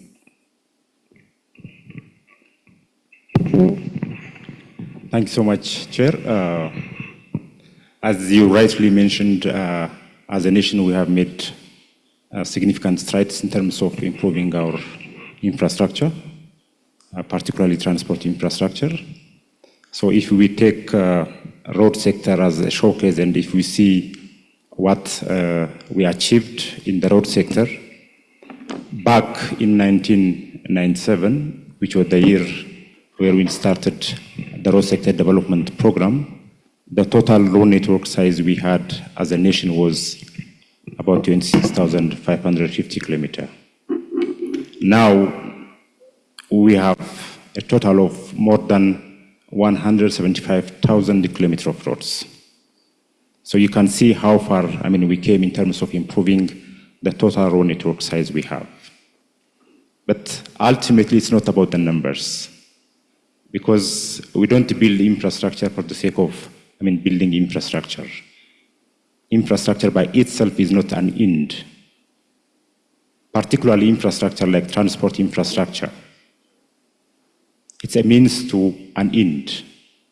So when we talk about transport infrastructure, we are talking about accessibility or access. We are talking about connectivity. We are talking about mobility. So when we build such a size of road network, we are saying that we are making previously inaccessible places now accessible. Previously unconnected places are now connected. And we are also improving the mobility we have. That is the ultimate purpose. And in it, we have what we call efficiency. We have what we call competitiveness. And that's what associates infrastructure development with trade. Because ultimately, when we open previously inaccessible places, when we connect previously unconnected places, when we improve the mobility, we are making our trade more efficient. And for this, allow me to mention a number. Some years back, reports indicate that from the cost of goods in Ethiopia, 50 to 60% was attributable to transport cost. You can see the impact it has, because we are literally saying that transporting goods is costing us equally or more than the production of the goods. That was the case. Today, this number is between 25 to 30%. And that is because of the infrastructure development we made in this country. So this is practically making our goods productive and enhancing trade. When we see this one in regional context, it's about connectivity between or among the neighboring countries. Today, Ethiopia is connected by asphalt road with all the neighboring countries. With all of them, at least we will have one connectivity in one place with asphalt road. We can drive from Addis to Nairobi on a very good asphalt road. The same thing with other neighboring countries. And this can enhance mobility. And this can enhance the trade between these neighboring countries and also regional integration as well. You can imagine, driving from Addis to Djibouti by expressway. From Addis to Nairobi by expressway. Juba, Khartoum, that's what we are trying to work on. We already have an initiative to connect Addis and Djibouti by expressway. It's already under progress with the Horn of Africa initiative. So Addis to Adama is already expressway. Now we are building the next phase. The same thing from, I don't know if you know the places from Meso to Diredawa, and the same thing is happening from Djibouti side. So if you can imagine Horn of African countries, East African countries, if they are connected by expressways, you can see how that can support trade between these countries. But infrastructure by itself, yes, it is required, it is a necessity, but definitely it cannot be a sufficient condition because there are other things which need to be done on top of infrastructure development. I thank you. Thank you very much, Your Excellency, and it's really very interesting to see this actually in action, the reduction in the cost of goods thanks to infrastructure investments.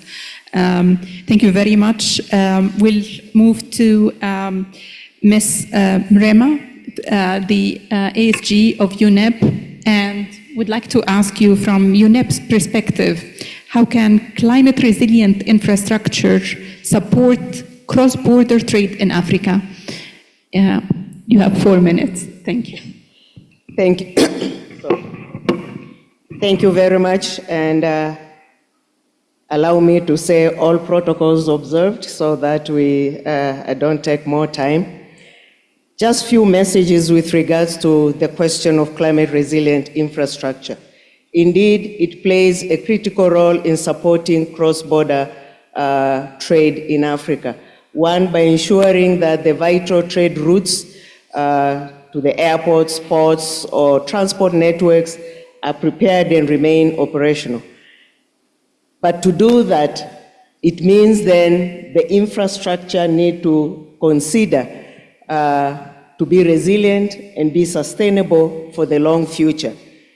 And by doing so, if we don't do so, then the impacts on climate, particularly moving forward in the future, especially in the situations of floods or storms or drought, then will destroy that infrastructure which has been built. And therefore, it is always our urge as these infrastructures, particularly new ones, are being developed, that resilience on climate issues are being built into that process. Two, without climate resilient infrastructure, these natural disasters can damage that critical transport routes as well as those trade hubs, causing significant economic and environmental setbacks. And if I'm to give just few statistics, according to the World Bank, disruption on infrastructure is already estimated to cost at least $390 billion US dollars per year across low and middle income countries worldwide. So the resilient infrastructure therefore can mitigate these risks and help to safeguard the trade investments and sound management of the natural resources that has been put in. And of course, one might think that the cost of building in resilient is too expensive, but statistics proves otherwise, because the extra cost of building resilience into existing infrastructure systems, again, statistics say will only be 3% of the overall investment cost needs, vis-a-vis or versus an overall net benefit of $4.2 trillion. So you can see that the cost should not be a deterring factor. And also statistics, World Bank again indicates for the low and middle income countries, we can see that every $4 US dollars return for every $1 spent in infrastructure, you actually get, for every $1 spent, you get 4 US dollars spent on infrastructure. So there are benefits considering sustainability from the beginning. Infrastructure also supports the broader sustainable development, because if we are adaptive to climate challenges while minimizing the environmental impacts, especially when we look at the other key sectors like agriculture, energy, transportation, this will also ease trade in the continent. And therefore, it is paramount to ensure that infrastructure to these connectivity areas and to agricultural areas remain climate resilient, so that then when it comes to stormwater intrusion, for instance, or flood-prone areas, then that development is not impacted. And my last point is that Climate infrastructure also needs to ensure there is a strong regulation and policies, and particularly on the mining sand. Sand is the world's second most used commodity after water, and yet it is rapidly being depleted, causing significant environmental and social consequences. Here in this continent itself, sand is a crucial resource for infrastructure development due to rapid urbanization, as well as the infrastructure expansion itself, which heavily relies on sand.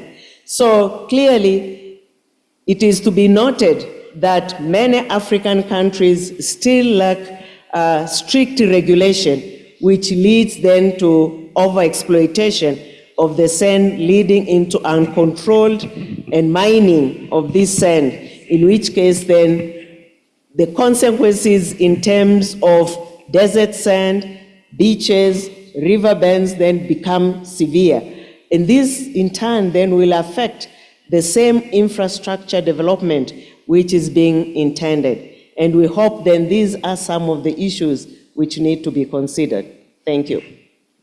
Thank you very much. And thank you for really bringing and highlighting the sustainability aspect of infrastructure investment, which is really critical. Now, if I may move to Mr. Wake, and would like to ask, we know that you have extensive experience in Africa, aviation industry, and air transport has an important role to play in the implementation of the agreement. What needs to be done to improve connectivity and reduce cost of air transport? And I feel this is an area that, as an African, it's very sentimental to me, because I'm always, I can tell you, I always go kicking and screaming every time I have to travel outside of the continent to travel between countries in the continent. So it's my dream to see a lot more direct flights between African countries, and to see us exploiting more the air transport effectively and reducing its cost. Over to you, sir. Thank you very much. I think it is a mutual benefit. Trade is important for air transport because it increases traffic. And traffic is important for trade because it motivates and encourages trade between nations. To improve connectivity within Africa, I believe a lot of things should be done. There is an area where I differ a bit, because I am of the last generation, and all the young people here do not know how difficult it was 50 years ago to travel from one country to the other. Today it is much, much better. But saying that, I still admit we could do better. One, to improve connectivity, I believe countries would have to believe that aviation will support the economic development of a country, of a region, of a continent. They have to believe in that. And they will have to believe, as people move between countries, Africa will be more integrated. Unfortunately, everybody wants to take his small boundary. People forget the big continent and worry about a small carrier, a small one aircraft company. To protect that, you kill all other aspects. I believe we'll have to change that mentality. There must be the willingness. Yes, support the airlines, no problem. But at the same time, allow competition, allow cooperation between the carriers, and allow the YD to work. If YD does not work, the cost will remain high. If YD works, the cost will come down. People can travel from place to place and therefore carry out trade. The other is in Africa, it looks like we worry more about our brother than others.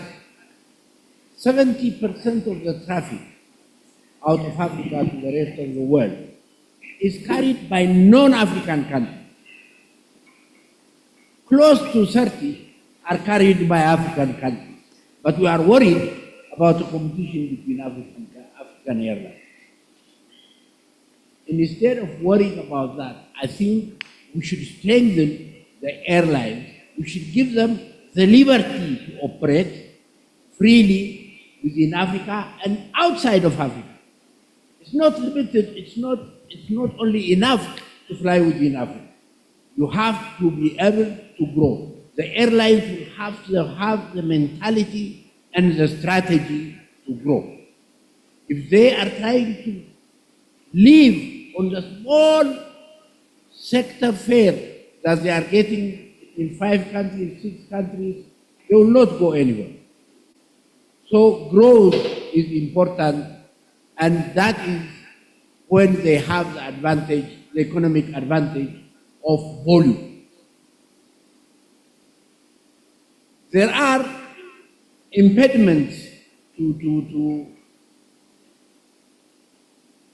growth of air transport within Africa. As I said, one is protectionism. The other one is lack of information.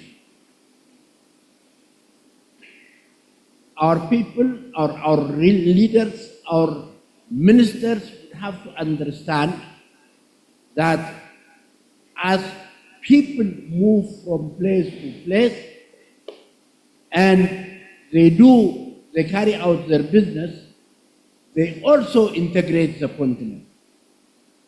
That should not be forgotten. As far as reduction of cost is concerned, I believe one thing that is very, very clear is taxes and charges in Africa are very, very high. In some cases, 30% of the ticket price that you see comes from tax. Air transport is very much overtaxed in Africa. I would not ask government not to tax at all, but make it reasonable.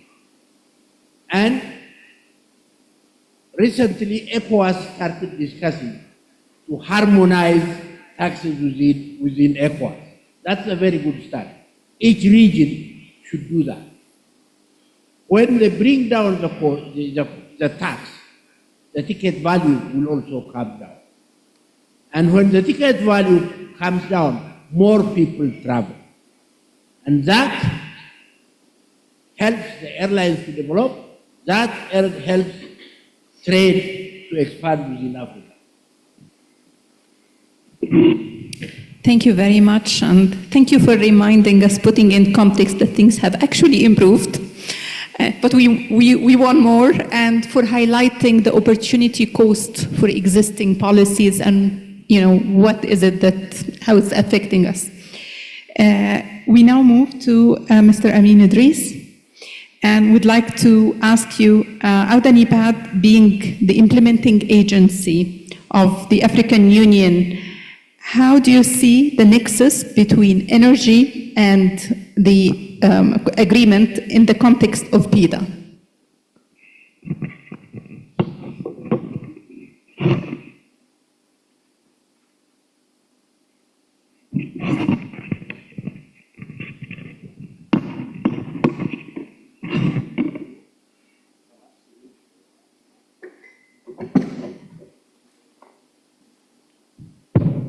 Thank you very much. Thank you, Docteur. Merci beaucoup, Docteur Morsi, Hanan Morsi. Le CMP, pour nous, l'ODANEPAD, à l'Agence de développement de l'Union africaine, s'exprime surtout à travers le plan continental du système d'énergie en Afrique. Donc, quand on parle de nexus entre énergie et commerce, et surtout SDCAF, nous le voyons surtout à travers le plan continental des systèmes électriques, donc, que nous appelons en anglais CMP. Et le CMP, il s'aligne parfaitement, d'ailleurs, avec le deuxième plan décennal de l'agenda 2063. En ce moment, c'est clair, nos pays se distinguent, ou plutôt nous nous efforçons d'atteindre un accès universel à l'énergie, avec des plans qui d'une certaine manière, reflètent les ambitions nationales.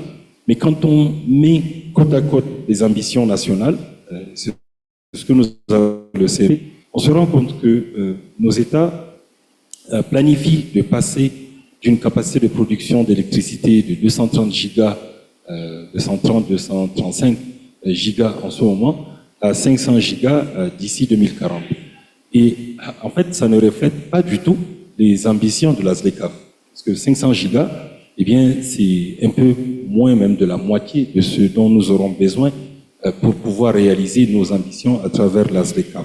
Et donc, quand nous ajoutons le facteur ZLECAf et mise en œuvre effective de la ZLECAf, nous nous rendons compte que d'ici 2040, nous n'aurons pas besoin de 500 gigas de capacité de production d'électricité, mais nous allons devoir avoir besoin de plus de 1200 à 1300 gigas de capacité de production d'électricité. Autrement dit, en termes, si vous voulez, de connexion directe entre ZLECAf et énergie, la ZLECAf, en fait, c'est une variable qui vient et qui montre que, puisque nous allons croître beaucoup plus vite, nous allons nous intégrer aussi beaucoup plus rapidement, et bien nous allons avoir besoin de beaucoup plus d'électricité d'ici 2040. Et la différence entre 500 gigas de capacité de production et 1200, 1300 gigas de capacité de production, c'est énorme. Ça nécessite donc énormément plus d'investissement, clairement.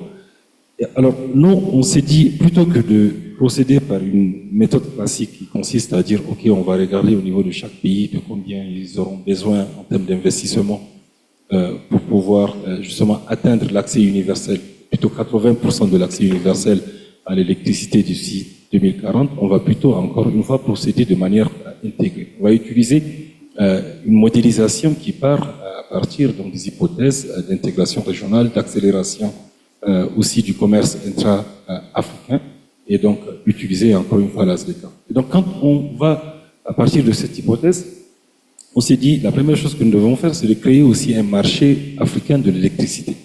Et donc, créer le marché africain de l'électricité, c'est donc un des piliers d'ailleurs de la ZLECAf, ça va nous permettre de réduire, et c'est là où se trouve l'intérêt de cette approche, de réduire de manière significative ce dont nous aurons besoin comme financement pour pouvoir justement atteindre 80% de l'accès universel à l'électricité d'ici 2040. Donc plutôt que de dépenser 1800 milliards de dollars d'investissement, normalement, eh bien, si on utilise cette hypothèse, on va avoir besoin de 1200 milliards de dollars d'investissement. Donc ça, c'est la première chose.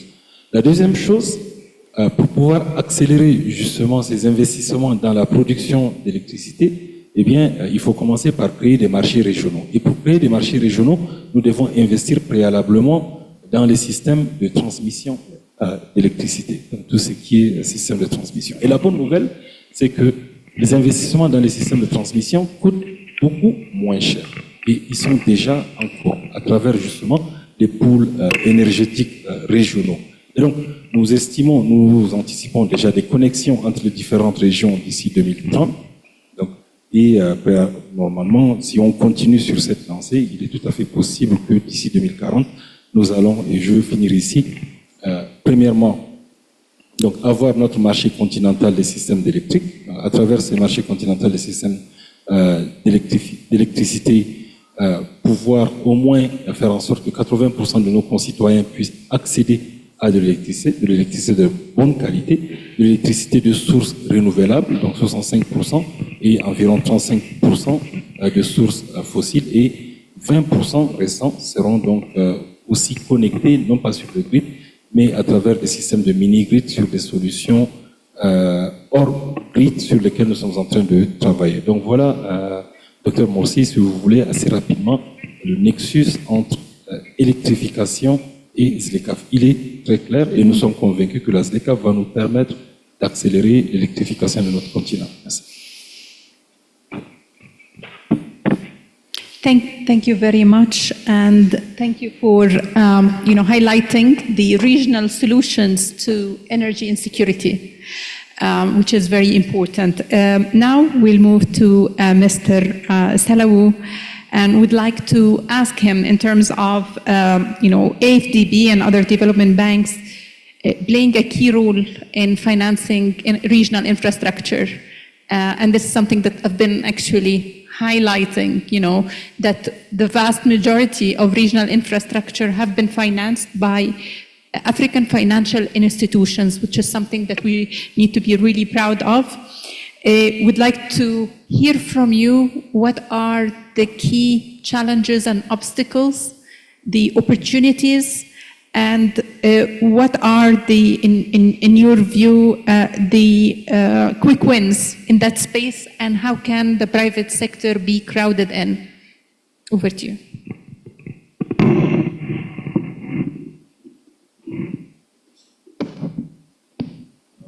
Thank you very much, Dr. Morsi. Dr. Morsi, we are former colleagues, so I'm happy to see you here. I would say that it's a very important topic. Yes, the African Development Bank has spent about 45 billion over the last 10 years to support cross-border infrastructure. Over the last 10 years, 44 billion. But this is far from what the continent needs in terms of infrastructure. You have yourself presented earlier on the needs for implication of AfCFTA for infrastructure. What we have done at the African Development Bank is to estimate the need for infrastructure to be between 130 billion to 170 billion per year. That's across the four sectors of transport, energy, water, and ICT. And of course, we have also calculated on average for the last, I would say, 8 years or so, to have about 80 billion in terms of investment into the continent, which leaves us with a gap between, let's say, 70 to 19 billion per year. And this gap is before COVID. It's also before the AfCFTA. It's also before the Paris net zero objective. So if we actually adjust for those, new emerging issues, so the gap is going to be very big. And this is the exercise that the bank is doing right now to reassess the infrastructure need in light of AfCFTA, to really see what is it that we need to invest and how much and how. And I'm glad that, UNCA has done this exercise, which Robert just presented now, which is very helpful because it already is giving us the flavor of what we should be looking at in terms of revising the gap that African Development Bank has published, I think around 2017-18. Maybe you were there by then at the bank. So actually, that was your own study. So that's it, Dr. Morsi.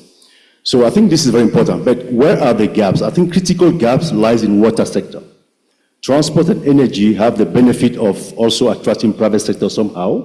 ICT, by far, is the sector that have attracted the largest private sector investment on the continent. So therefore, the gap in ICT has narrowed down, while the gap in water is extremely high, about 50% of the gap, and transport about between 16 and 19, and energy about 21%. So that's where we are. But how do we narrow this gap? I think it's very important to really, see, implementing cross-border project has a lot of challenges. I think some of them have been mentioned today. One is to actually get an agreement between the involved countries to do one single project. It's a really, very, very, very complicated task to do. So you need to spend a lot of time to convince countries to do one single project together. Secondly, the cost, the capex for cross-border infrastructure is very huge. Of that capex, you need to spend about 5 to 7% to prepare those projects, to make them bankable. Because we often hear that the issue is not financing, but the issue is the lack of bankable project. And I tend to agree with that, because if you don't have bankable project, you cannot attract the required financing that you need. So you need to de-risk those projects by heavily invest in early stage preparation, feasibility, detailed design, and so on and so forth. And of course, come with that, enable environment and so on. So 5 to 7% for that. Then you also need to spend around 12% for project implementation. because you need to have the right institutional arrangement for cross-border projects and also have the right governance system that will back up and the right people to manage those projects. So it costs money. And then, of course, maintenance of those assets also is very important. We have calculated that to be between 20 to 30%. If you have a periodic maintenance, then you avoid having a reinvestment. So there's a huge cost to build cross-border infrastructure. So once you do that, now comes also the issue of the time. First of all, the time it takes to actually process. Typically you are looking at 6 to 8 years to drive cross-border infrastructure project if everybody is playing the game. So there are huge costs inherent to cross-border infrastructure, but the benefits are even much, much larger. They were already mentioned, some of them today. It helps you to create larger markets because then you move away from country to country approach to regional approach to have a wider market, which in turn also very important to attract investment into the continent and promote trade.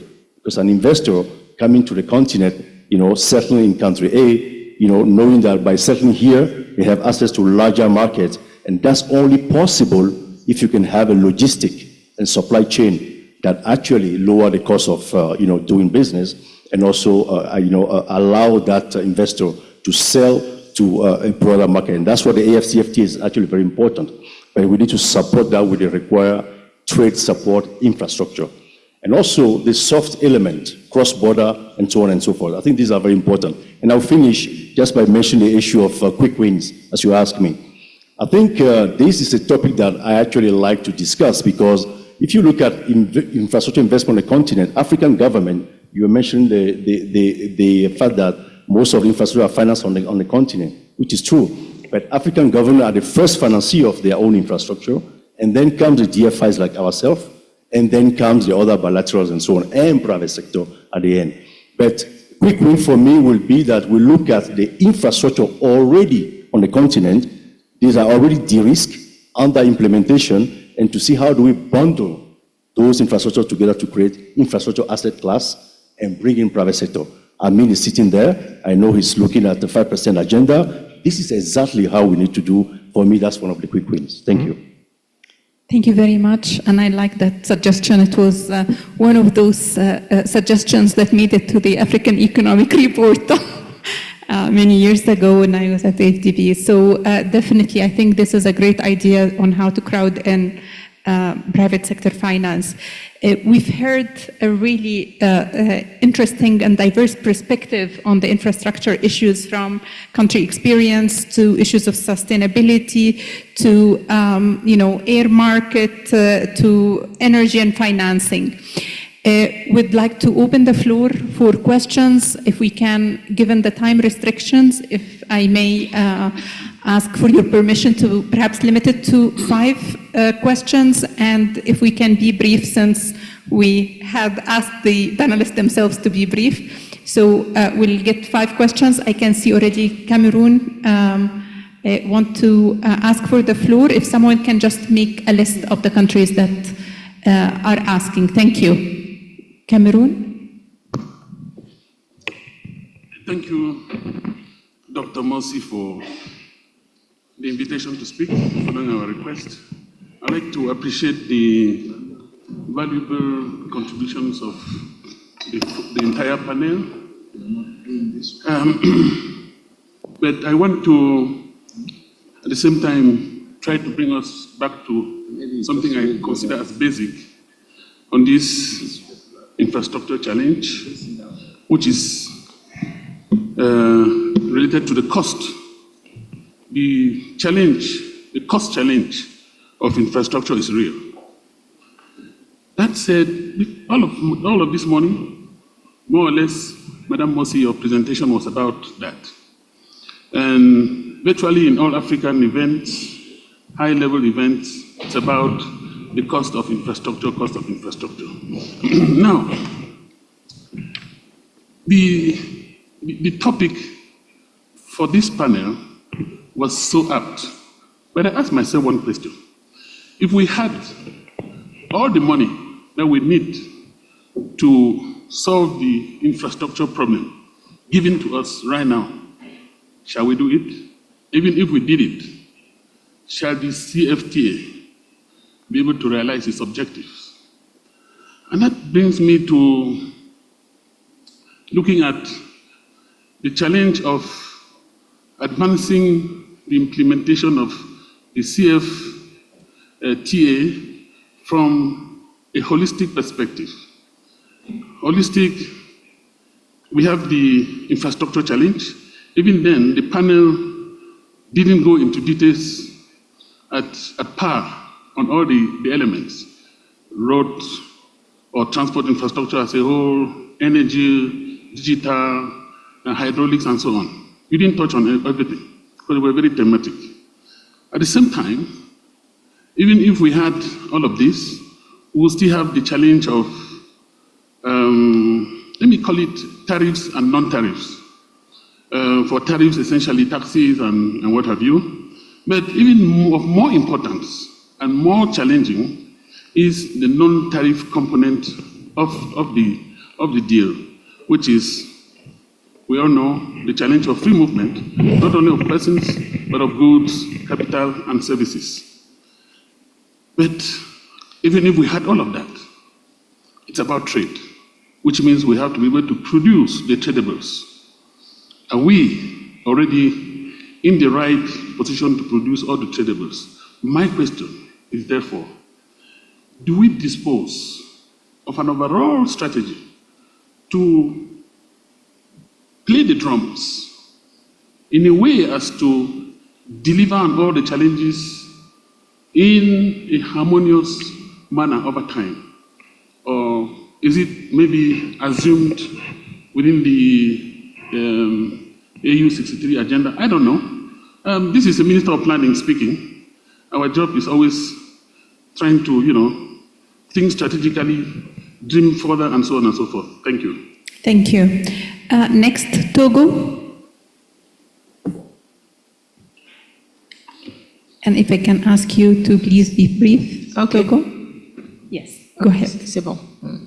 Ok, merci beaucoup. Je tiens vraiment à remercier le secrétariat exécutif de la CEA pour l'invitation du Togo et la bonne organisation de cette importante rencontre. Et également à saluer l'hospitalité dont on a fait l'objet depuis qu'on est sur le territoire éthiopien.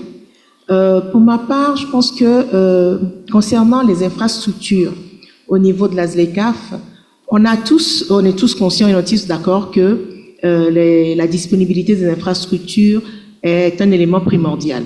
Et pour moi, je pense que le problème fondamental, c'est la mobilisation des ressources. Ce matin, on en a parlé. On a effectivement soulevé le fait que, compte tenu des changements, des mutations géostratégiques qu'on a au niveau du monde, effectivement, on aura une raréfaction des ressources. Donc, je pense que fondamentalement, il faut qu'on se pose la question, comment on va financer ces infrastructures? Ça, c'est le premier élément. Et je pense que des institutions telles que la BAD et autres institutions de financement panafricains devraient pouvoir être assez imaginatifs et autres pour qu'on puisse ensemble trouver des ressources, des moyens de financement endogènes. Le second élément, je pense que on parle de la ZLECAf, on parle des flux commerciaux. C'est des échanges de libre circulation des hommes, les flux commerciaux, échanges de biens, de services. Mais à côté de cela, je pense également qu'il est important qu'on puisse se dire quelles sont les priorités. Je m'explique. Nous tous, on entend parler, on sait que par exemple en RDC, ils ont des capacités telles que, avec des barrages, un barrage, ils peuvent alimenter toute l'Afrique en énergie. Pourquoi on ne se dit pas que nous tous, on peut décider d'accompagner la construction de ce barrage, le barrage Inga, pour pouvoir permettre de pouvoir alimenter toute l'Afrique. Et dans ce cas, les autres pays africains vont investir dans la mise en place des transports et autres. Donc je pense qu'au niveau aussi bien de la CEA que de la ZLECAf, il faut qu'on essaie de mettre en place des priorités, des stratégies par zone géographique, compte tenu du potentiel et des avantages comparatifs que nous avons.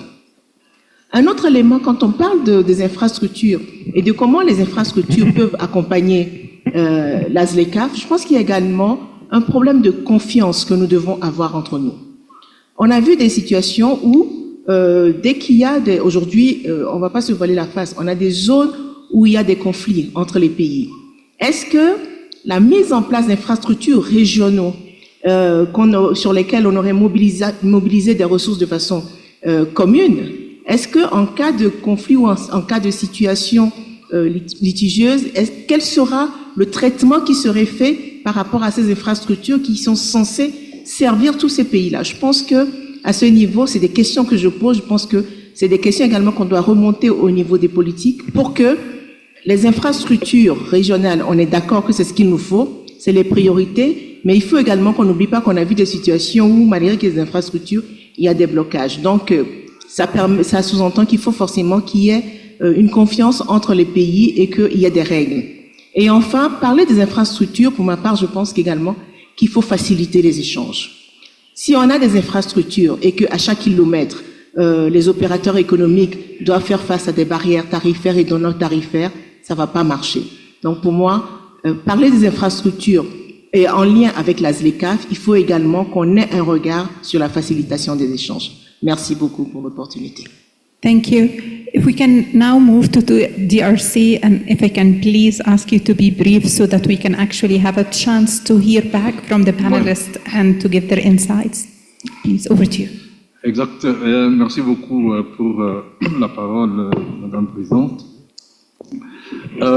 Je crois que mon intervention est vraiment en grande partie vidée par l'intervention de Togo, parce que j'avais la même préoccupation. Je me disais que l'évaluation de notre conférence ici, par rapport à l'accord, se fait dans un contexte de la poussée du nationalisme économique.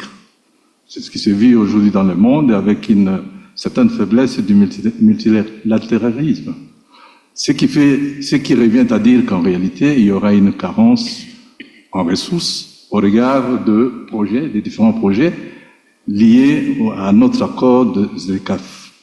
Ça nécessiterait que les pays membres comptent sur leurs propres ressources. Voilà pourquoi, pour aller dans le sens, parce que dans le développement de différents intervenants par le passé, il y a de ceux-là qui ont dit les ressources ne font pas défaut en Afrique, sauf que le mécanisme de mobilisation pose problème.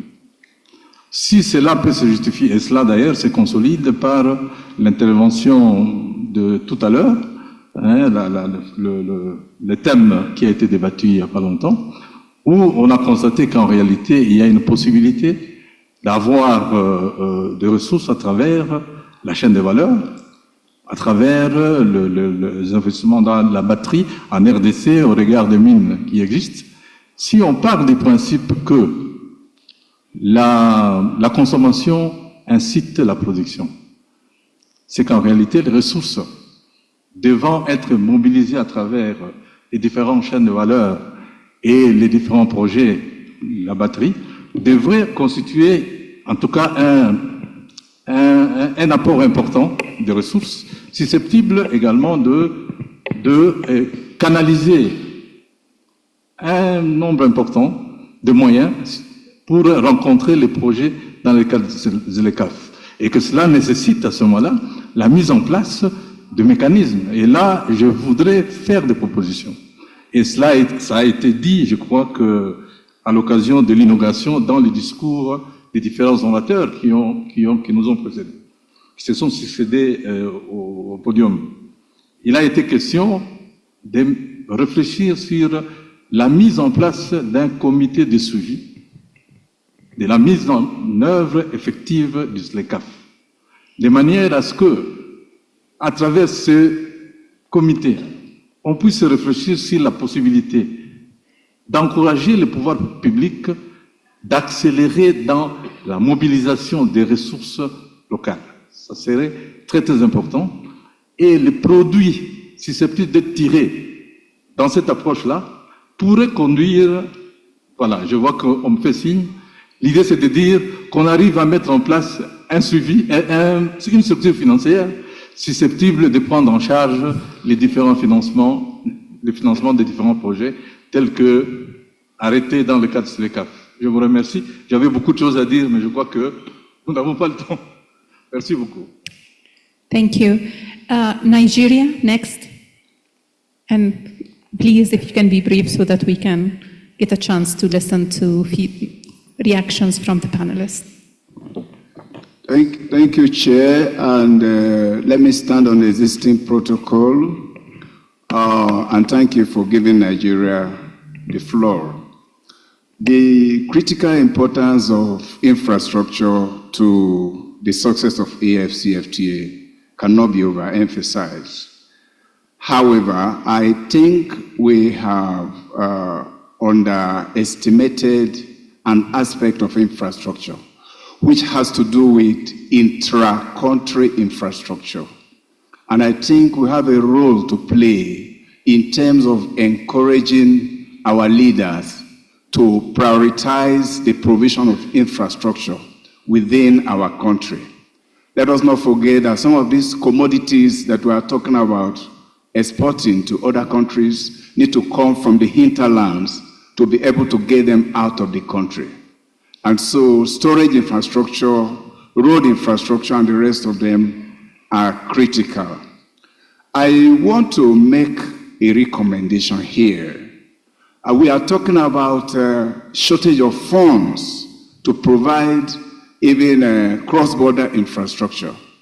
But we borrow a lot, and if you see our debt balances, they are rising on the day, and that means that we borrow so much.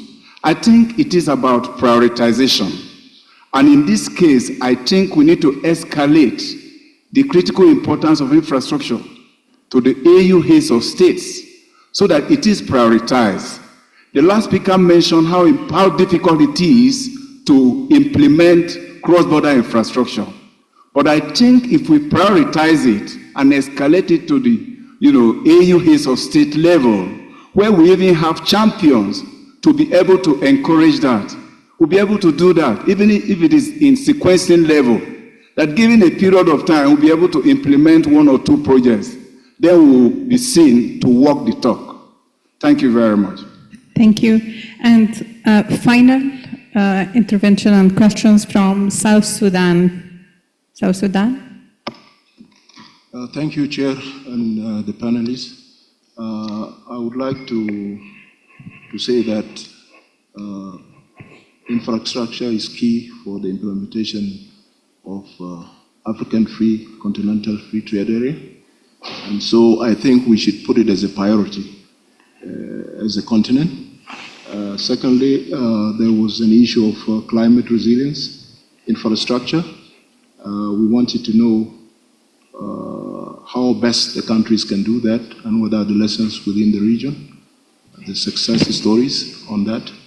And also, we do recommend that the issue of railways is key also for our trading in the region, because, or in the continent, I mean, because railways are always good at transporting goods at a lower cost. So we invest more money on that. That will be easily helping us to achieve our dreams of the free African Continental Free Trade Area. And also the issue of electricity. Electricity is key because if we talk about trade, we need to industrialize in a way. And we cannot have such an industrialization without having a proper electricity system in the continent. So I think infrastructure is all key to what we are all talking about for the last days, because without that, we cannot achieve our dream of having African Free Continental Trade Area. Thank you. Thank you. And now back to the panelists, and I'm going to give you the kind of like the impossible job of in 1 minute each, touching on the issues that were raised and your thoughts and experience in terms of how to best respond to it. If we can start with Your Excellency, the Minister.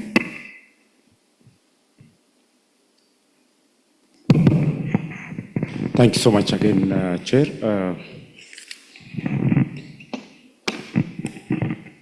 I want to reflect on just 2 points. The first one is about resource, which is very important. I cannot agree more with the previous contributors on the nexus between infrastructure and the African Continental Free Trade Agreement. In two ways. It's both an opportunity, I mean, this scheme, plus there is the sector itself, the infrastructure sector itself can benefit from it because it can also promote infrastructure development. Let me put it in two ways. The African Continental Free Trade Area, definitely it can benefit a lot from developed infrastructure. So infrastructure will be a crucial enabler of implementation of this agreement. And as I said, we should also see what benefits we can get from this as well, because the point I'm trying to make is that we should, when we develop our infrastructure, we should make sure that, I mean, that's also paying off in terms of building our national and continental capacity as well. When we build infrastructure, to what extent are we giving the chance to our national construction industry, our contractors, consultants in Africa? Because a lot is happening in terms of building infrastructure in Africa. But when we see who is building those infrastructure, because infrastructure, it has both forward and backward linkage. So we should exploit that. We should give the chance to our local contractors, to our local consultants, to our contractors and the consultants from Africa, because that can be a basis itself. So it's not only about mobilizing resource, it's also about how we are going to utilize the resource we mobilize. A previous speaker from Nigeria was mentioning about the loans we receive from external sources. But ultimately, those resources will go back because the contractors, the consultants who are building those infrastructure are also from other parts of the world. So we should give the chance to our local contractors and the consultants. On enhancing the free trade area, I also want to mention the issue of package. This mechanism can succeed only if we have interventions as a package: infrastructure, technology, policy harmonization, having a kind of common master plans for infrastructure development, and the harmonization of everything we do at sub-regional and regional level. Otherwise, kind of fragmented interventions may not take us to the place where we want to be. So coordinated intervention is very important. I thank you so much. Thank you. And now, Mike, we have heard a lot of questions regarding financing, and I will ask you to be concise because we have another roundtable that we need to go to. So if you can give your insights to the questions asked. Yeah, I think it's very important. Yeah, the issue of resources is capital. What we're trying to say is that the money is there, but not in the hands of government, maybe with private sector. So how do we get that money from private sector? So I think we need to do what I was mentioning earlier on, what we call asset recycling. How do we bundle existing government finance infrastructure and then de-risk them to float it on the market for private sector to come in? And that's where the pension funds in our country can be put to actually task. So we can mobilize pension funds, we can use asset recycling for private sector, we can also use some assets that we have lying around in our countries, put some monetary value on them and then monetize them to actually finance infrastructure. So I think pension funds, les caisses de sécurité sociale dans nos pays, et puis les autres, la CDC par exemple, la Caisse dépôt et consignation, sont les institutions qu'on peut mobiliser. Lastly, let me just also maybe say something about issue of conflict for regional projects. When we are doing regional projects, it's a very important aspect. We have done this on Abidjan-Lagos corridor, where we have made the 5 countries, to sign what we call interstate agreement. That interstate agreement insulates the project from any potential conflict.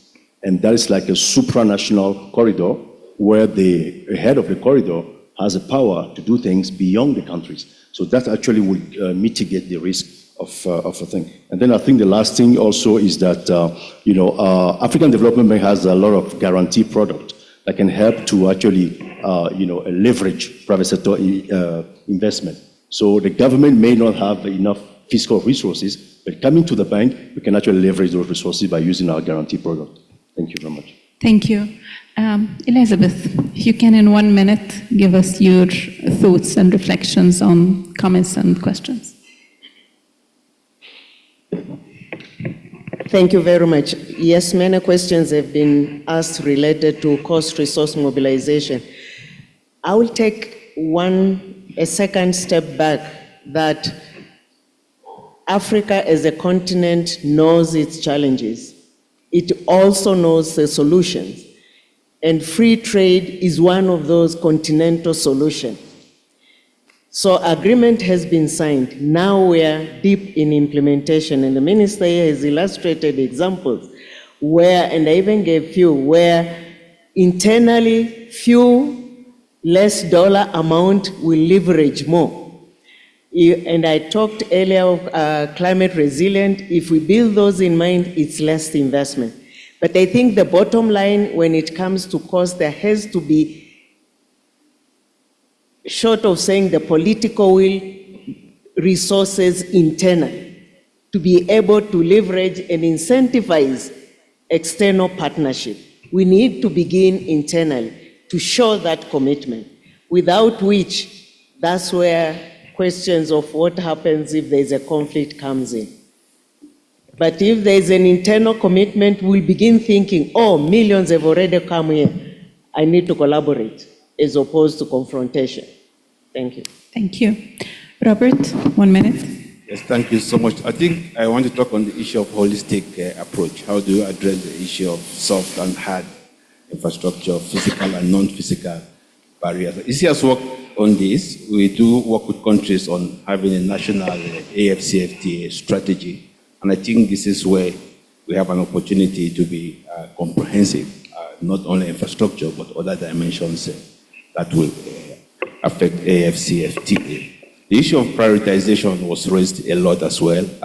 Let me say that we have prioritized at the heads of states level in Africa. We have PIDA with 69 projects. We have what we call PC, the Presidential Infrastructure Champions Initiative. So we do have that priorities that the heads of states, and I think the countries are encouraged to pursue, because a lot of effort was expended to come up with this priority. And finally, the issue of risk was raised. I think the risks are there, but there are also the guarantee mechanisms that have been developed to try to address this risk. Thank you. Amin, your 1 minute. Moi, je veux parler rapidement plutôt de la préparation précoce des projets. C'est vrai que à chaque fois qu'on parle d'infrastructure, on amène toujours la question du financement, les risques, les garanties. Mais en réalité, si vous regardez, 80% des projets d'infrastructure en Afrique qui sont des échecs sont des projets qui ne sont pas bien préparés. Or, préparer les projets coûte très cher, c'est entre 5 et 10% du CAPEX total du projet, et personne ne veut mettre de l'argent là-dedans. Et c'est pour ça qu'à l'NEPAD, nous avons estimé qu'il nous faut investir dans ce qu'on appelle la phase précoce de la préparation des projets. On le fait au niveau régional, mais de plus en plus, nous recommandons aux États de commencer à le faire au niveau national, en créant leurs propres agences et fonds de préparation précoce des projets. Et d'ailleurs, tous les pays qui ont des agences de préparation des projets sont les pays qui ont fait le plus d'efforts et le maximum de mise en œuvre. Ils obtiennent beaucoup plus facilement les financements, les prêts et autres. Ça, c'est la première chose, Anan. Et puis, une deuxième chose qui est extrêmement importante, nous avons commencé par piloter cette phase. Nous avons demandé, par exemple, au Tchad de le faire.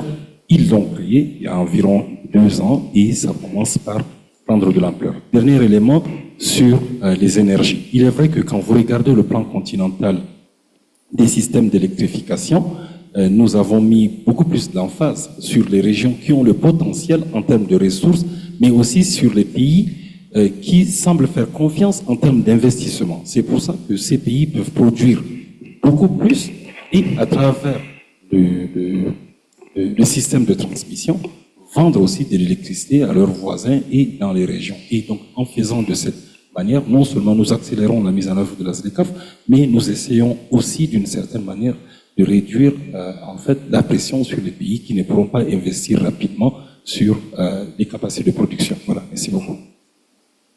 Thank you. If we can now have Mr. Wake. In Africa, we keep on looking at the negative side of things.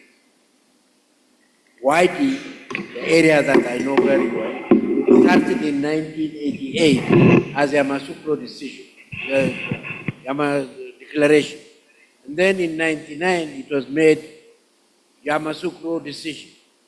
Later, we are now talking about SADC. It was rolling and rolling and rolling. We started at about the same time with the European Union. European Union, in a matter of 15 years, implemented it fully.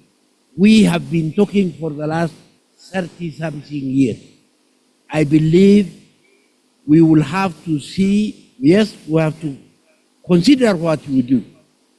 But once we decide to do something, we should commit and work towards it and really forget about all the negative things that we are raising. Let us be peaceful with ourselves and among ourselves and try to push to the project that we want. I think resource is not the problem. Africa has a lot of resource. It can raise a lot of resource, but managing it and using it for the right purpose is the question. And ministers, heads of state should really see how to put pressure on the system to implement what is good for Africa. And if we really try it with commitment, we can reach it. But if we always say there is a problem, there is a problem, there is a problem, we will not go anywhere. There is no place where there is no problem. So tackle the problem. Thank you. Really, I'm not going to even try to summarize this very engaging and rich discussion. I would like to really thank our brilliant panelists for excellent interventions and the audience as well for very engaging discussion. If you can give the panelists a round of applause. Thank you.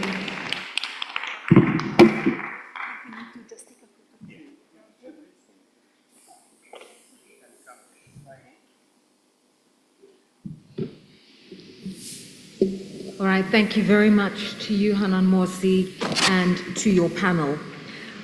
As the panel takes their pictures, let me use this opportunity to say Ramadan Mubarak to all of our colleagues who are observing the holy month. And let me also make a notification to say that iftar boxes are available for distribution and collection at the information desk.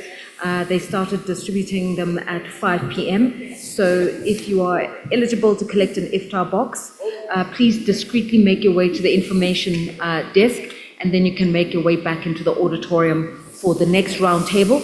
I've also been told to just make you aware that if you are indeed at this juncture breaking fast and are looking for a prayer room, just speak to the ushers wearing the blue turquoise and white shirts, and they'll usher you to a prayer room, as well as show you where the information desk is for you to collect your iftar box, and then please come back. We'd really appreciate that.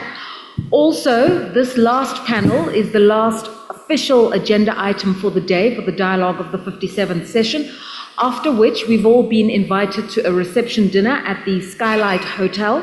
And after this next session, shuttles will be available for us at the entrance of the venue to take us to the dinner reception area. So in an hour from now, shuttle buses will be able to ferry us to the Skylight Hotel for a dinner reception through the generosity and courtesy of the government of Ethiopia. Without further ado, let me introduce the second roundtable for today, as per the instructions of our Bureau Chair, so that we can finish the agenda on time. And that roundtable is titled Promoting Cross-Border Instant Payment Systems and Digital Inclusion. And as you would know, you heard Professor Oshinbajo referring to payment systems and the innovation that's needed within the ecosystem of startups and also financial services to help with trans-border transactions and to overcome foreign exchange complexities and to also get SWIFT banking systems aligned. And we also saw in the report that Stephen Karingi presented that if we just take out the niggly issues around transaction restrictions, just a simple reduction of 1% unlocks 21% in digital trade. So let us explore a little bit more about innovation and how innovation would really introduce interoperability, better transactions, foreign exchange, ease of trade, and then stimulate inclusion. Leading this conversation is Robert Ochola, who is the CEO of Africa NENDA, and joining him on the panel will be Hanan Morsi, the Deputy Executive Secretary of the ECA. They'll be joined by Lee Kinyanjui, the Cabinet Secretary for Investments, Trade and Industry in Kenya's Ministry of Investments, Trade and Industry. Please join us, Your Excellency. We're also joined by Abdullahi Sirajalo, who is the first Deputy Governor of the Central Bank of the Gambia. Please join us, Deputy Governor of the Central Bank. We also have Premier Oiwo, who is the Chief Executive Officer of the Nigerian Interbank Settlement Systems. Please join us, sir. John Bosco Sibabi is the Deputy Chief Executive of the Pan-African Payment and Settlement System. Please join us, Mr. Sibabi. And then joining us virtually is the Director General and Chief Executive of Smart Africa, Lassina Kone. So please could you give a warm welcome to the panelists and chair of this last roundtable titled Promoting Cross-Border Instant Payment Systems and Digital Inclusivity. And as I said, if you're fetching an iftar box, please, you're most welcome to do so. Prayer rooms have also been allocated, and then please make your way into the session, which should conclude promptly at 6:35. Thank you very much. Over to the chair.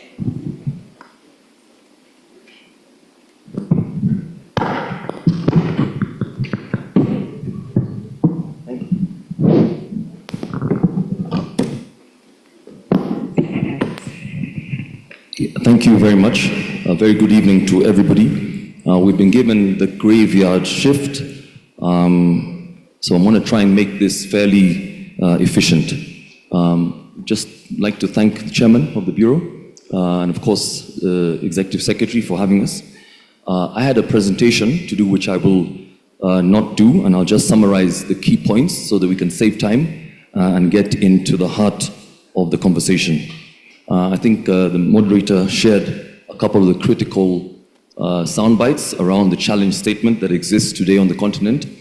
Allow me just to give a couple of key numbers to kick us off, because I believe if we're going to transform cross-border trade and indeed drive the Agenda 2063, then some of the critical issues around payments need to be resolved. And I think that's the reason why we have this distinguished panel here today.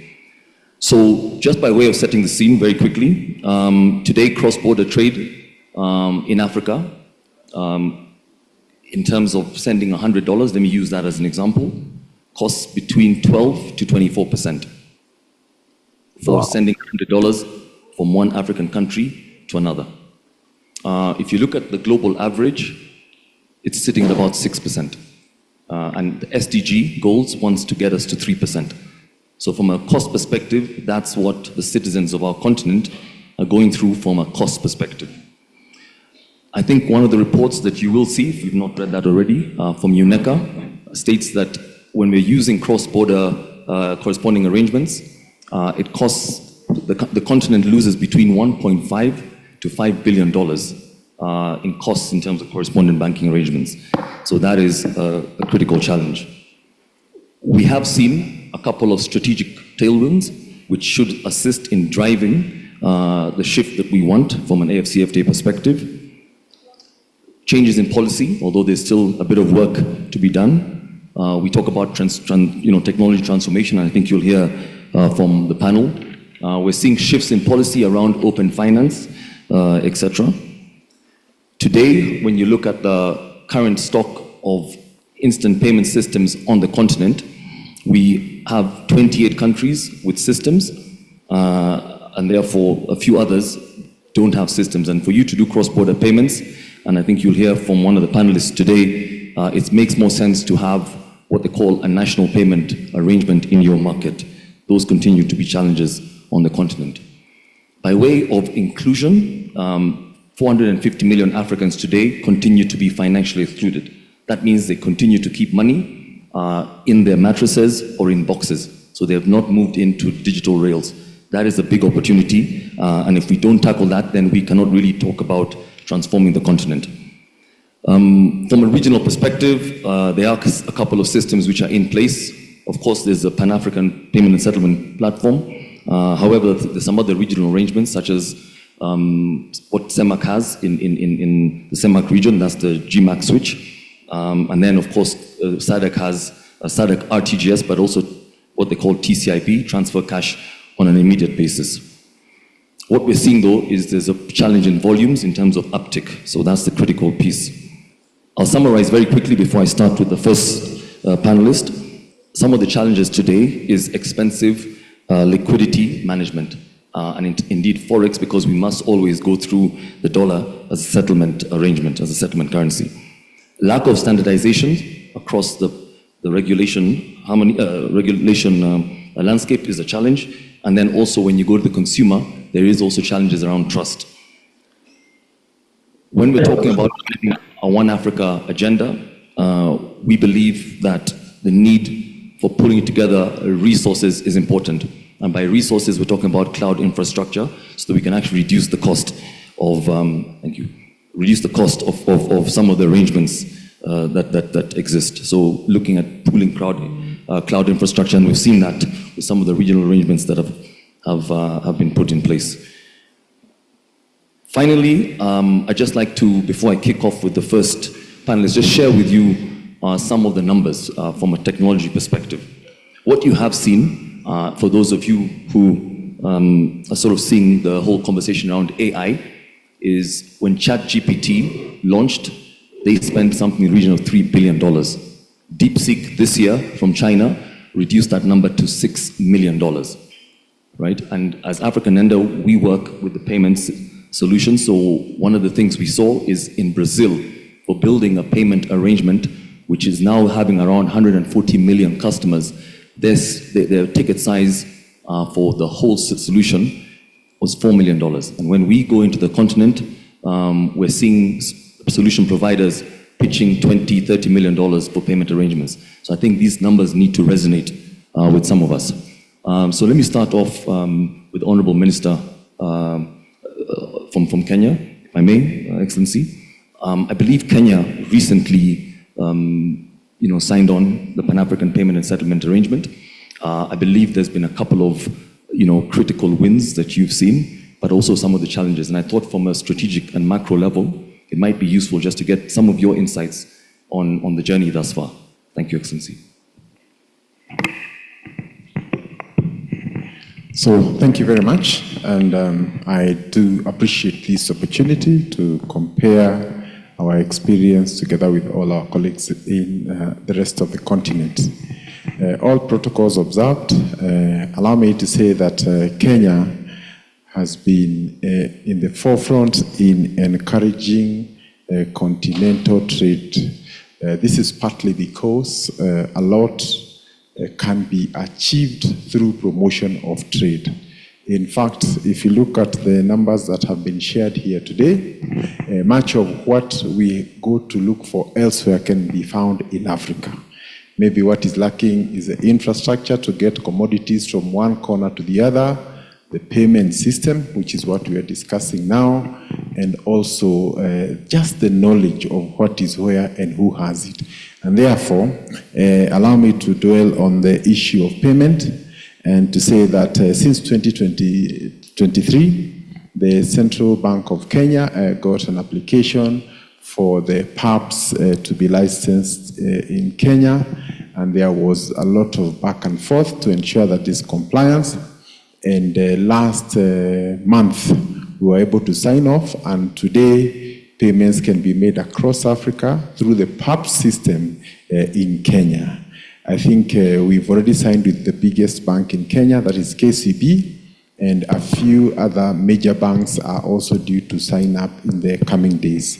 This will also mean that this platform will avail payment across the continent for any imports or exports from Kenya. Now, just to mention that tea and coffee is one of our biggest exports, and we are waiting on average 3 to 4 months before payments could be found, especially in markets where there are dollar challenges. So not only was it expensive, but it also took time. And when some of these crops or produce comes from small-scale farmers, it simply means that they cannot be able to produce the next set so that they can continue with the cycle, which also increases the cost of business because they have to borrow. So I think that is one critical area that we have done. The other important issue is also to look at how our values for our currencies can be established in a manner that is both realistic and sustainable. I have noted that in our conversations today, every reference is to the hard currency, the dollar. When you talk about the total volumes of trade across Africa, is in dollars. So again, how do we establish these values?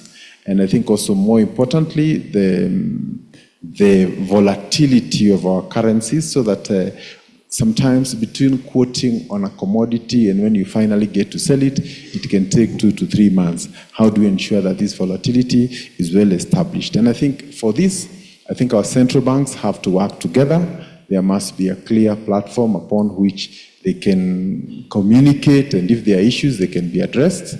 And now that we are going towards the continent-wide trading, I think also it will be extremely important that banks are regulated within their countries. But now when you introduce continent-wide payment system like PAPs, again, it's good to look at how will the regulations and all this be domiciled. But in short, is to confirm that the commencement of the PAPs payment system has brought a lot of confidence to our exporters, and we expect that to result in increase in volumes across Africa. Thank you. Thank you very much, Honorable Minister. I think those are very important issues, and I think you've shared the fundamentals of why you need an active and cost-effective cross-border arrangement. Allow me to then move to the First Deputy Governor, Dr. Jallo. Deputy Governor, my question to you is, what are some of the key learnings that we can pick from Gambia, who I think has been a trailblazer in trying to drive the digital transformation and indeed financial inclusion? Thank you very much. Thank you very much, Moderator. And I also thank ECA for the invitation to participate in this conference and all protocols observed. Yes, we are very adamant on payment systems from two fronts. The PAPs one for exports, for promoting export. We would like to see it's a small economy, almost just over 2 million people. So you'll expect us to really want to leverage the regional markets that are around us. So we would like to look forward to the day when Kenyan businesses can come and trade with us in Gambian dollars, and our business can also trade in Gambian dollars and Kenyan shillings across. So that's why we have a very high hope in the PAP system.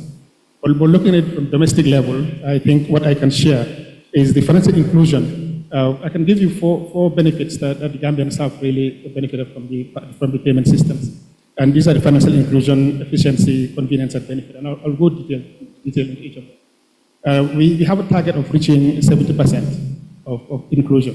When we started around, I think, 2015, 2016, it was almost 19% inclusion. But right now, we invested heavily in our upgrading our systems and in the central bank.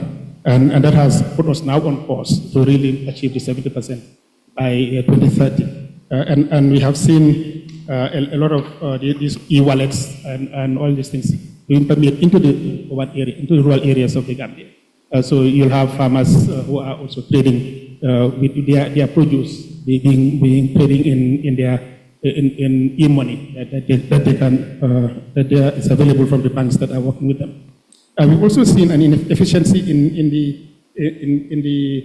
in the operation of the trade amongst ourselves and the services in the financial service industry.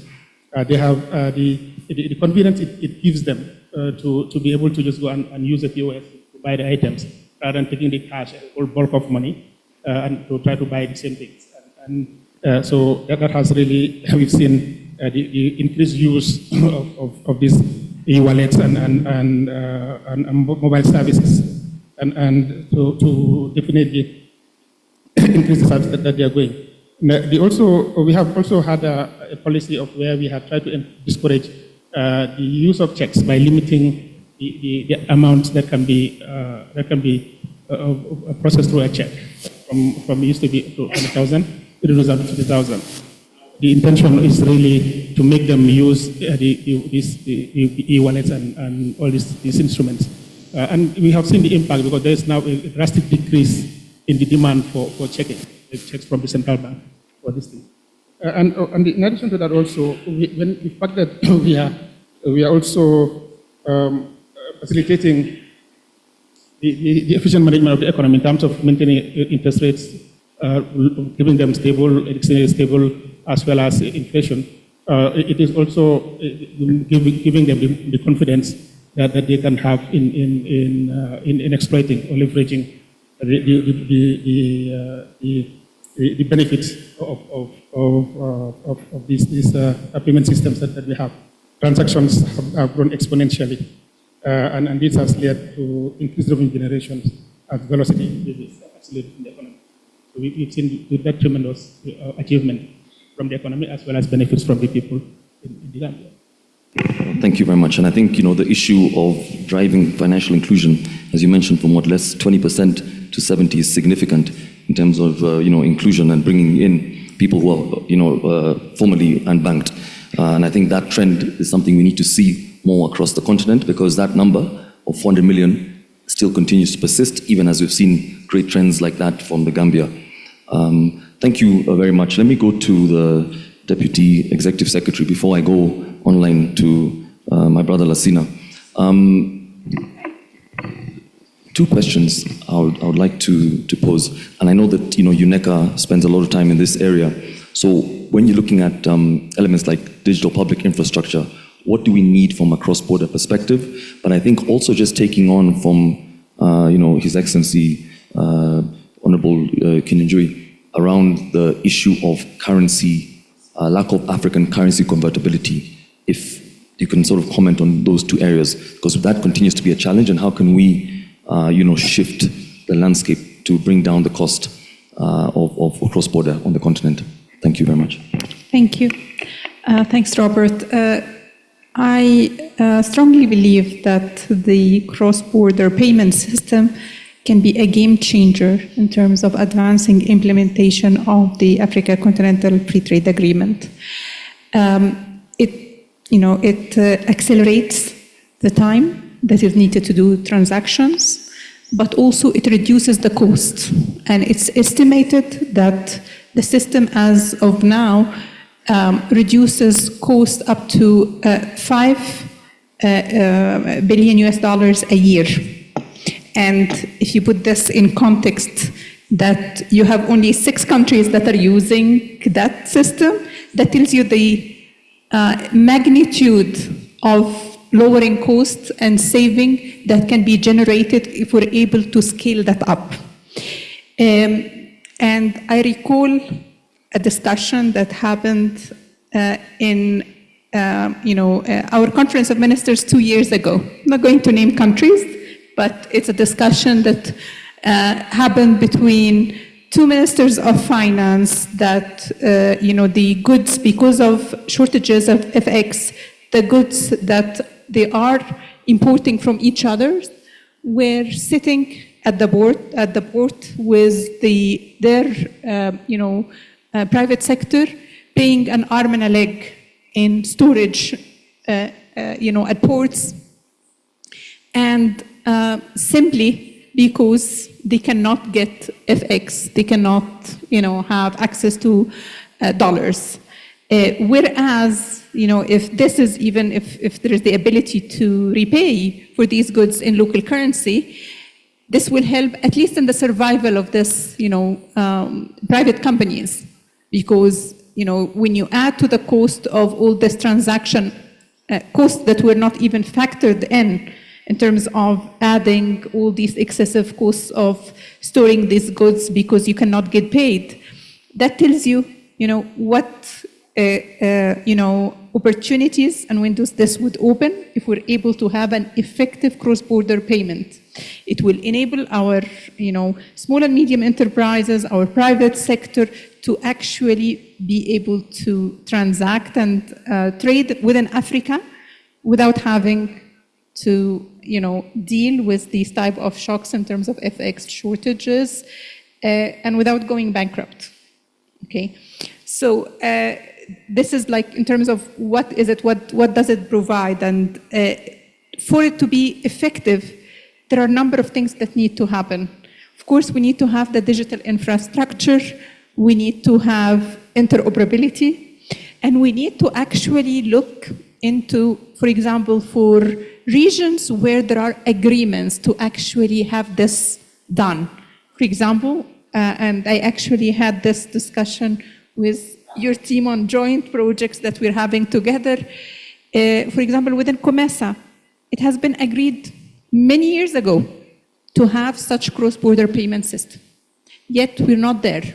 So understanding why we're not there is very important because it's different across different countries. It's a rather country-specific issue. In some countries, it can be within the central bank. In others, it can be within telecom or within existing regulation. And without identifying where is the bottleneck in each country, we cannot expect much progress. So I think identifying where the bottlenecks are in terms of advancing cross-border payments, especially when member states have already endorsed and agreed, is very important. Second, of course, we need to have better infrastructure for digital access. So the fact that we have cost of internet that is 3 times more expensive than international cost and 8 times more expensive than in Europe, that in itself tells you that this needs to be worked on. Other colleagues touched on the issue of financial inclusion and the bankability of access to finance and so on. All of these are really critical issues to advance the utilization of this game changer for the implementation. And I think we need to really push forward to get this through because there's no need for African countries. It's like traveling to a country outside of Africa to travel within Africa. So we're doing the same thing in terms of trade. We're using US dollars or euros to trade within Africa. So I think having an effective cross-border payment can resolve this issue.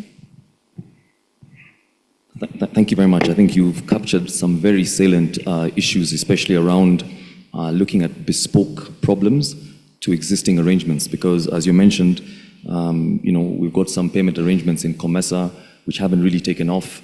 Opportunity for actually doing a mobile-to-mobile cross-border is something that should be explored. So it's not a one-size-fits-all. And I think that's something that we must sort of take as a key takeout of this session and maybe put that on our roadmap. My good brother, the Director General for Smart Africa, thank you so much for joining us online. And I think at this juncture, it'll be very useful to hear from you. You've been driving the digital transformation on the continent for quite some time, and I think Smart Africa has a footprint that is continental. So, what are some of the critical initiatives that Smart Africa is driving from a digital financial inclusion? The AfCFTA protocols, and then if you could share 1 or 2 critical strategies that we can successfully implement to drive the AfCFTA agenda. And thank you very much again for joining us online. Yes, thank you very much, Robert, my brother Robert, for inviting me. And I wish I was actually there, close to you and the Premier, my brother, as well as Bosco and everyone. Apologize I couldn't make it because I have to be in Washington, D.C. here. Can you all hear me, right? Yeah. Okay. Can hear you loud and clear. Exactly. From our part, Robert, it's very simple. The banking sector, the financial sector, as I always say, they are not in the managing money business. They're in managing the risk, and the risk depends on the KYC, who you are. So it boils down to, if you look at the fundamental pillars of the DPI, which is the digital public infrastructure, namely, I'm talking about the digital ID, I'm talking about digital payment, I'm talking about data exchange, and I'm talking about underlying infrastructure. That's what at the Smart Africa we engage in. We started this the digital ID interoperability with Benin, led by Benin. Why? Because we believe that, if the banks don't know who you are, whether it's a national transaction or cross-border transaction, they are not going to trust you. So we have a problem in Africa. The challenge we have in Africa, it is a trust challenge. How do we trust? So in order to build that, who you are. So the bank nationally, first of all, they need to know who you are. And remember, we have close to 450 million people with no sort of identification in Africa that we need to solve. People who have identification, do we trust those certifications as key? That's one. So once we have that, the digital payment is actually a responsibility for private and the public sector. We did the Pan-African e-payment system with Ghana. We underlined basically recommendation that we need to have from there. So many scattered, fragmented policy, even on the national level, how many platforms we have. And I'm very happy that my sister just before me, she just talked about, how come, we're in Africa and we're actually trading between two countries who are actually neighbors and we're actually in the US dollars. For me, disruption innovation would take care of that, whether we want it or not. I mean, it is something, the digital currency is coming, whether we want it or not. But the fundamental question, are we going to be ready to be able to put some agile policy to absorb those shocks? And that's the fundamental question. So what we, Smart Africa, we're in. We started with digital interoperability ID system with Benin. Now we are into SATA, which is Smart Africa Trust Alliance, which is really in the nature, it's a mechanism how countries can interoperate together without actually still preserving the sovereignty of the digital ID. And today, so far, we have about 16 countries who sign up for the digital interoperability, which is basically the cross-border data exchange. It means that when someone from Benin travels to Rwanda, he wants to open a banking account or he wants to do a commercial transaction in Rwanda, how Rwanda can authenticate his identification without actually and safeguarding the personal data protection in Benin. And this is what we have going on between Rwanda, Benin, and Togo and Senegal, 4 countries. Once we're able to do that, I mean, we're building the trust. This trust will be an enabler to the AfCFTA. Because African Continental Free Trade Area, it's a trade. The trade, you can't do a trade today without digital. You can't do digital inclusion today if we don't really know who you are. We have to accept to actually interact and interpret our ID system and exchange our data before we actually do a payment. If, for example, I'll give you a typical example. On the e-commerce platform, a vendor is sitting in Ghana. I am sitting in Kenya. How do I trust that person to I can order some stuff?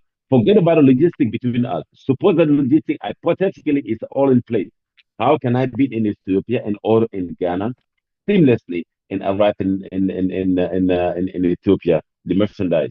First of all, I need to know who you are at the end of at the end of this computer, and how can I do every single point I can do a proper KYC before I actually get into the logistics system. Our challenge today in Africa is how do we build the trust for payment, identification, and the cross-border. Thank you. Thank you very much. I mean, that aspect of the DPI is a fundamental building block, because without digital ID, as you mentioned, in country and indeed for cross-border, we don't have our ticket to the game. So I think that work that is being done by Smart Africa probably needs to be sort of elevated and accelerated. So thank you very much for sharing that issue. We have two more panelists before I go to the owner of one of the platforms we've been discussing. Let me go to my good brother from Nigeria. And I think at this juncture, what I'd like to propose is, as somebody in the private sector, I'm sitting in a very distinguished audience with policy ministers of finance from various countries. What are some of the key learnings that we can pick from your journey at NIPS and also Nigeria, but then also from a continental level. If there are things that you could ask for without any constraints to move the needle, and that we can come back next year and measure, if I can ask you to share some of your insights on some of those issues. Thank you very much. Thank you very much. All protocols are duly observed, and I'm happy to be here.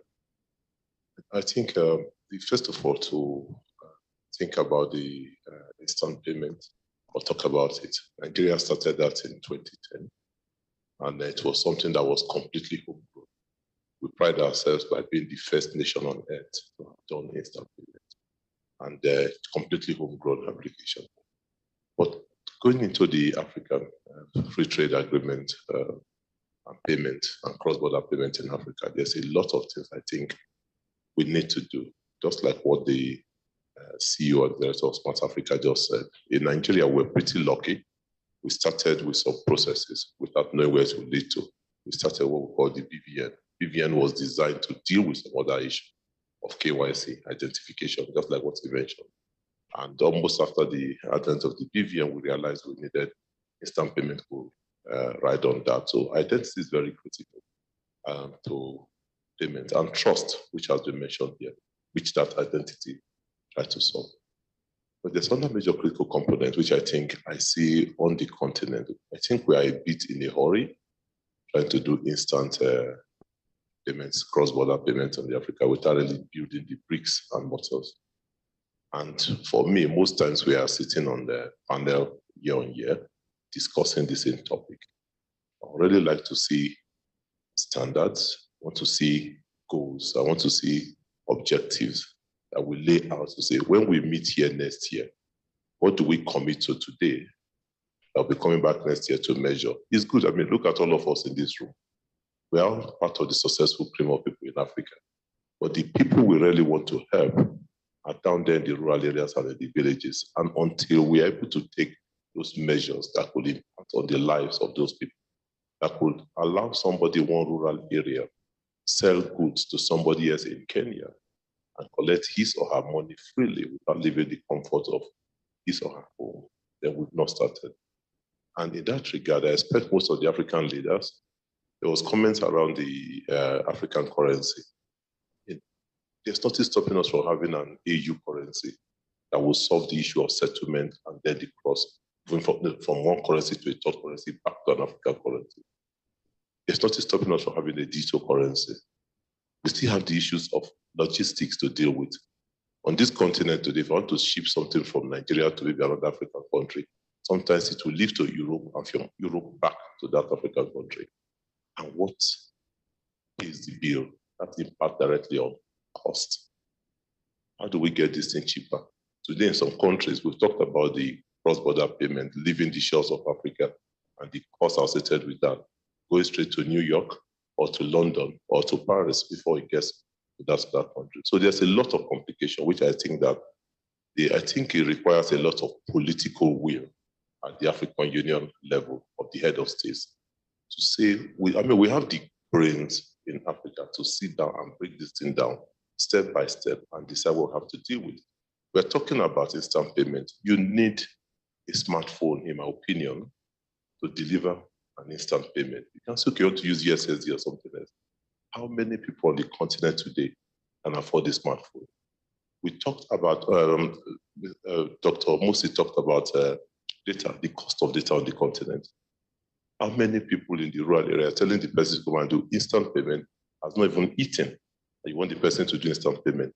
You will not be able to bank these people. Financial inclusion will continue to elude us because people will hold their money in their pocket, which is cheaper for them, and spend it rather than looking for devices and ways to do instant payment. So I think we need to just lay this thing step by step and hope that those of us who are technocrats, in Nigeria, we still have those challenges. And to solve them, we continue from the private sector using different means. For instance, we just launched the Afrigo National Domestic Card Scheme, which is carrying a QR on it. And the reason why it's carrying the QR is simply to help those Nigerians who cannot afford the smartphone, or yet to get them financially included and then to transact. So there are a lot of things I think that working with the government, we have to lay down these details and stop a lot of this academic work, or rather do less of the academic work, set up goals.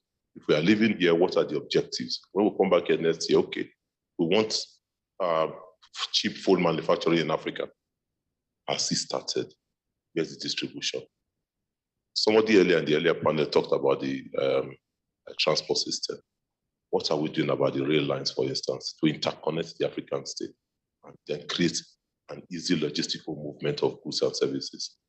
The continent is poor today because a lot of people cannot move produce from one point to the other. And until we're able to solve all those problems, you will see a spike in instant payment and cross-border payments on the continent. Thank you. Thank you very much, Premier. And I think what you're talking about is very interesting. You have local African-built solutions, such as BVN, and potentially what we do sometimes is then go outside the continent and benchmark. So I think what you're saying is that there's a need to actually share and transfer knowledge and technology within the continent. And then the form factor has been a challenge because we probably reached a saturation of those with either feature phones or smartphones. And therefore, there's a card which provides a QR code, provide an alternative so that we sort of get rid of that obstacle. So I think those are very useful sound bites, and I think we need to document and learn from that. I'll finally go to, I think we've spoken about PAPS even before you came, and the PAPS man himself. I think we want to see an acceleration of cross-border payments on the continent. I know you've been doing the work, traveling to various countries, even looking at integrating to regional arrangements such as GMAC. What are some of the constraints that you continue to have as PAPS, and how can sort of we figure out how to bring down some of those obstacles? Thank you. Thank you very much, and let me thank the ECA Deputy for the invitation. I think the beauty about speaking last is that you summarize what everybody said. So everyone else here has brilliantly put out the challenges. But I will just probably recap which 4 challenges that have been identified by the globally for cross-border payments. I'll add the 5th for Africa, which is 6th. So there will be speed, which is why we're talking about instant. We just mentioned that instant is very important because it improves the loss of money, so people receive funds very quickly and able to trade quicker. So this is a very easy and common thing to do. However, it becomes complicated with cross-border payments, and I think I'll come to why it is complicated for Africa. We have access, and maybe I'll just take a step back and just mention what PAPS has been doing on each of the challenges. I've saved myself the time to define what PAPS is and the history, because I know that everyone here has read enough literature about the beginnings of PAPS with the SFTA and all that relationship. So I'll not go into that. Now, PAPS is an instant payment system. We pay funds instantly, maximum in 120 seconds. So reducing that from the 2 days or 3 days that have been identified by the traditional correspondent banking system. So that's instant. Now that value is obtained immediately. And that is, of course, we can all now appreciate how valuable it is to the recipient to receive their $100, $200, $1,000, or even $1 million instantly. So that's what PAPS has done to solve that kind of challenge. The other challenge is that cost. Our costs are definitely extremely very low. Minimum $2, maximum $12. So which is whichever amount you're sending as $1 million, you will not exceed $12. So those, and we are always very available to discuss this kind of pricing issues. But the other is on the access. Who is accessing a payment system? You can make a payment system as low cost as possible, as instant as a flash, as lightning. But if it's accessed by a few firms, a few individuals, then it won't be efficient, because the overarching objective here is to make payments efficient. So with PAPS, we have a layered approach. We have worked with central banks, commercial banks, and also fintechs. We bring in fintechs in the whole framework of working with the regulators to be able to bring them on board, because fintechs are going to solve the problem of informal trade. Many people who are not included in the financial sector actually are using fintechs to transfer value from one to the other. So if we don't include fintechs, then we are not actually promoting inclusivity. So at PAPS, we bring in fintechs to work with us and be able to go to the last mile, to be able to offer inclusivity. Now, Robert, I'll go back to your question that what challenges have we been meeting? We've been around for the last 4 years. I've been running this for the last 4 years, 4.5 actually. And what are the challenges? The other challenge I will mention here is about restrictions. I think in Africa or in our economies, we have lots of restrictions. You have restrictions to transfer money to other, restrictions of movements of trade and goods. So if people cannot move, if goods cannot move, then nobody's going to send a payment because people send payments to whoever they've been trading with or whoever they deal with. So that's restrictiveness is a bit of a challenge for us who are working on cross-border payments. And the other challenge is that the technology, I don't think it's a big challenge. It is a challenge for now, but we can always overcome technology. We can always innovate and come up with faster technology. So that's not a big problem. It's a problem, not a very big problem. But also we have the legacy regional payment systems. Now, these are very good. Regions have done a beautiful job in the past to set up these payment systems. So at PAPS, we come in to integrate with them, to say, well, if you're in COMESA, we don't come to cannibalize what you have. We don't come to remove what you're doing today, but we just want to connect COMESA to the rest of Africa. So this is the kind of challenge we meet, but we'll come up with a solution as well. I will, maybe I think the MC mentioned about how easing or regulations easing some of these things can become. I just read in one of the UNECA reports that 1% decrease or easing up can increase to the total trade of about $508 million. So these kind of policy issues we look at have a huge impact on the man on the street or the woman on the street, because this is what maybe I can also touch on the other.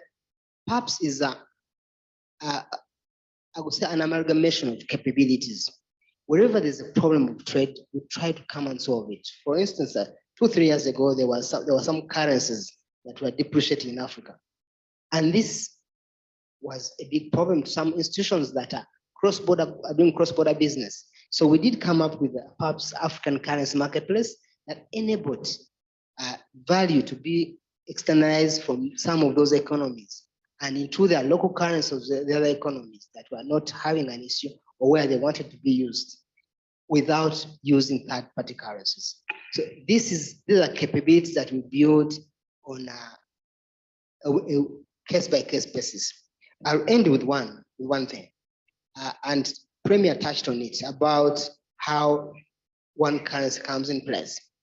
A payment system can actually, we have a case study in Europe. When Europe was coming up with the Economic and Monetary Union, there was what we call Target 1, which used different currencies in Europe.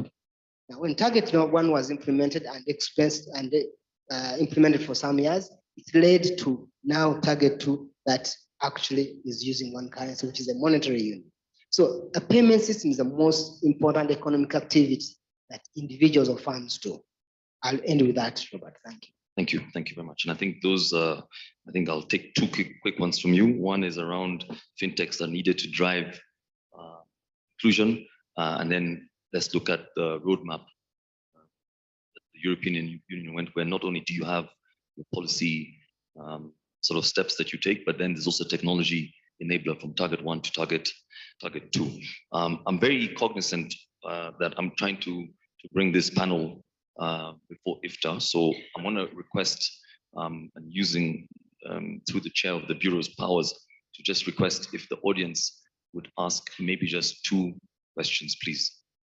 So I'll just take 2 questions and then we get some final parting shots. I can see one on the left there. Good. I think if that's the case, then there's a second one. Yes. So if I'll take those two questions, and then panelists will close and with some parting shots. Thank you. Let me hand over to the lady. Thank you. This is Angela Wamola. I am with the GSMA. I represent the private sector in the telecommunications mobile sector. When we've been talking this afternoon regarding regional and global integration, and a lot of challenges around that, but we do understand that in terms of the mobile infrastructure as a digital public infrastructure that carries Africa and has helped us leapfrog in the past 30 years. We've looked at the numbers of about only 450 million people today remain without an account. And the numbers even increased to 610 million of our population who have never used mobile internet in the last 30 years since we had 3G, in spite of having the infrastructure right next to their doorstep. And so the question here is, when we're looking at how we can leverage such digital public infrastructure, even in the midst of challenges or physical infrastructures like roads, energy projects that require a lot of funding, I mean, how do we use or learn from the way the private sector engaged on the telecommunications sector to be able to circumvent and leapfrog all these challenges that we face, macroeconomic challenges, conflicts within the region, which scare away capital and investment, so that we can help governments play their role in helping and working with the private sector to help solve this problem. You know, as you've seen, even in the telecommunication structure, they go even as far as building their own energy solutions in order to meet the need. So I think, you know, as we look at the age of automation where we are, we cannot avoid having this conversation in the steps that we ought to take that will have our population at the center by design of any solution we come up with, understanding that we need to empower them to be part of the digital economy, whether it's trade in physical goods or services or in digital trade, in order for us to unlock that value in the continent. So I think the role of the private sector needs to come up in this conversation, so that I think we can learn from this sector to see how we can you know, empower other sectors to grow in the age of automation. Thank you very much. Please allow me to take one more, because I'm respectful that there needs to be an IFTA, I think at 6:37, please. Again, I'm just using the authority of the chair of the Bureau, if I may. Thank you. So, all protocols observed. I just wanted to make one small point from Zimbabwe. We're trying to build here a market, a single market. And we're trying to basically make sure that our payment systems work for that. I put it to you that we may need to start thinking in terms of integrating even the payment systems. We should start thinking about integrating the switches. But what that takes to is also the fact that we really need to put a lot of effort into the digital divide. We really need to think through how we can make not only financial inclusion work for Africa, but also digital inclusion. All the things we're talking about, you know, digital IDs and so on, can only work if we have digital inclusion. So the single biggest constraint in trade, particularly where instant payment systems are concerned, unfortunately, again, it goes to switches. Some of our countries don't even have national switches. So we need to start thinking about putting all the building blocks that we need in order to take advantage of the digital revolution. That's the only way we are going to leapfrog. Thank you. Thank you very much. I think that is a very good comment. I don't think we need to answer that. I think you've put forward the critical issues. And I think, Angela, also what you mentioned, I think has been captured. How do we take learnings from the telco in terms of private sector and how they leapfrogged some of the macro and exogenous factors which exist. So I think that's been noted. I do humbly request the countries who have suggested that we take questions to defer those to tomorrow and we can pick that up, please. I want to ask my panelists, and I think not even 1 minute, just a parting shot so that we can close. Honorable Minister, if I may start with you. I think realizing that there are so many components that need to be aligned for the system to work, there is a need for us to have a roadmap that will work on all these many components so that when we meet again, we are not talking about the very same story. Starting from specific countries, the regional areas, the integrity of the system we're talking, and we all know that the start is as important as the outcome, and we need to inspire confidence by starting right. Thank you. Let me go to the first Deputy Governor. Thank you. It's really the ability for payment systems to enable us to achieve our inclusivity ideals or goals. But the fact that you can enable us to plug in population in rural areas into the financial system, I think really enabling us to be able to see that it's not just an elitist. We have our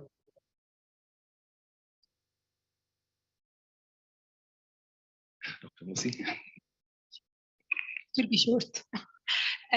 Basically, I'd like to just highlight something that we have not really discussed and I believe is very important, which is ensuring data privacy and safeguarding the information. So we will need to work also on these issues and issues of regulation. When we have this cross-border payment that, it goes beyond the central bank of one country. So how can we have that oversight at a continental level? Thank you. I'll go to DC. Sina, over to you. Yeah, thanks very much. I think we in this panel and in this audience, we have all the necessary decision makers actually to move forward. When we talk about a trust, we talk about a KYC digital ID. When we talk about a Pan-African payment and settlement system, we have my brother Bosco. Perhaps it's been going on for about 4 years now. There's no reason why. I know that when we talk about central bank, it's a very highly political, but we already have how many countries in Africa who already control their own central banks? But those central banks can already start working on the PAPs without going to the block of the central bank like in West Africa or in Central Africa. That's for sure. So talking about one thing, I'm seeing something on the horizon which is coming in.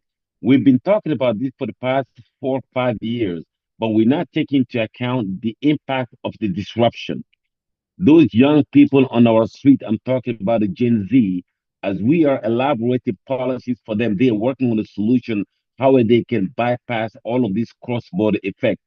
It is not something we should be in doubt if it's it will happen. We just don't know when. So what are we doing about that? So when we talk about the KYC, of course, we talk about digital ID. 2, the data exchange, which is the Pan-African payment, the PAPs, this is something, it shows that, we all know the impact, but we know that there is a lot of political hurdle to do that. Okay. 3, Angela was talking about because I know the premier talks about the digital inclusion. Today, I don't look at the problem in Africa as really a problem of digital inclusion because we have today close to 50% of our population who have access, who the territory is covered. They are covered in terms of infrastructure of broadband, but they're not using it. For why? For one, affordability, which could be related to our government taxes, to our smart devices. I think Premier talks about it, the cost of the devices. That's the reason Nigeria is also looking into the car system. 3, local content. We believe that the AI will help us tackle that question. 4, the cyber hygiene. I think my sister just talked about the personal data protection when you're doing cross-border. We just need to think, and we need to think outside the box. We have all our solutions in our hands in Africa. Thank you very much. Premier, please, one line. I think the only line I need to add is to promote cross-border payment. We should also promote cross-border movement. The ease of movement within the African continent, I think, is still a big problem. That if we solve that, then you're going to see a lot of more business activities around that, and then we promote switching as well as possible. Thank you. Thank you. And then, my brother Bosco, one line, please. Thank you very much. One line. We all agree that cross-border payments are important for AfCFTA to be implemented, and all agree that we should have one cross-border payment system. So let all countries join PAPS so that we can be able to move on this very quickly. Thank you. Thank you very much. I'd just like to finish with something. I'm not going to summarize anything. I just picked up a quote from Professor Adedeji, who said, and I quote, "We must create the conditions for integration." Thank you very much. And sorry for rushing, but we had to be a bit respectful of IFTA. So thank you very much for today.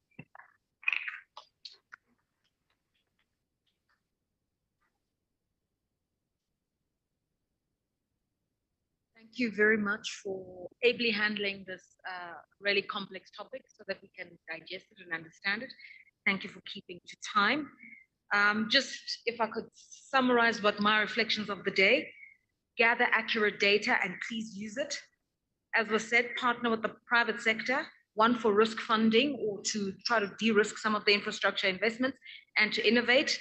Future prepare, that's what industrial policy can do. Let policy be inspired by pathfinders such as Adebayo Adedeji. If you're going to do it, please do it correctly. And whatever you do, make it green, equitable, and inclusive. And that last mantra was given to us as a nugget by our Bureau Chair. If you're going to do it, let it be green, equitable, and inclusive. And so with those words, I'd like to defer to the Chair to close off today's session. And let me remind you that after the Chair has spoken, please make your way to the entrance, past the foyer, where shuttles will be waiting to take you to the skylight for a reception courtesy of the government of Ethiopia, their hospitality and generosity. We'll be seeing you there. Chair, over to you. Thank you, MC. I would like, first of all, to thank you all for closing the first day, and I would like a great applause for our MC that did a great job today. Thank you very much. So here we are. Enjoy your evening, enjoy your iftar. See you tomorrow at 9:00. Nobody's late. Thank you.